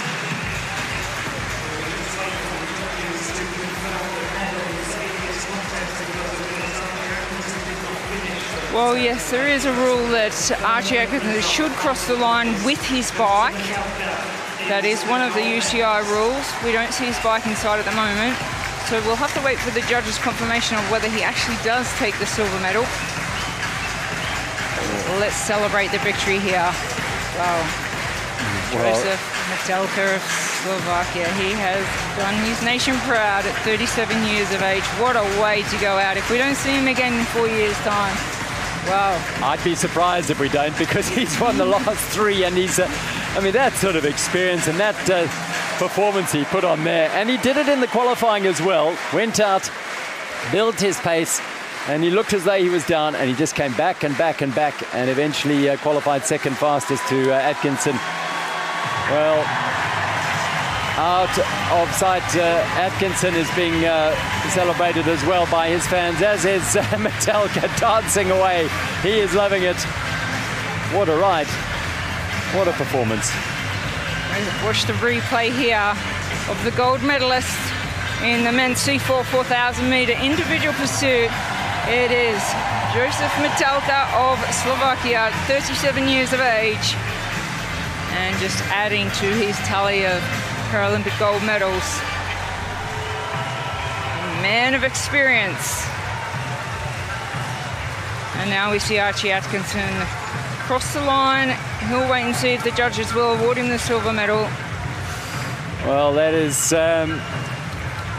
yeah, he has the, well, wonderful, wonderful human being. He raises his arms. He knows he's perhaps let himself and his fans down. But here's confirmation that Metelka takes first place. Atkinson will take second there, although he didn't finish. He was into the final. And Gatien Leresseau of France will take the bronze medal. What drama in this C4 4K individual pursuit gold medal race. Wow. Yeah, unbelievable. My heart stops for the young Archie Atkinson of Great Britain. 20 years of age. He will definitely learn from that experience. He knows he's the fastest man over 4,000 meters when he gets it right. And the world champion. But yeah, this occasion perhaps got the better of him, going out a little too fast, perhaps got a bit carried away.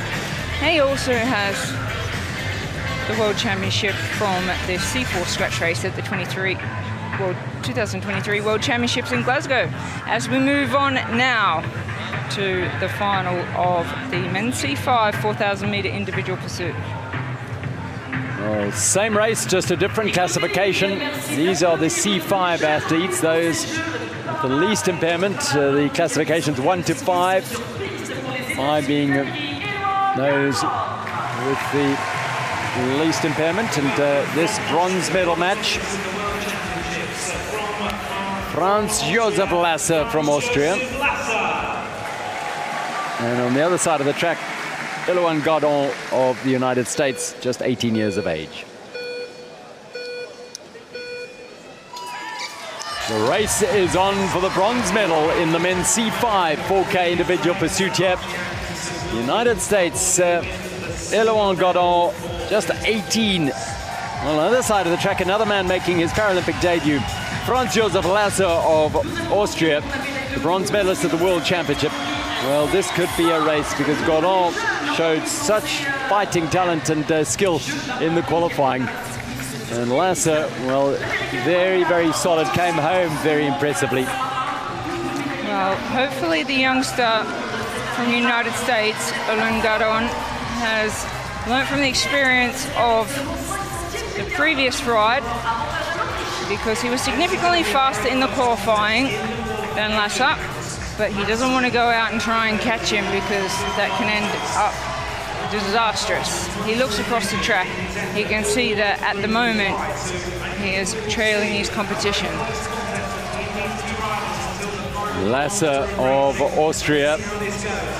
Oh, he's in front, Lasser, only by 0.1 of a second. Yeah, it's very, very tight indeed in this bronze medal race here. Godon, we only found out about paracycling a year ago, and here he is in bronze medal race at the Paralympic Games. Cannot be closer. Well, we've just seen a change of the guard, because now the youngster from the United States, Roland-Garros, he is in front by over a tenth of a second. It is so close. And he keeps looking across the track, the youngster. As we say, this is not a race against the clock, this is a race against the rider on the other side of the track. They're racing for the bronze medal in the 4,000 metre individual pursuit final. Now to half a second in favour of Godon. They close in on the halfway mark. Well, I remember Godon, he was very controlled in the qualifying and he came home quite strong. So he's halfway through the race. He looks comfortable. He's been looking across the track. He doesn't want to win by a huge margin because he doesn't want to blow up and hit the wall. He just wants to stay in control whilst he's in the lead. He has over a second advantage over Lasser.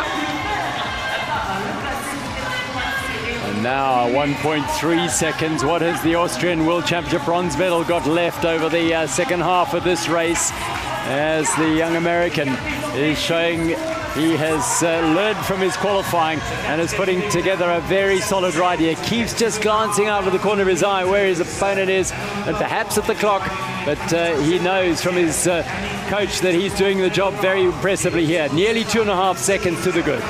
Yeah, more than a kilometre to complete, so he needs to stay controlled. Even if he has more in the tank, he doesn't need to use it just yet.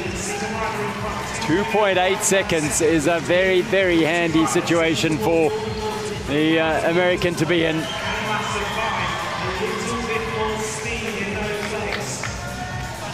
He's in control right now, but we've said that before in races and things have turned out differently. 1,000 meters, just under 1,000 meters to go. Lasser under pressure, the Austrian, as he's leaking time to Elliot Godon now, nearly 4 seconds. I feel Godon has actually decided to turn the pressure on now. Lasser a little bit all over the track. Godon still looking strong. The young 18-year-old from the United States of America, he looks very much in control. Well, 500 meters left to travel, 2 laps of the track. Well, Godon's got to hold on here. He's getting to within sight of his opponent, but he won't need to worry about catching him here. He needs to just bring this home safely, and he will have a bronze medal in his maiden Paralympic Games. Elion Godon of the United States. They've yet to win a medal at these championships, at these Paralympic Games, but he could become the first. At the age of 18, he is a bronze medalist at the Paralympic Games. Elion Godon for the United States. A hugely impressive ride by the 18-year-old. What a performance by the youngest rider on the para-track program here in Paris. Well, he rode a very similar time to the qualifying to win that bronze medal. He looks so in control, the 18-year-old from the United States of America. It's Roland-Garros. He's celebrating the bronze medal. What a mature ride from him, wasn't it? He didn't get carried away. He paced himself, made sure that when he got into the controlling, or the driver's seat, if you like, he managed his tempo. The coach was advising him all the way around. And Lasser from Austria, well, had no answer to the power. Lasser was ahead at 1,000 meters, but it changed soon after. And this man, Godon, Yeah, last time may have just gone out a little bit too hard because he did finish quite a few seconds slower than he qualified. So his ride was not as strong as qualifying, but this man, Gardon of the United States of America, he was very much in control.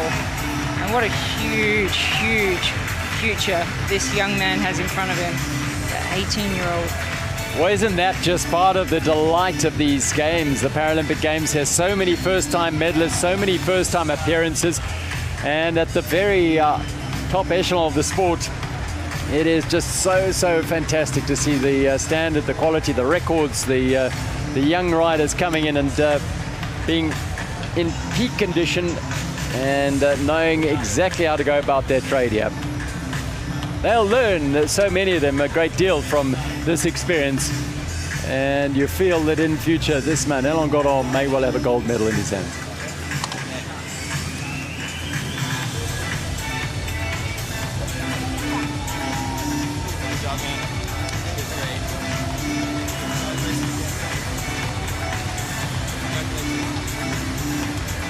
Special words. What a mature 18-year-old.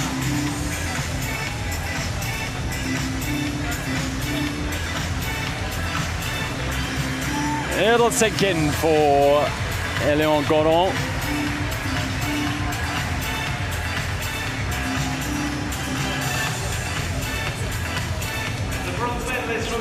Well, that's an ambitious young man. He probably feels, you know what, I want the gold medal. I like this, and I rather fancy coming back in 4 years' time on a home track and chasing the gold. Well, I don't doubt it for a second. Racing for gold and silver is 26-year-old Foulon and 37-year-old Dementiev of Ukraine. So a big future ahead of the 18-year-old. Well, the last race of day 3's action in the velodrome, and it could not be better set up. A mouth-watering clash for gold in the men's C5 4-kilometer individual pursuit. France's gold medalist from Tokyo, Foulon, and the man who won in Rio 4 years prior to that, Dementiev. Bronze in Tokyo for him.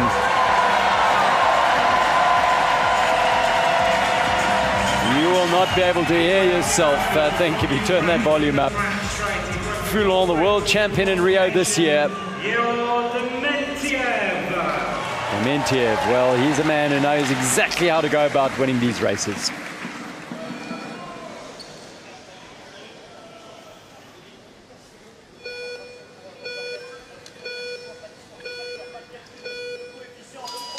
The gold medal is at stake in the men's C5 4-kilometer individual pursuit here at Saint-Quentin-en-Yvelines, and it has a tinge of hometown delight to it because France's Foulon is up against the man from the Ukraine, Dementiev, who won the gold in Rio, Foulon the gold in Tokyo.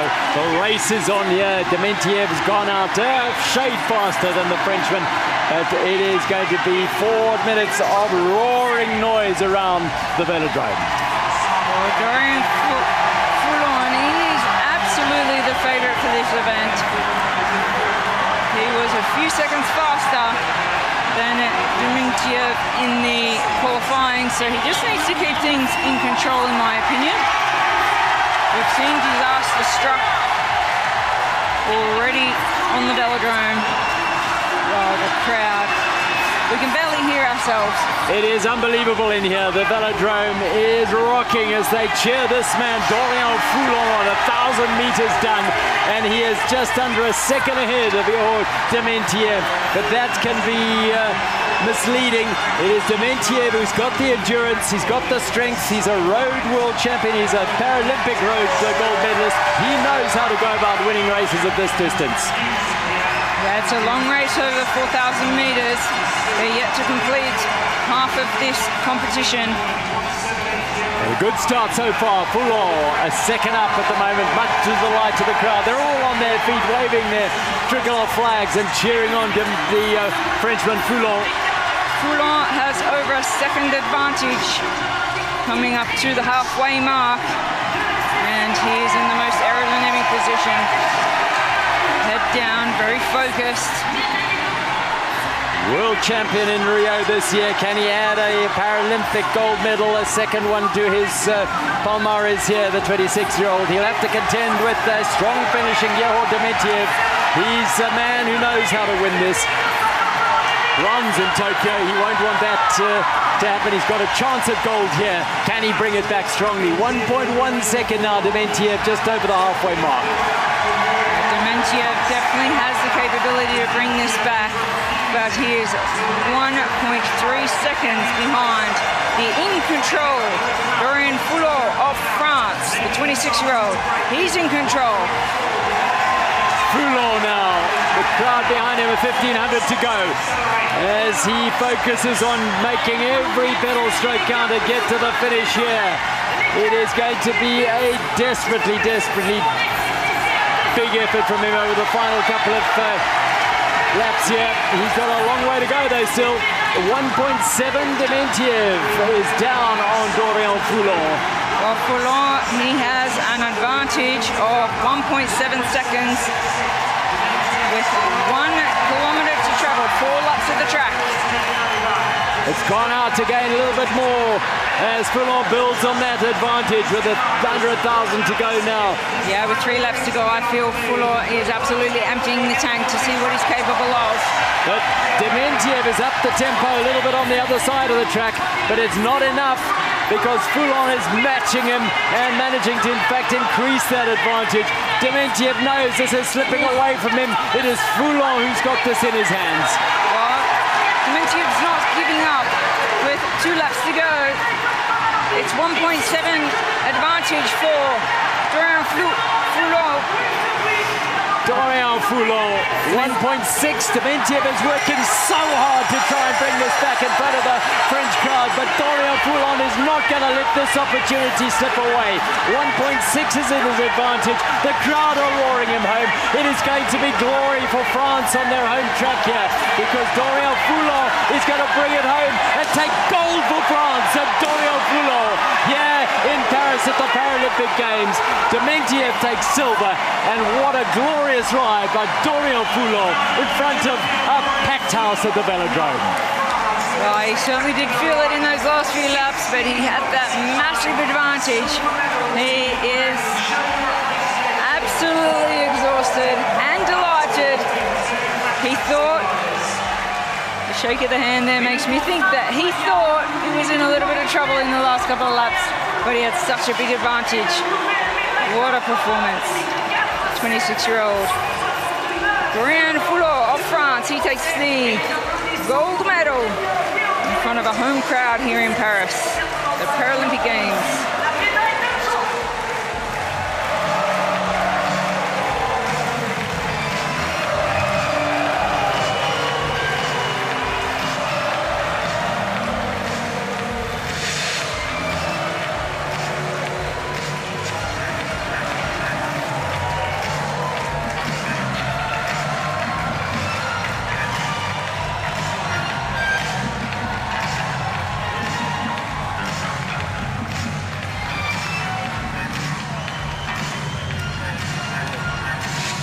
Moments of sheer delight for Dorian Foulon. Well, the gold medal in Tokyo was won in front of a sparse crowd of supporters.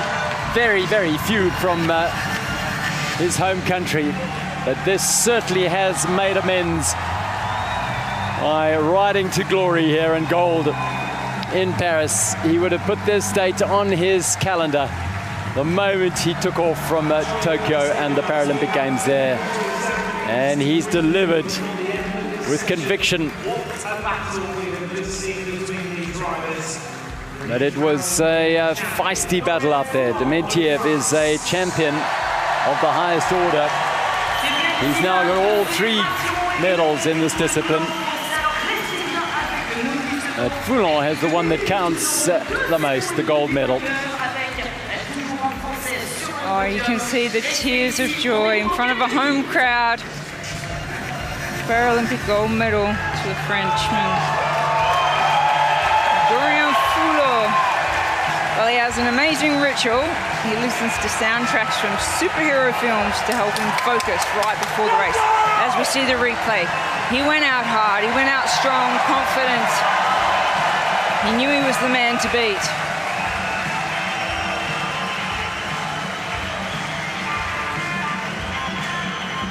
In the end, only a second and a half between them.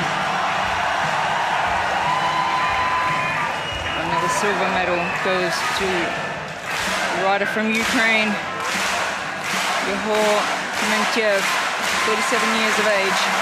There's the coach saying, "You've got it, mate. It's all wrapped up."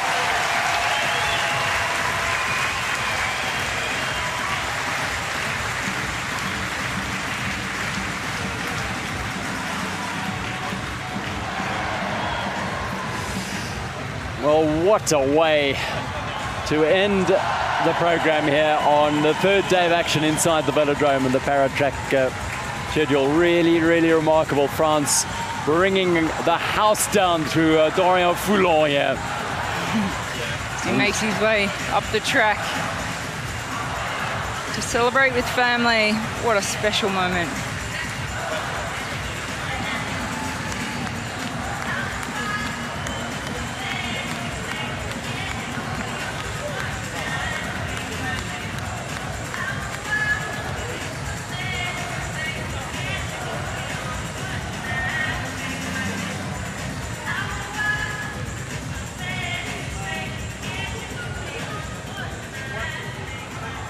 Unbridled emotion and celebrating the feats of this young man, Dorian Foulon, beg your pardon, backing up gold in Tokyo by riding to gold once again under intense and fierce pressure from Yehor Kmentiev. The Ukrainian did all he could, but it was the power of this man harnessed to that of a packed velodrome that drove him towards the finish and ultimate gold.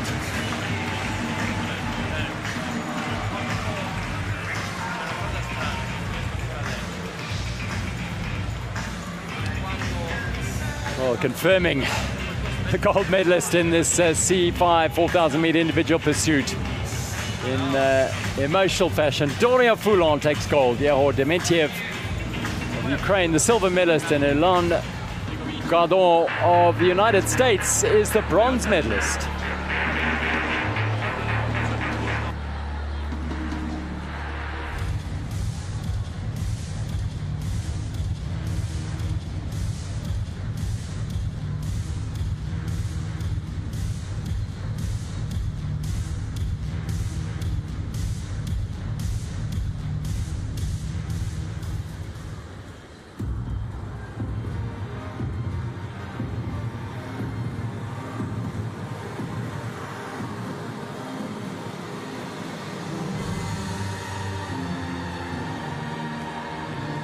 Mesdames et messieurs, la cérémonie des vainqueurs de la poursuite individuelle 4000 mètres par C4. Ladies and gentlemen, the victory ceremony for the men's C4 4,000 meters individual pursuits. Celebrating the achievements of the men's C4 4K individual pursuit medalists.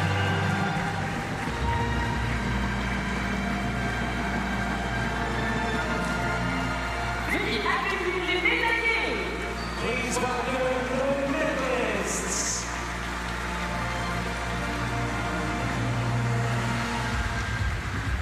Les médailles seront remises par The medals will be presented by Monsieur Laurent Merkert, maire de Montigny-le-Bretonneux. Mayor of Montigny-le-Bretonneux. Mayor of the local municipality, Montigny-le-Bretonneux.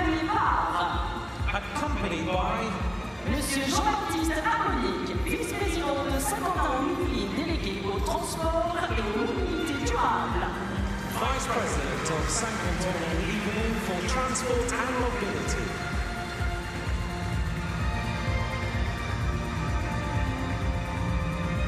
Médaillé de bronze, représentant la France. Bronze medalist representing France. Gatien Le Poussin. Well, what a moment for a 21-year-old in your first games to be on the podium.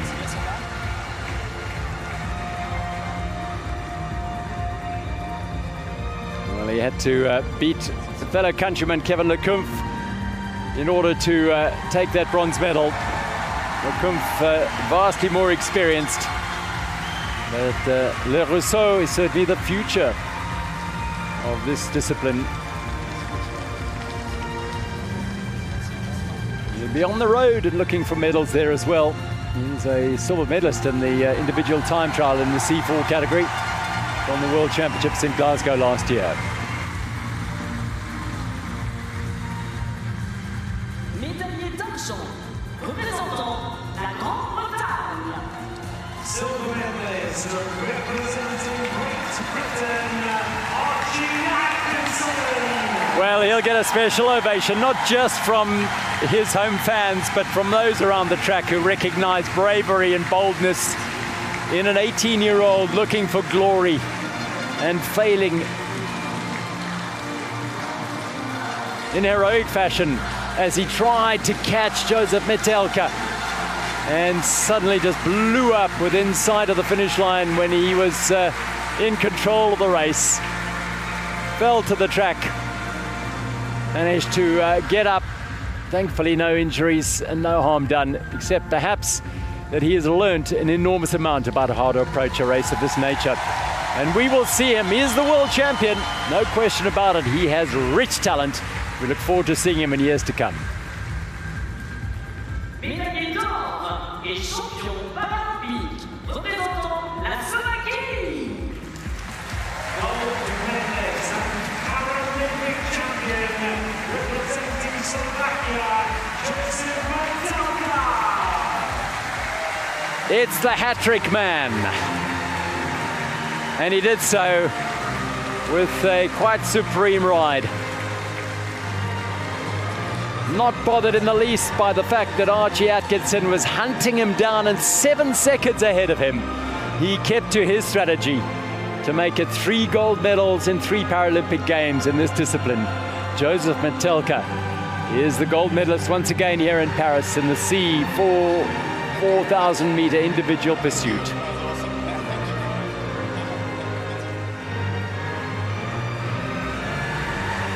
Takes his medal tally at Paralympic Games to 8.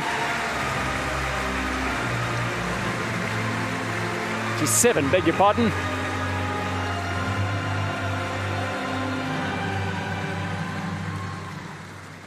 Mesdames et messieurs, si vous le pouvez, veuillez vous lever pour l'hymne de la Slovaquie.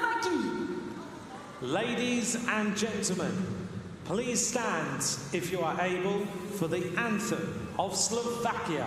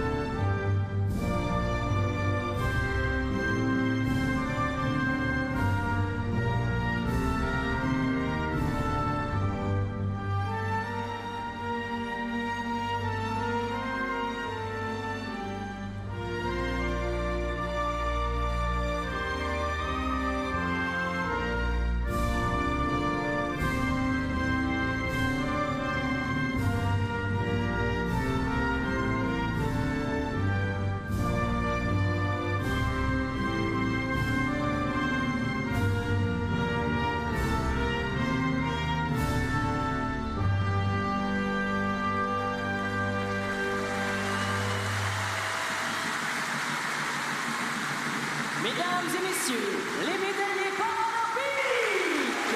Ladies and gentlemen, the Paralympic medalists. Well, it is just wonderful. The 21-year-old and a 20-year-old flank the 37-year-old gold medalist. Experience prevailing over youthful drive and ambition that I'm sure will see both Atkinson and Les Rousseau learn and bring their experience to bear in the future.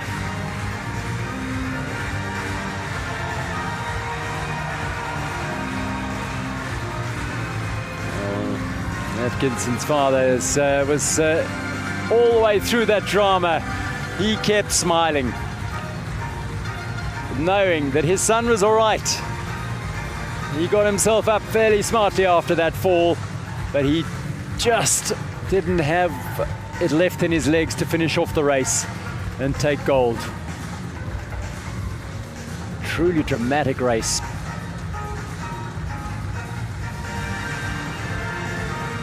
The Frisians can sit down. The medalists can display their wonderful, wonderful prizes.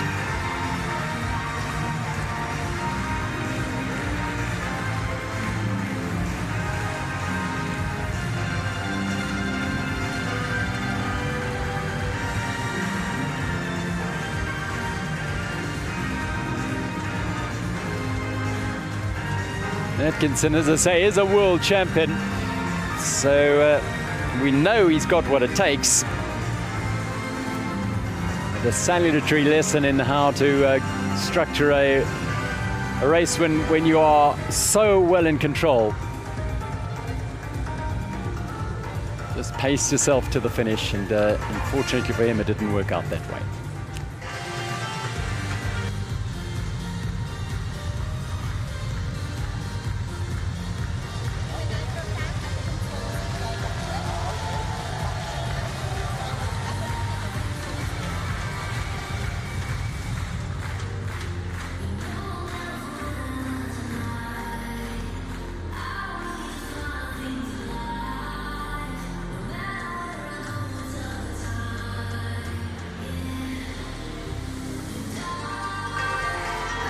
The man behind the Paralympic Games and a triple Olympic gold medalist in slalom canoe.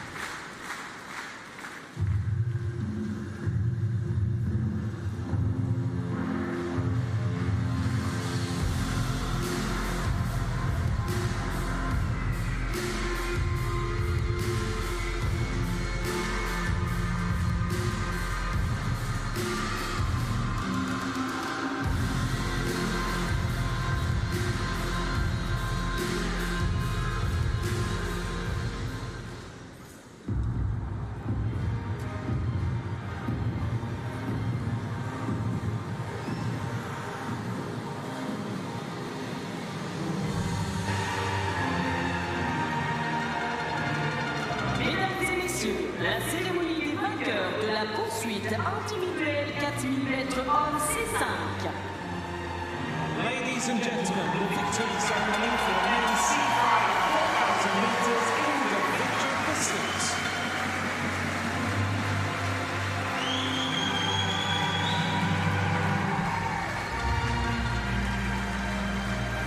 Veuillez accueillir accueillir les médaillés. What a way to bring the curtain down on day 3 with a gold medal for the home nation in the shape of Dorian Foulon.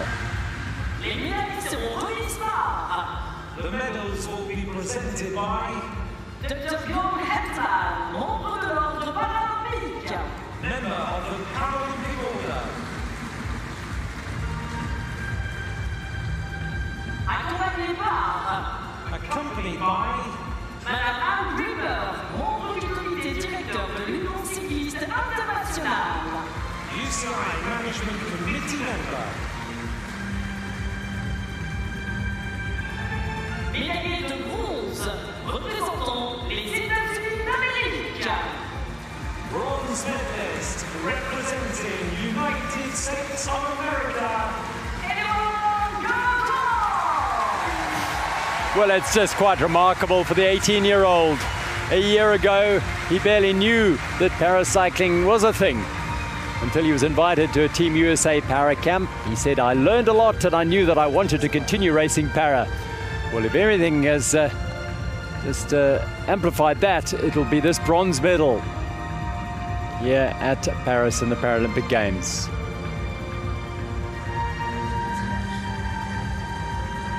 A first for the United States, first medal in Paris on the track here. And it goes to the youngest rider in the entire competition. Médaillé d'argent, représentant l'Ukraine. Silver medalist representing Ukraine.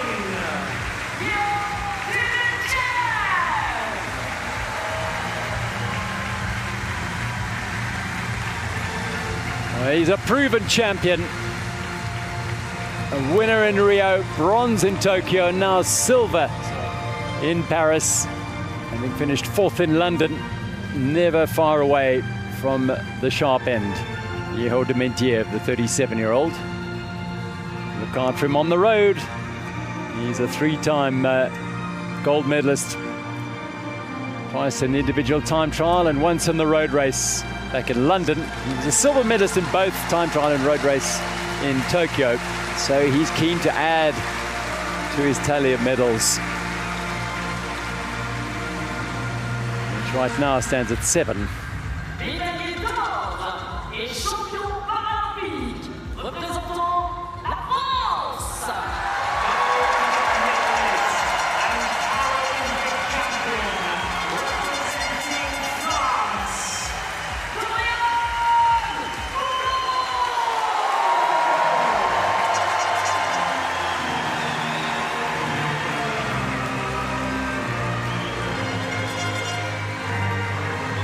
Surely no prouder moment for 26-year-old Dorian Foulon from the Chapelle Carreau to stand at the very pinnacle of the sport in the Paralympic Games on his home velodrome with a gold medal around his neck. A repeat of his Tokyo glory, but this time all the sweeter, as it's done in front of the home crowd and his friends and family. Well, a relief perhaps, all the pressure and the build-up paid off. Mesdames et messieurs, si vous le pouvez, veuillez vous lever pour l'hymne de la France. Ladies and gentlemen, please stand if you are able for the anthem of France.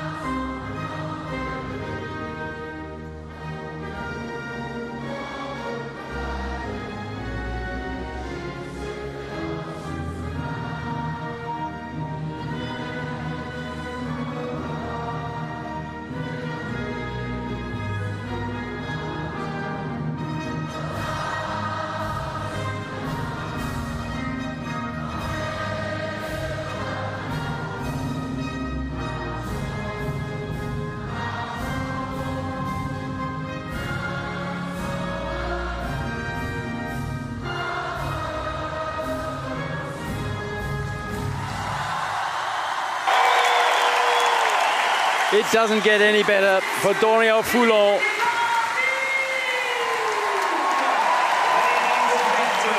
Or perhaps any more emotional.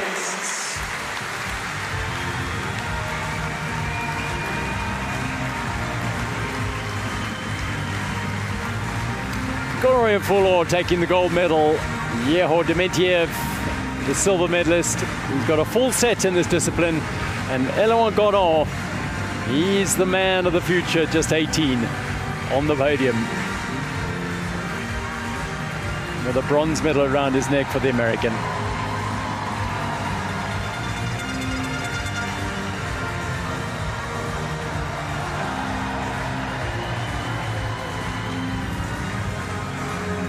Well, Saint-Quentin Yvelines will be celebrating this evening here in Paris. After the feats of Dorian Foulon, there was high expectation that he could win this event, but with that comes a great deal of pressure. And the Frenchman responded to that pressure in the best way possible by shutting out Dementiev in the final in emphatic fashion.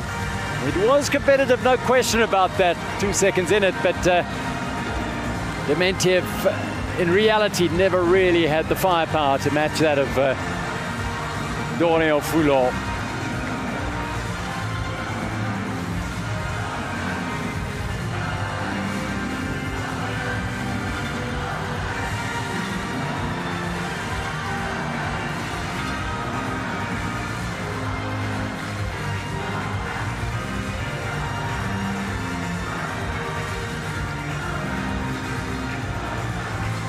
Well, he's a proud champion to go alongside the medal he won in Tokyo.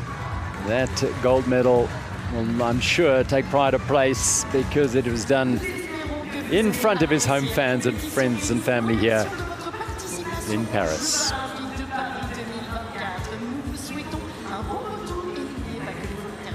High emotions to end day three of action here in the Velodrome.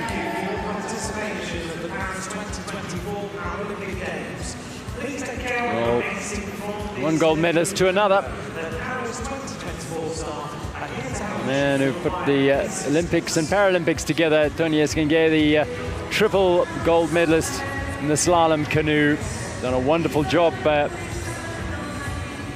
as the head of the organizing committee here. Congratulating a French gold medalist in Dorian Foulon.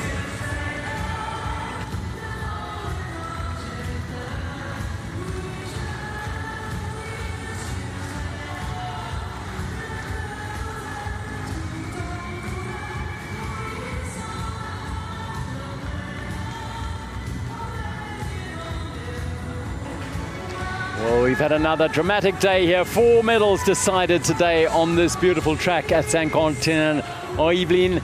A packed house celebrated, commiserated, and enthused.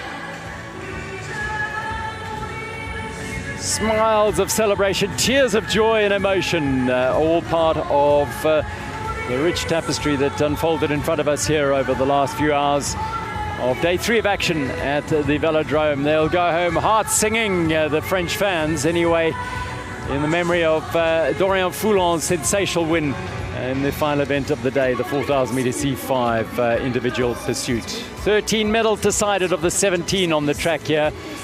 China picked up another today to take their tally to 3 gold medals. Likewise, Australia, Great Britain have 2, France and the Netherlands have 2 each, and Slovakia picked up their first today. And we've got, on the final day of action here, 4 more medals to decide on another action-packed day in Saint-Quentin-en-Yvelines National Velodrome. It's one you won't want to miss.